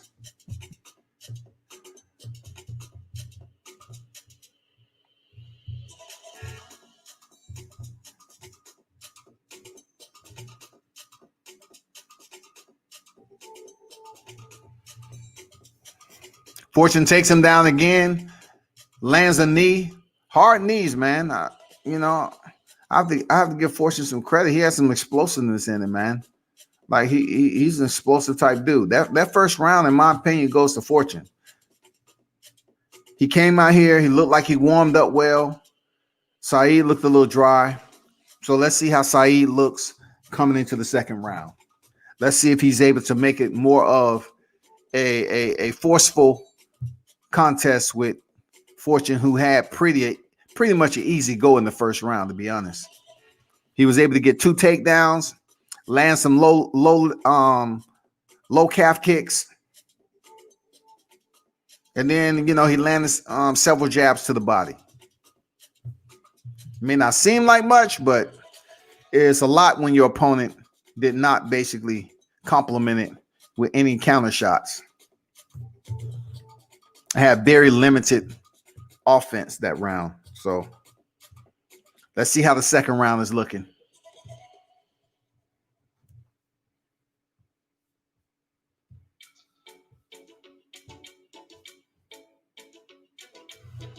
Landed a solid knee on the inside. I give him that. Second round, both fighters center cage. Let's see if Fortune try to go for that lead leg again. You know, open up one of those kicks. He has a lot of power in his rear kick. Oh man, right hand backs up Saeed to the cage. Fortune presses up against the cage, land another kick. Saeed returns the dang low calf kick. Both fighters exchanging kicks. Right hand by Fortune. No one has really landed flush with their punches yet. Saeed seems to open up with more feints. He's giving head feints. And Fortune say, okay, yeah. He sends a right down the middle. You know, say, okay, keep on head feint, and I'm going to punch you in the face.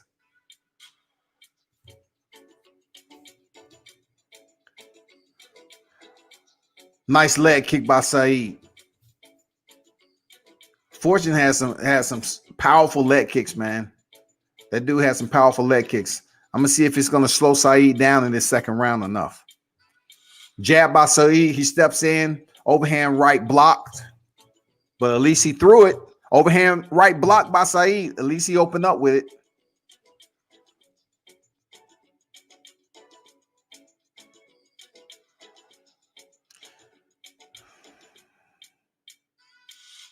Action is limited, but in spurts. These are heavyweights, so they're not going to be dancing around the ring like freaking flyweights, bantamweights, featherweights, lightweights. It's just not going to happen. And look, the cardio metrics is much different in heavyweight. Right hand by Fortune. Fortune is punching the front thigh of Saeed. Oh, he tried to catch him doing it again. Smart. He was reaching down, punching the front thigh, and Saeed tried to catch him with a left kick.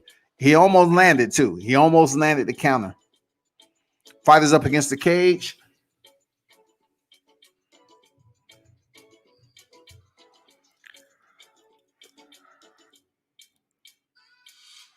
Body lock by both.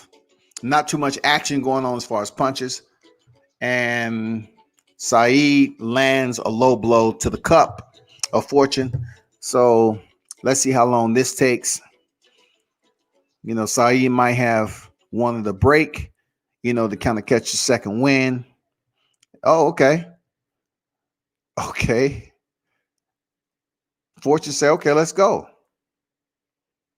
Oh, he put him back on the cage. Cool.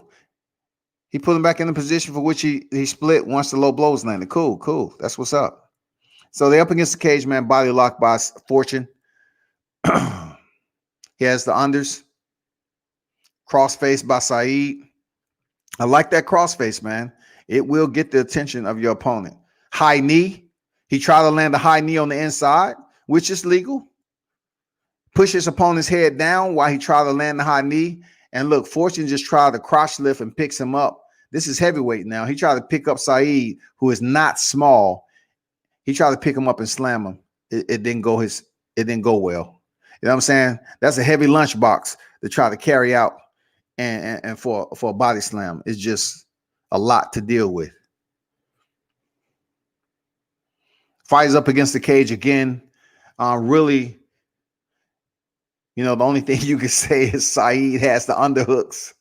You know what I'm saying? Not much action going on with the hands. Okay, they separate. Let's see if any action. Let's go. Oh, hard left hand by Fortune lands on Saeed. Oh, again, 1-1-2. I like it. Oh, he put everything in that right hand. He slips and fall. Now Saeed takes the back. Now he takes the back. Let's see what he does with it. Fortune put everything, the kitchen sink, the plumbing, everything into that right hand. He put everything. If he would have landed, it would have been lights out. Fighters separate again. Let's go. Let's see. Okay, Saeed having a little success right there with a 1-2 combination. Good work. Good work. Good work. 15 seconds remaining. Who's going to take the round? Who's going to take the round? Saeed's having success to close out the round. He's having success with his hands. He's coming on strong to end this round. Probably 10 seconds remaining. No, it's over. Round is over. We're heading into the third, people. One more round before the main event. One more round before my man Melvin, No Mercy Manhoef comes to the cage against Corey Anderson. I'm going to tell you, this is going to be one of those fights that what you expect, especially during the holiday season, you're going to get. If you basically find a package like this in mixed martial arts and it says TNT on it, left and right hand is TNT, that's what you're getting. Somebody is going to get sparked out. Somebody is getting knocked out. I don't know who, but both of these fighters go in for the knockout. They either get knocked out or they're going to be the delegator of the knockout. That will be the main event. Gift wrapped TNT. Boom. Third and final round of this heavyweight. Fortune versus Sowma. First name Saeed. I'll just call him Saeed for the rest of the fight. Saeed with a low calf kick. Return with double up on the jab as Fortune. Right now they have one round apiece. This is the round to determine the fight. Unofficially, they have one round apiece. Both fighters exchanging leg kicks, leg kicks, leg kicks. Nothing too fancy. Just low calf kicks from both fighters.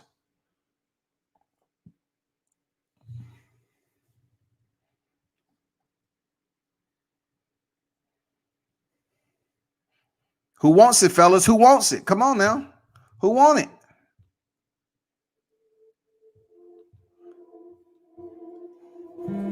Come on, who want it? Y'all got to turn it up, man. Y'all got to press the gas. Let's go. Let's go. Get it. Y'all got to want this fight, man. 3 minutes and 50 seconds remain. Let's go. Yo. Yo. Man, Fortune attempted that overhand right again, put all the condiments on it, and wasn't able to land it.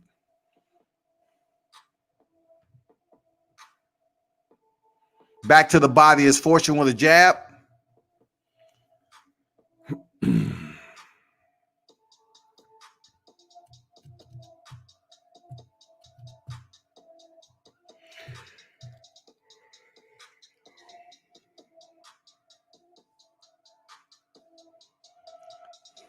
1-2 miss, kind of light, lazy 1-2 by Saeed. Man, 3 minutes remaining. It's still an even fight in my opinion. This might be a draw. If they keep on doing what they're doing, you go, I go, you go, I go. It's going to be a draw. It's going to be a draw unless the judge is really looking at something that I didn't see. Maybe a fingernail or something came off. Hard right hand by Fortune.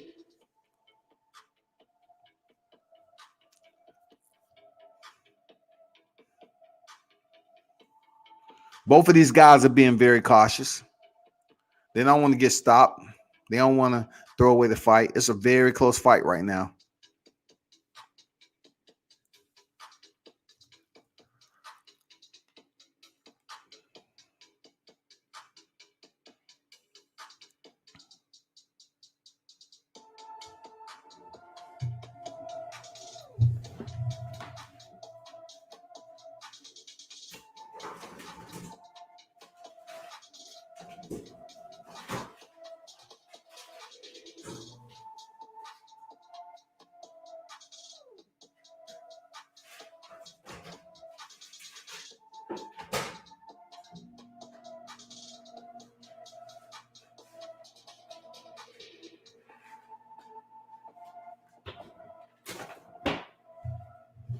We're approaching a minute 30 remaining in the fight. Saeed presses Fortune up against the cage. Light work, not too much action going on with the hands or the feet. Just two big guys, body lock. Really, no one's trying to work for a belly position. Okay, Fortune turns him out. Saeed turns him back in. You know, both of these guys turn each other out on the cage. Really not throwing any punches, no knees, not anything. Minute remaining in this co-main event.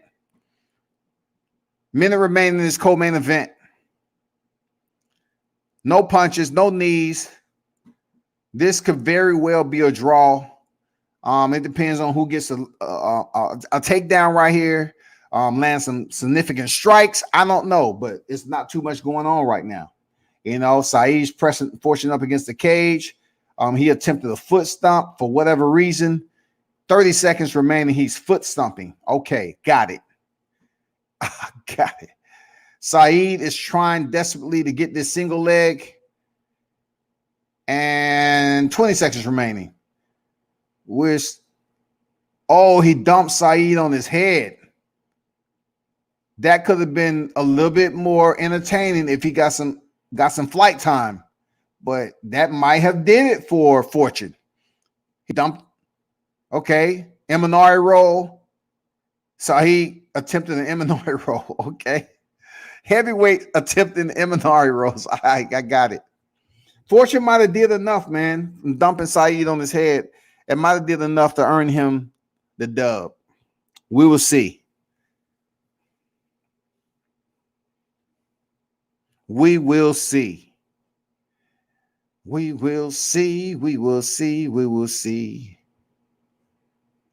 Pico. They showing Pico. They trying to build up Pico so much, man. You know, after him facing, you know, those two losses, man, they had so much hype for this young cat. He's a problem.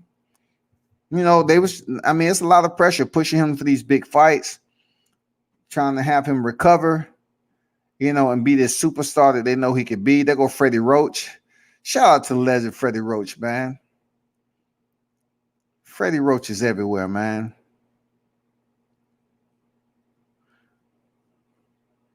There go Keys.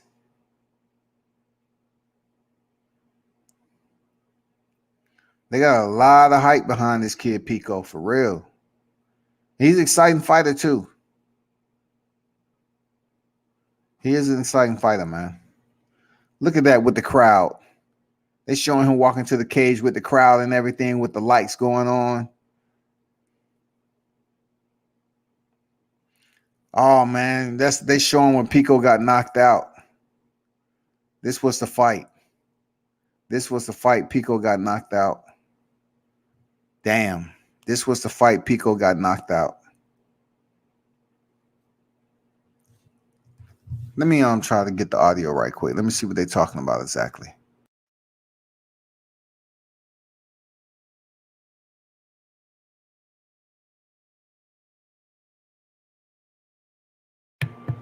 They're walking him back to the dressing room. That was tough.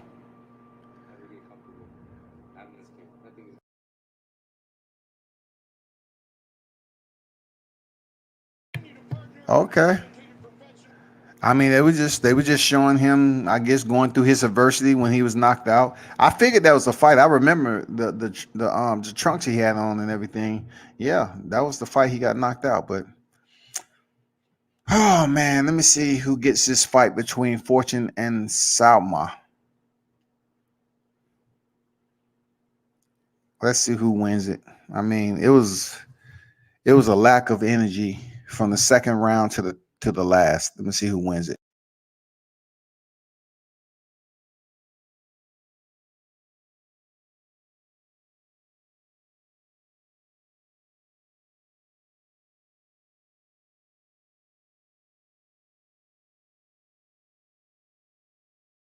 Yeah, like I said, Tyrell Fortune earns the victory. He earns the victory. Probably from the last round, him able to get that crotch lift and dump him on his head, man, and do a little bit more punches. But he was able to get the victory. He was able to get the victory. Good on him.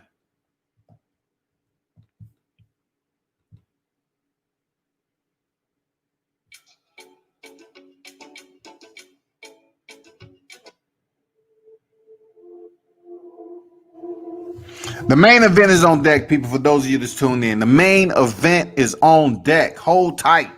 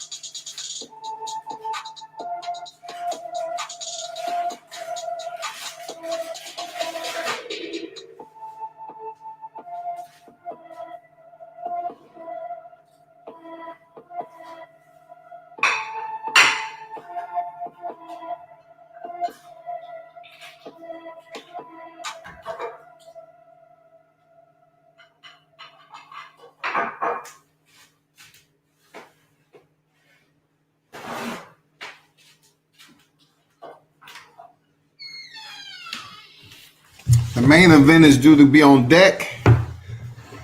Finally.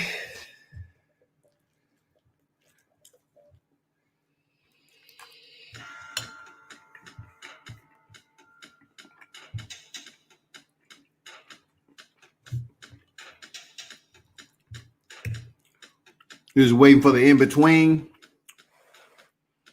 Ryan Bader is up here talking.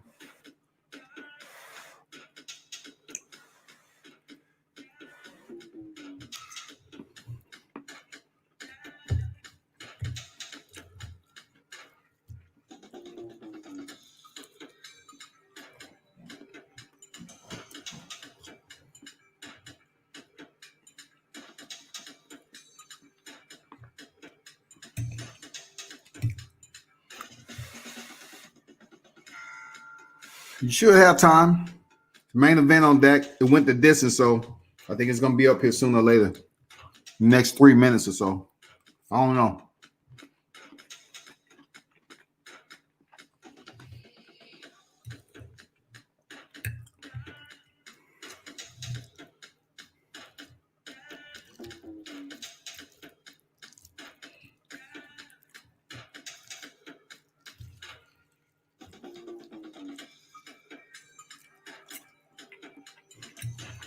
Promo still active. The main event is about to happen. In about 3 minutes, I think.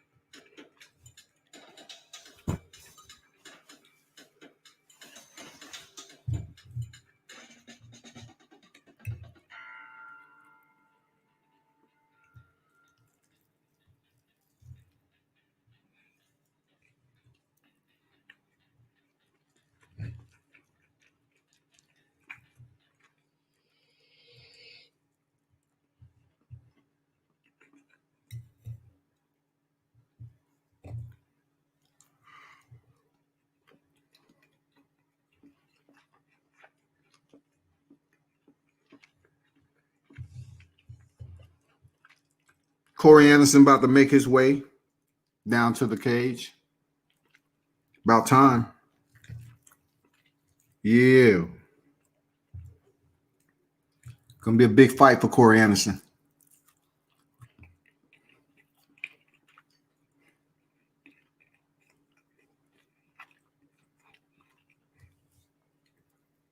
Big fight for Corey Anderson coming up against.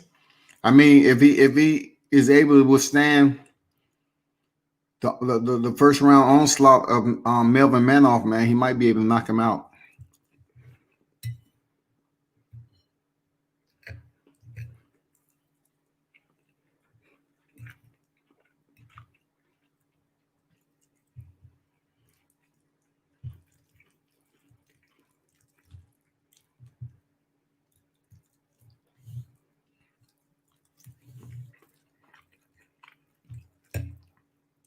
The man himself, Melvin Manhoef, finally on deck.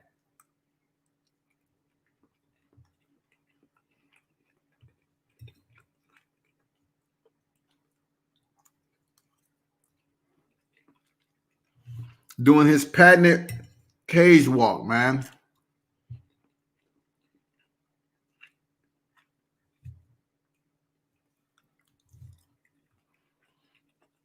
Melvin is one of the only fighters that you know he about to go down there and fight.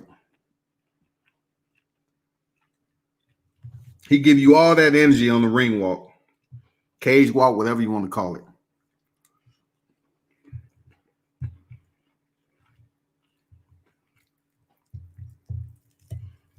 Don't blink. If you're watching the fight, if you're tuned in, don't blink.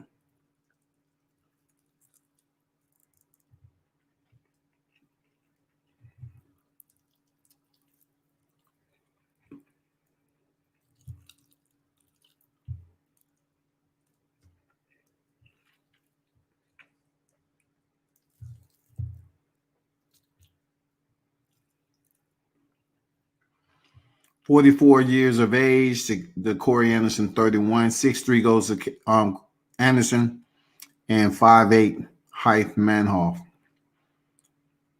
72-inch reach to Manhoef, and 77 to Corey Anderson. Don't blink. This ain't gonna last long.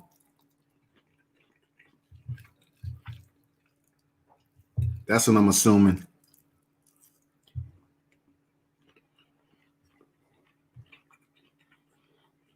Fighters being introduced, man. Light heavyweights. Main event.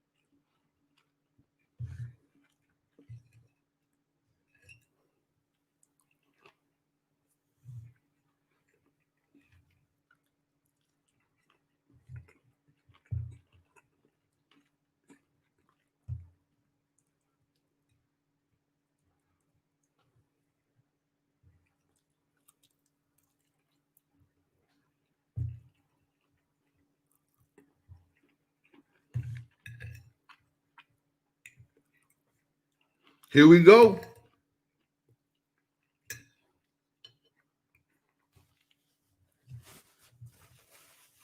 The referee instructions. Who will go to sleep first? Who will go to sleep first? Manhoef versus Anderson. 49 fights.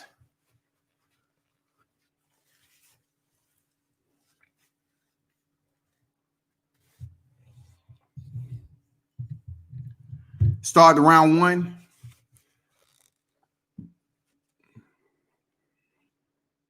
Both fighters fainting heavy.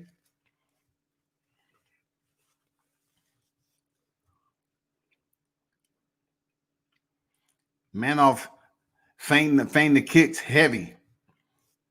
He fainting heavy trying to get a read on Corey. Corey rushes in with a 1-2 combination. Oh, he catches Manhoef coming back with a left hand. Fakes like he's going for the takedown, then go up top with a punch. Manhoef still in good position. He needs to watch out. Corey is getting close to landing a flush right hand. You never know. Corey rushes in for the takedown. Let's see how Manhoef handled this pressure from Corey Anderson, because Corey is definitely heavy. He has his hands locked, takes Manhoef for a ride. There you go. He takes Manhoef down. This is a bad position for Manhoef. Bad position. This is the first round of 3. This is a bad position this early on. Corey is just going to stay top heavy and lay down some punches. One thing about Corey Anderson, he is ground and pound specialist.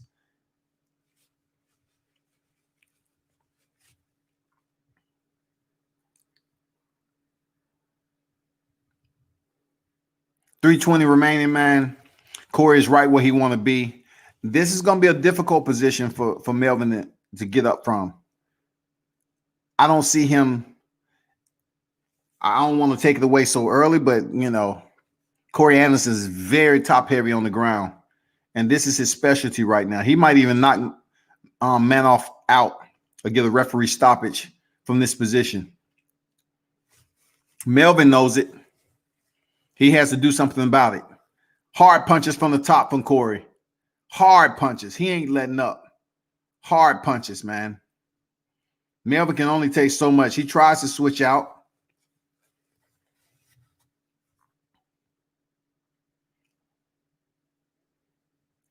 .230 remaining in the first round.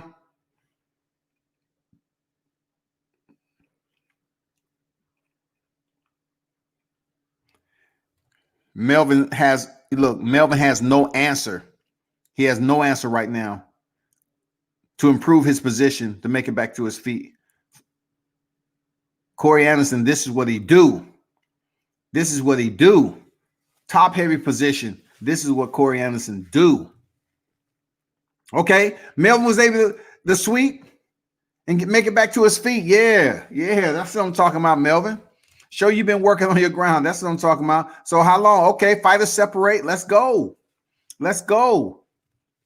Let's go. That's what I'm talking about. Melvin been working off his back. That's big. Oh, man, he commits to the right hand again. Corey ducks on the change levels and goes in for a double, man. Easy takedown. Pushing him up against the cage. He's in a worse position than he was before. Hard punches. He's blitzing with these damn right hands, man. Jackhammer right hands. Minute 15 remaining in the first round. Can Melvin make it out of the first round?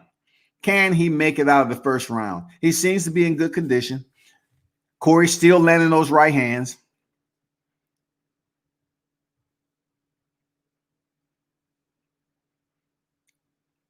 Easy target for Anderson. Easy target. 50 seconds remaining in the first.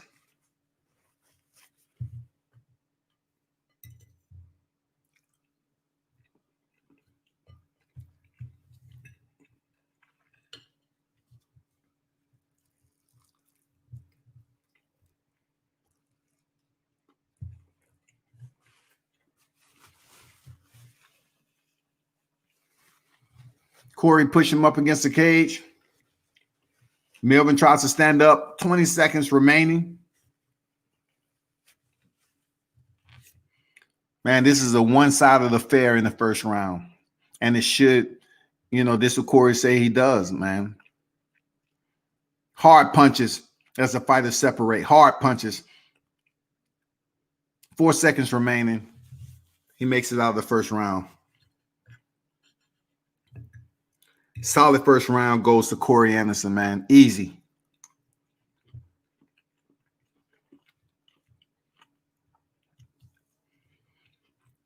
I was impressed. Melvin made it back to his feet twice.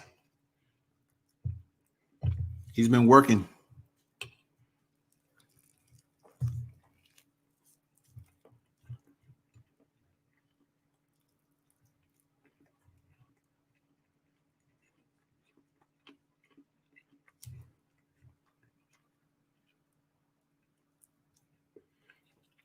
Second round is on its way in the main event. First round goes to Corey Anderson. Easy work. He landed the more telling blows. Of course, he had the takedowns. Let's see what Melvin Manhoef changes up this second round. He needs to do something drastically different. He needs to leave it all in and try to go for the knockout, because he's definitely not going for a takedown. Not on Corey Anderson. You'd be wasting your time. So, second round starts. Manhoef with the red gloves, Anderson in the blue.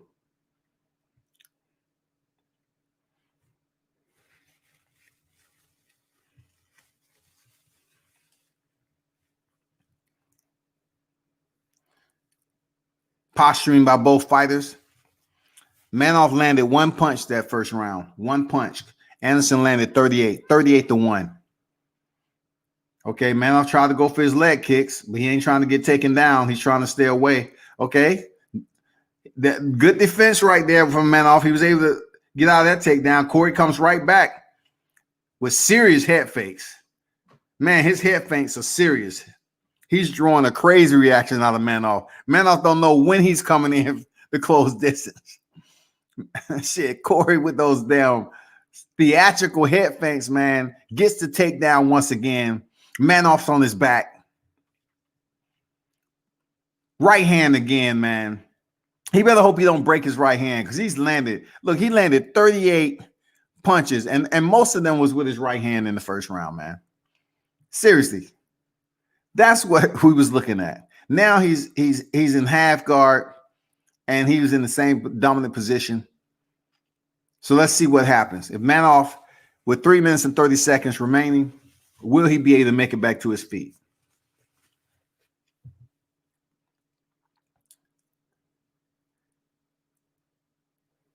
Strict pressure from Corey, man. He might go for the sub. He might try a Kimura. It looked like he's working for a Kimura. It looked like he's working for a Kimura. He's trying to lock it in. Yeah, he is trying to go for a Kimura. Let's see if he's able to get this. Okay, no, he lets it go. Abort mission. Good job by Manhoef. Manhoef has been in the gym working off his back, but he's not doing enough against someone like Corey Anderson. Elbow by Corey Anderson. Another elbow. Another right elbow. Another one. Crushing elbows, man. Hey, Manhoef is doing a pretty decent job with defending them. Oh, crushing elbow again. Anderson is unloading with these elbows, man. I think the ref is looking close to stop this fight. It's over. It's over. It's over. The fight is over. Corey looked impressive tonight, dog. Corey looked impressive. He said, shit, they didn't want me in the UFC. Now I'm here in Bellator. Don't get it twisted. That was impressive. I ain't gonna lie. That was impressive, big dog. Hey, we see you. We see you, bro. But you know how the game works.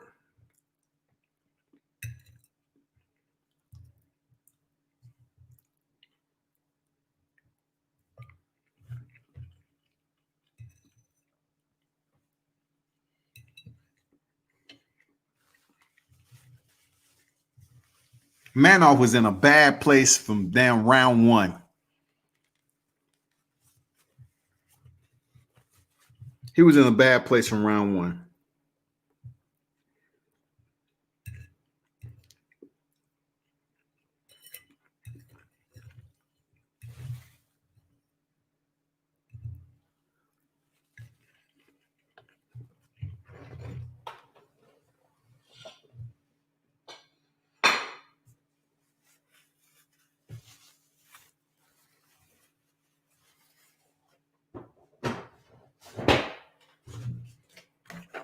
That was an easy night for Corey Anderson. I'm not gonna lie.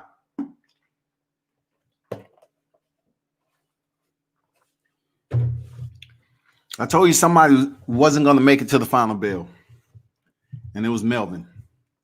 There's no way he can withstand those shots, man. No way in hell he's gonna withstand those shots.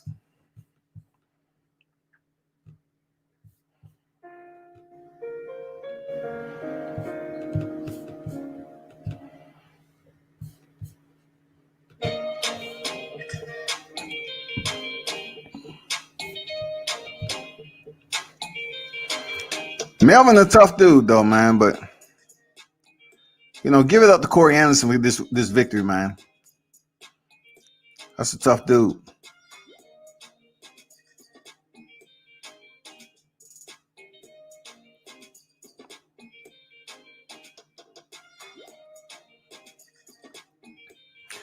See what they got to say.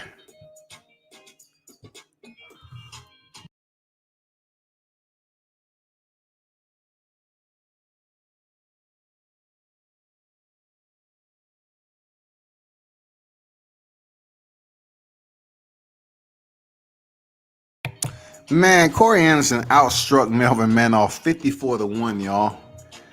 54-1. That's why I call this MMA Muddy Flats. He outstruck Melvin Manhoef 54-1. Go print it. 54-1. Muddy Flats. That's why I say MMA is such a dramatic full contact sport. It's so much to learn. 54 strikes to 1. You would say to yourself, contending on the highest level, how can you outland how can you outland your opponent 54 strikes to 1 on the elite level? How is that possible?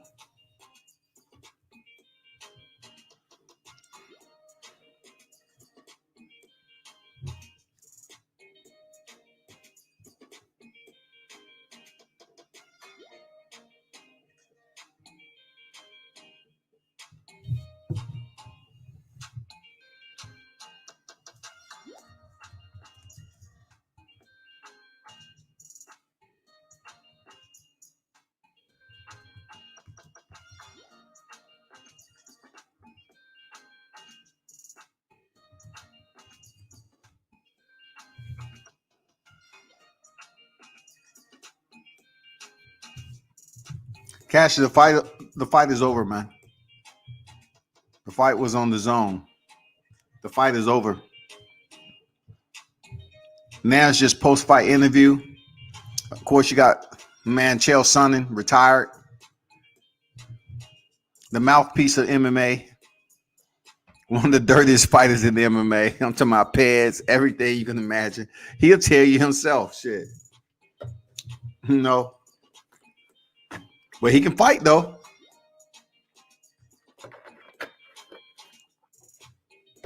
Chael Sonnen can fight.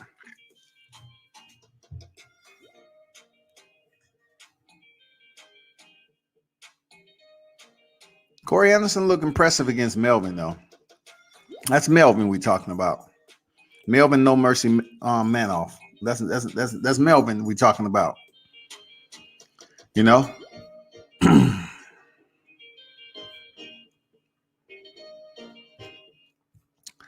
That's enough of that music.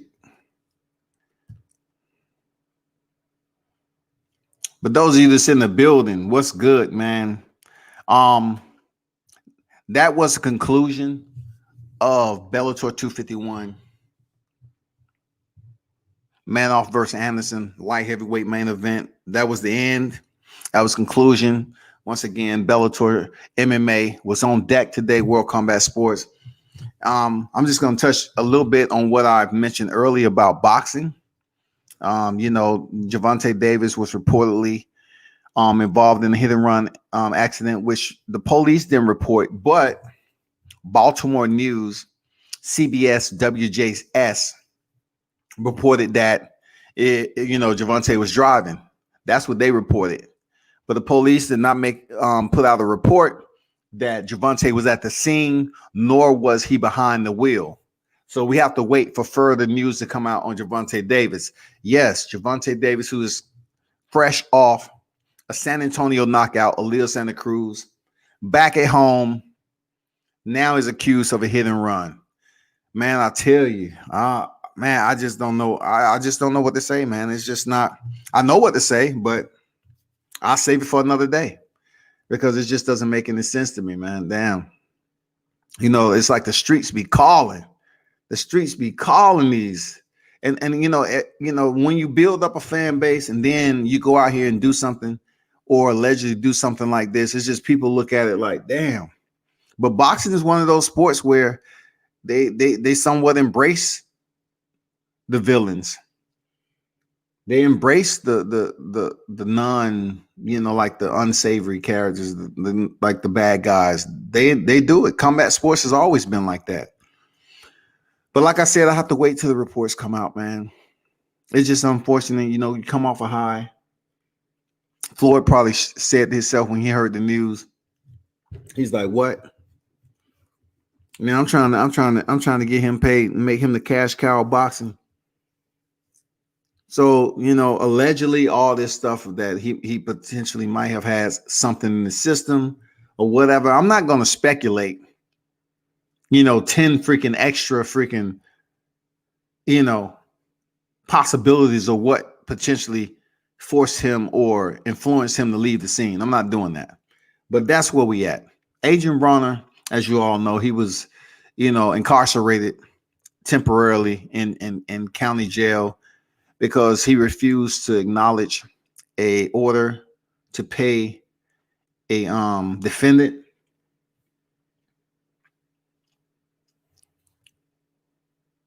I guess a female that he had a situation with. From my understanding, she didn't know him, but somehow I think he kissed her without her permission. Without, I don't know the whole deal, but the judge ordered him to pay like $800,000 for that. So during that time, she said in court the other day, he hasn't really, made an attempt. She's gave him extensions and everything. So I guess what broke her patience was the fact that she said that Adrian Bronner was flashing money on IG. Now, that money could have been just play money. A lot of these hip hop artists and everything, they fake the funk. So I'm only giving him the BOD, the benefit of the doubt that, it might have been fake money, but she said you was on social media flashing money. And now that you're in court, you're going to answer my questions. And, she was asking him where he get the money from. He said, well, I got friends that lend me money. And Adrian was like, well, I got a fight coming up January. She wasn't trying to hear none of that. And I'll just pay her after the fight. She wasn't trying to hear none of that. You know what I'm saying? She wasn't trying to hear none of that shit. He said he had $13 in his account. She wasn't trying to hear none of that. She basically said, you need to learn how to, if you're going to do something, you need to keep it off social media. That's basically what she said. If you got a court order out here, you need to keep it off social media. That's basically what it came down to. Shakur Stevenson, he's putting in his request to step in to fight Oscar Valdez since Miguel Berchelt came down with COVID and he's out of the fight. It's been postponed. Now, we all know that would be a tough fight for both. Because Valdez is not a joke either. But Shakur Stevenson has been proving people that he wants to be the best of the sport, and he's on the hunt. People are not just, you know, they're not talking about him as much because he's out of sight, out of mind, but that doesn't diminish his skill set. Shakur Stevenson is a problem in the sport of boxing. He is on the hunt. He's very technically sound. He can box his ass off. He's entertaining to watch.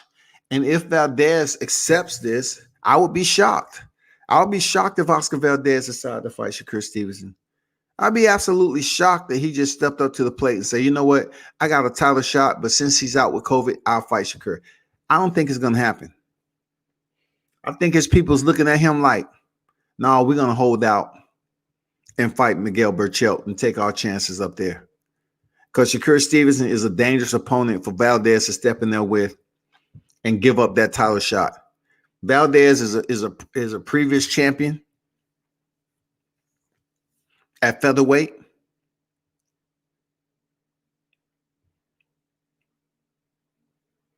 So now he's trying to do bigger and better things. You know what I'm saying? Will he step in there and accept the challenge with freaking Shakur Stevenson? I doubt it. Moving on. As I mentioned before, you have a card that's coming up November 14th. All right.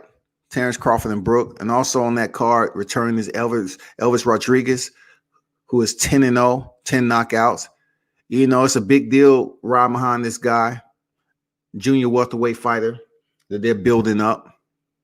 Joshua Greer Jr., man, don't blink, bantamweight. He's back in action. Can't wait to see Don't Blink back in action. He's coming off a loss against Mike Plania. He suffered 2 knockdowns, one in the first round, and I believe one in the 6th. But he finished the fight strong. Plania was an awkward fighter. He had that whipping left hook. And you can tell he's been working on that 24 hours a freaking day. You know what I'm saying? He was working on that shit. But, man, I'm looking forward to seeing my man Don't Blink back in the building, man, for Top Rank.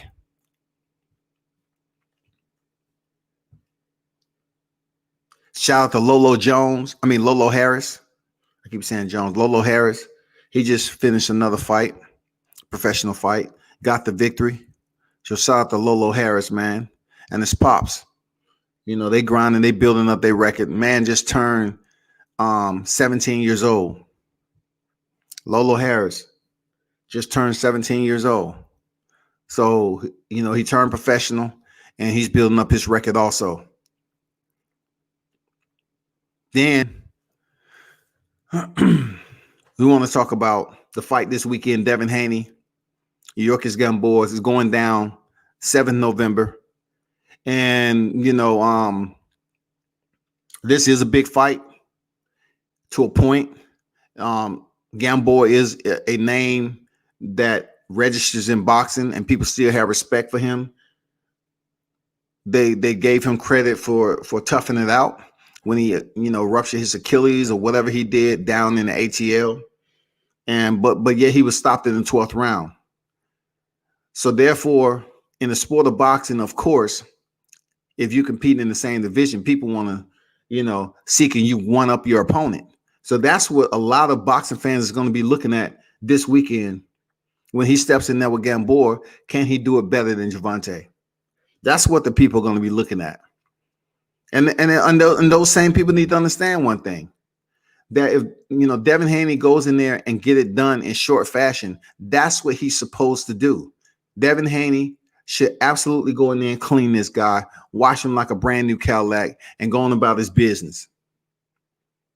He shouldn't try to put in rounds to appease the fans. They already know Gamboa been down 14 times in his career, something like that. Gamboa been down a lot of times in his career. So getting knocked out is nothing new from Gamboa, who's been stopped all of his losses. He's been stopped. Let's keep it a buck. Gamboa's been stopped. If we're going to talk about opponents and people stepping up and all that, this is how you see transitions in boxing from the ground floor up. You know, boxers build up their resume the best way they know how. Sometimes you have people with credible opponents, you know, from the start, and sometimes you don't. That's just the way boxing goes, man. You can get licensed for boxing as long as you freaking you know, pass your medicals with no amateur career. You can goddamn get your license, man.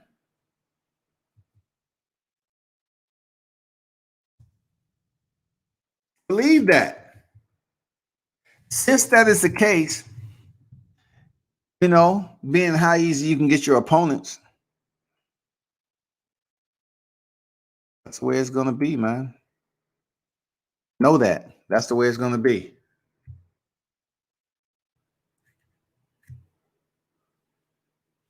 So look at it this way.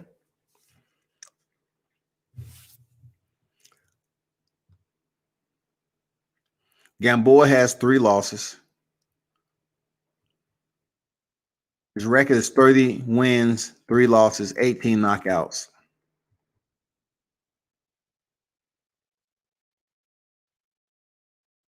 I say again, 30 victories, 3 losses, and 18 knockouts. The last time I see him, the time I seen him fight in Baltimore, it was against Roman Martinez. At that time, you know, he only Roman Martinez had 3 losses, and he was a pretty tough fighter, but he had some tread on him. And you know, Gamboa ended up stopping him like he's supposed to early. I believe he stopped him in the 2nd round. So both Gervonta Davis and Gamboa stopped their opponent in early fashion, right? Gamboa stopped Roman Martinez, and then Gervonta stopped Ricardo Nunez. That was the fight card that set up their 135 intro in Atlanta, Georgia, at the State Farms Arena. And that's when they fought. It went into the 12th, and Gervonta earned the stoppage. So now he steps in there with Devin Haney, who's 24-0. You know, 15 knockouts. And if we're looking at, you know, his last 3 wins, it's been against Antonio Moran, Zaur Abdullayev, and Alfredo Santiago. Moran's 24-3, Abdullayev 11-0, Santiago 12-0. So even though Gamboa has 3 losses, he's the best name that's going to be on Haney's record to date. He is the best name. Period. He'll be the best name. Even with the knockouts and everything else Gamboa has received, he will be the best name. No ifs and buts about it.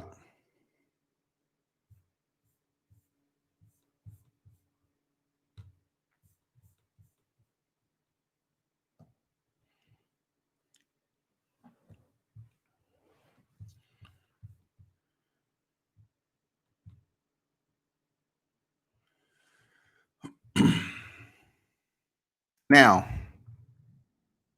situation arose where, you know, people would just believe that I'll just be talking. But yet, you know, I have, you know, criteria on what I base my rankings off of. I'm going to show you this right quick because I said the same thing, right? And people's like, nah, you know, you got these fans that want to stick to the motherfucking gas where they should stop smoking it and really start to move forward and progress off of it. It's a different type. It's a different type of fuel to your system. Let me show you something right quick that can't be disputed. I'm not making this shit up, but let me show you something right quick.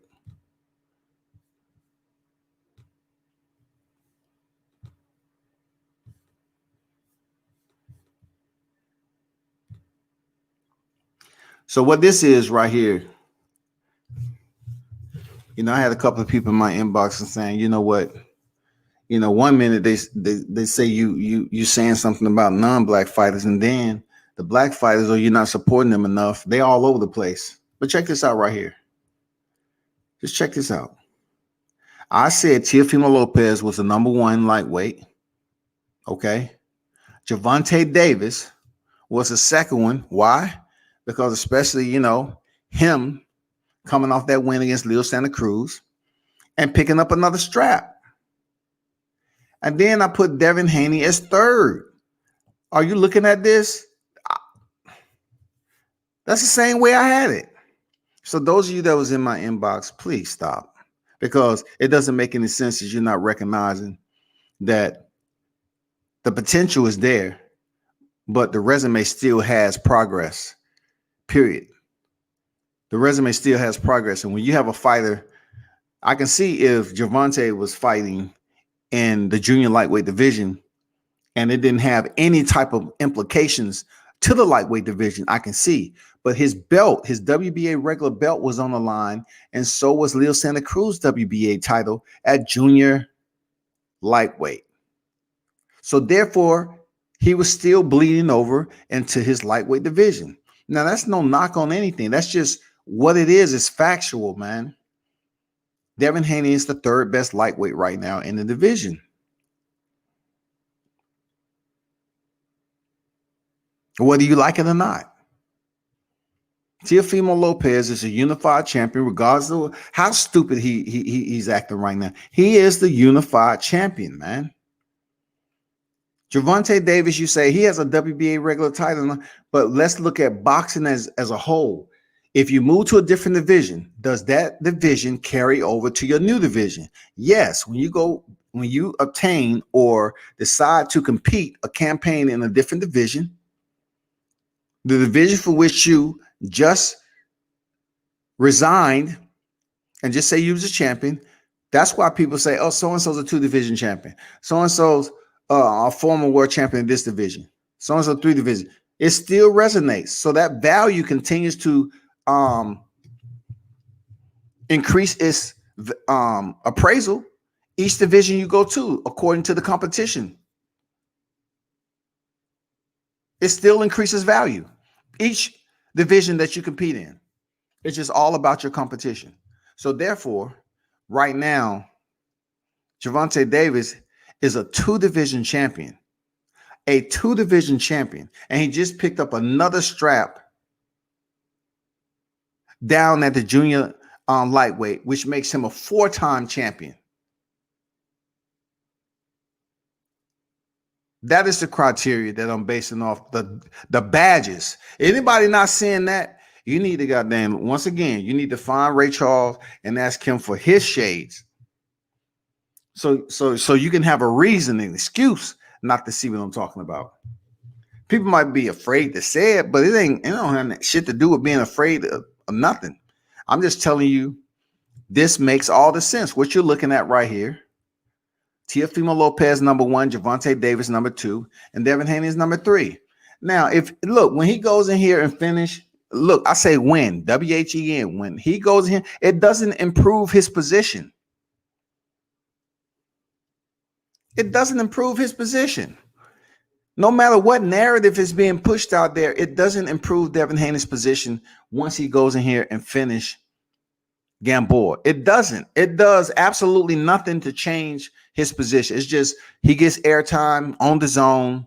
He gets another win, 25-0, 16 knockouts, and you keep it pushing. That's all. You keep that shit pushing. Well, who's next? Once he faces another opponent that has a credible resume, that's ranked high. Now, once again, that opponent could potentially be Ryan Garcia. Ryan Garcia is facing Luke Campbell. He goes in here and looks good. Then potentially we may see Devin Haney, Ryan Garcia. Or we may see Teofimo Lopez and Devin Haney. We don't know what's going to happen. But Ryan Garcia is ranked number 4. You're looking at it right now. So from there on, there's really no need to talk about it, because even though Rolando Romero is 9 and he's the interim, I don't see him fighting any of those people. I don't see him getting a fight with Ryan Garcia. I don't see him definitely getting a fight with Haney. He's definitely not getting a fight with Javante. And he's truly not fighting his good friend, Teofimo Lopez. That ain't going to happen. So we can exclude him out of that.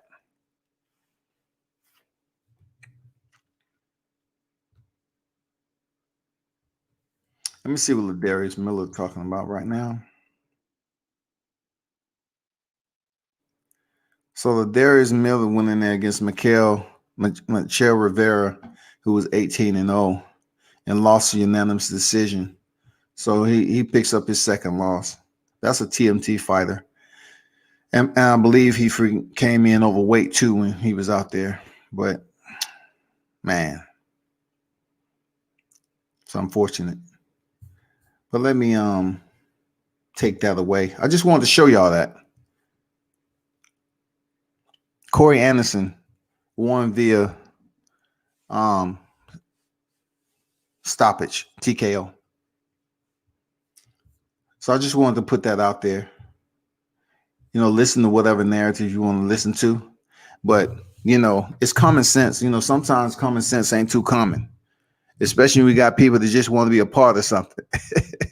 We got too many people on social media that just want to be part of something. If you want to be a part of something that has a higher percentage of truth to it, then, you know, subscribe to World Combat Sports, man. If you want to be a part of a club, then there's plenty of groups out there that you can be a part of the club. You got some legitimate groups that talk this shit really thorough, and subscribe to them. And then you got other groups out there that's just, you know, you're better off going out there, chipping away at some tree bark, chopping it up, and mixing it with some water and freaking eating it like cereal. That's all. If you really want to know what the aftertaste is like, because you're gonna spend all this time in that group being spoon-fed that bullshit. And then you're gonna wake up one day and say, God damn, I can't believe that I spent all that time. I can't believe. So I'm giving you the invite. I'm giving you the invite for sure. I'm giving you the invite. We can help one another educate, you know, and talk this boxing, mixed martial arts. For those of you that might just be strictly boxing fans, you know, I can, you know, get you happy about mixed martial arts. And those of you mixed martial artists, you know, there's you know, a little bit on the fence about boxing. Then we can turn that leaf over too, people. We're moving on.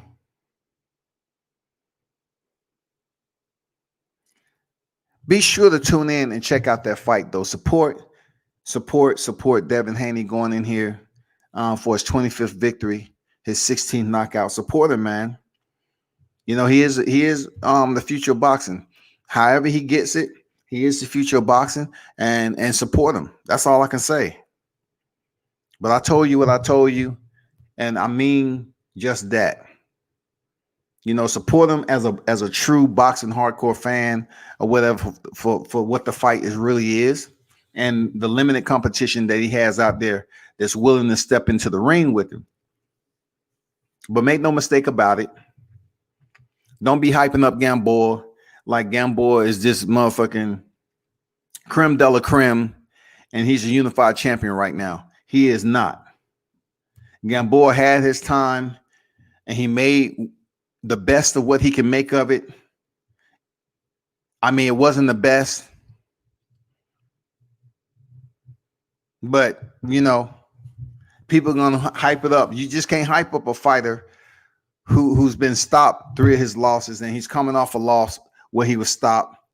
And, you know, he has his up and downs. He's used to being dropped in the ring. Don't hype it up just because it's your favorite fighter. Keep it 100, like they say. Don't they say keep it real? I like to keep it real. I like to keep it real.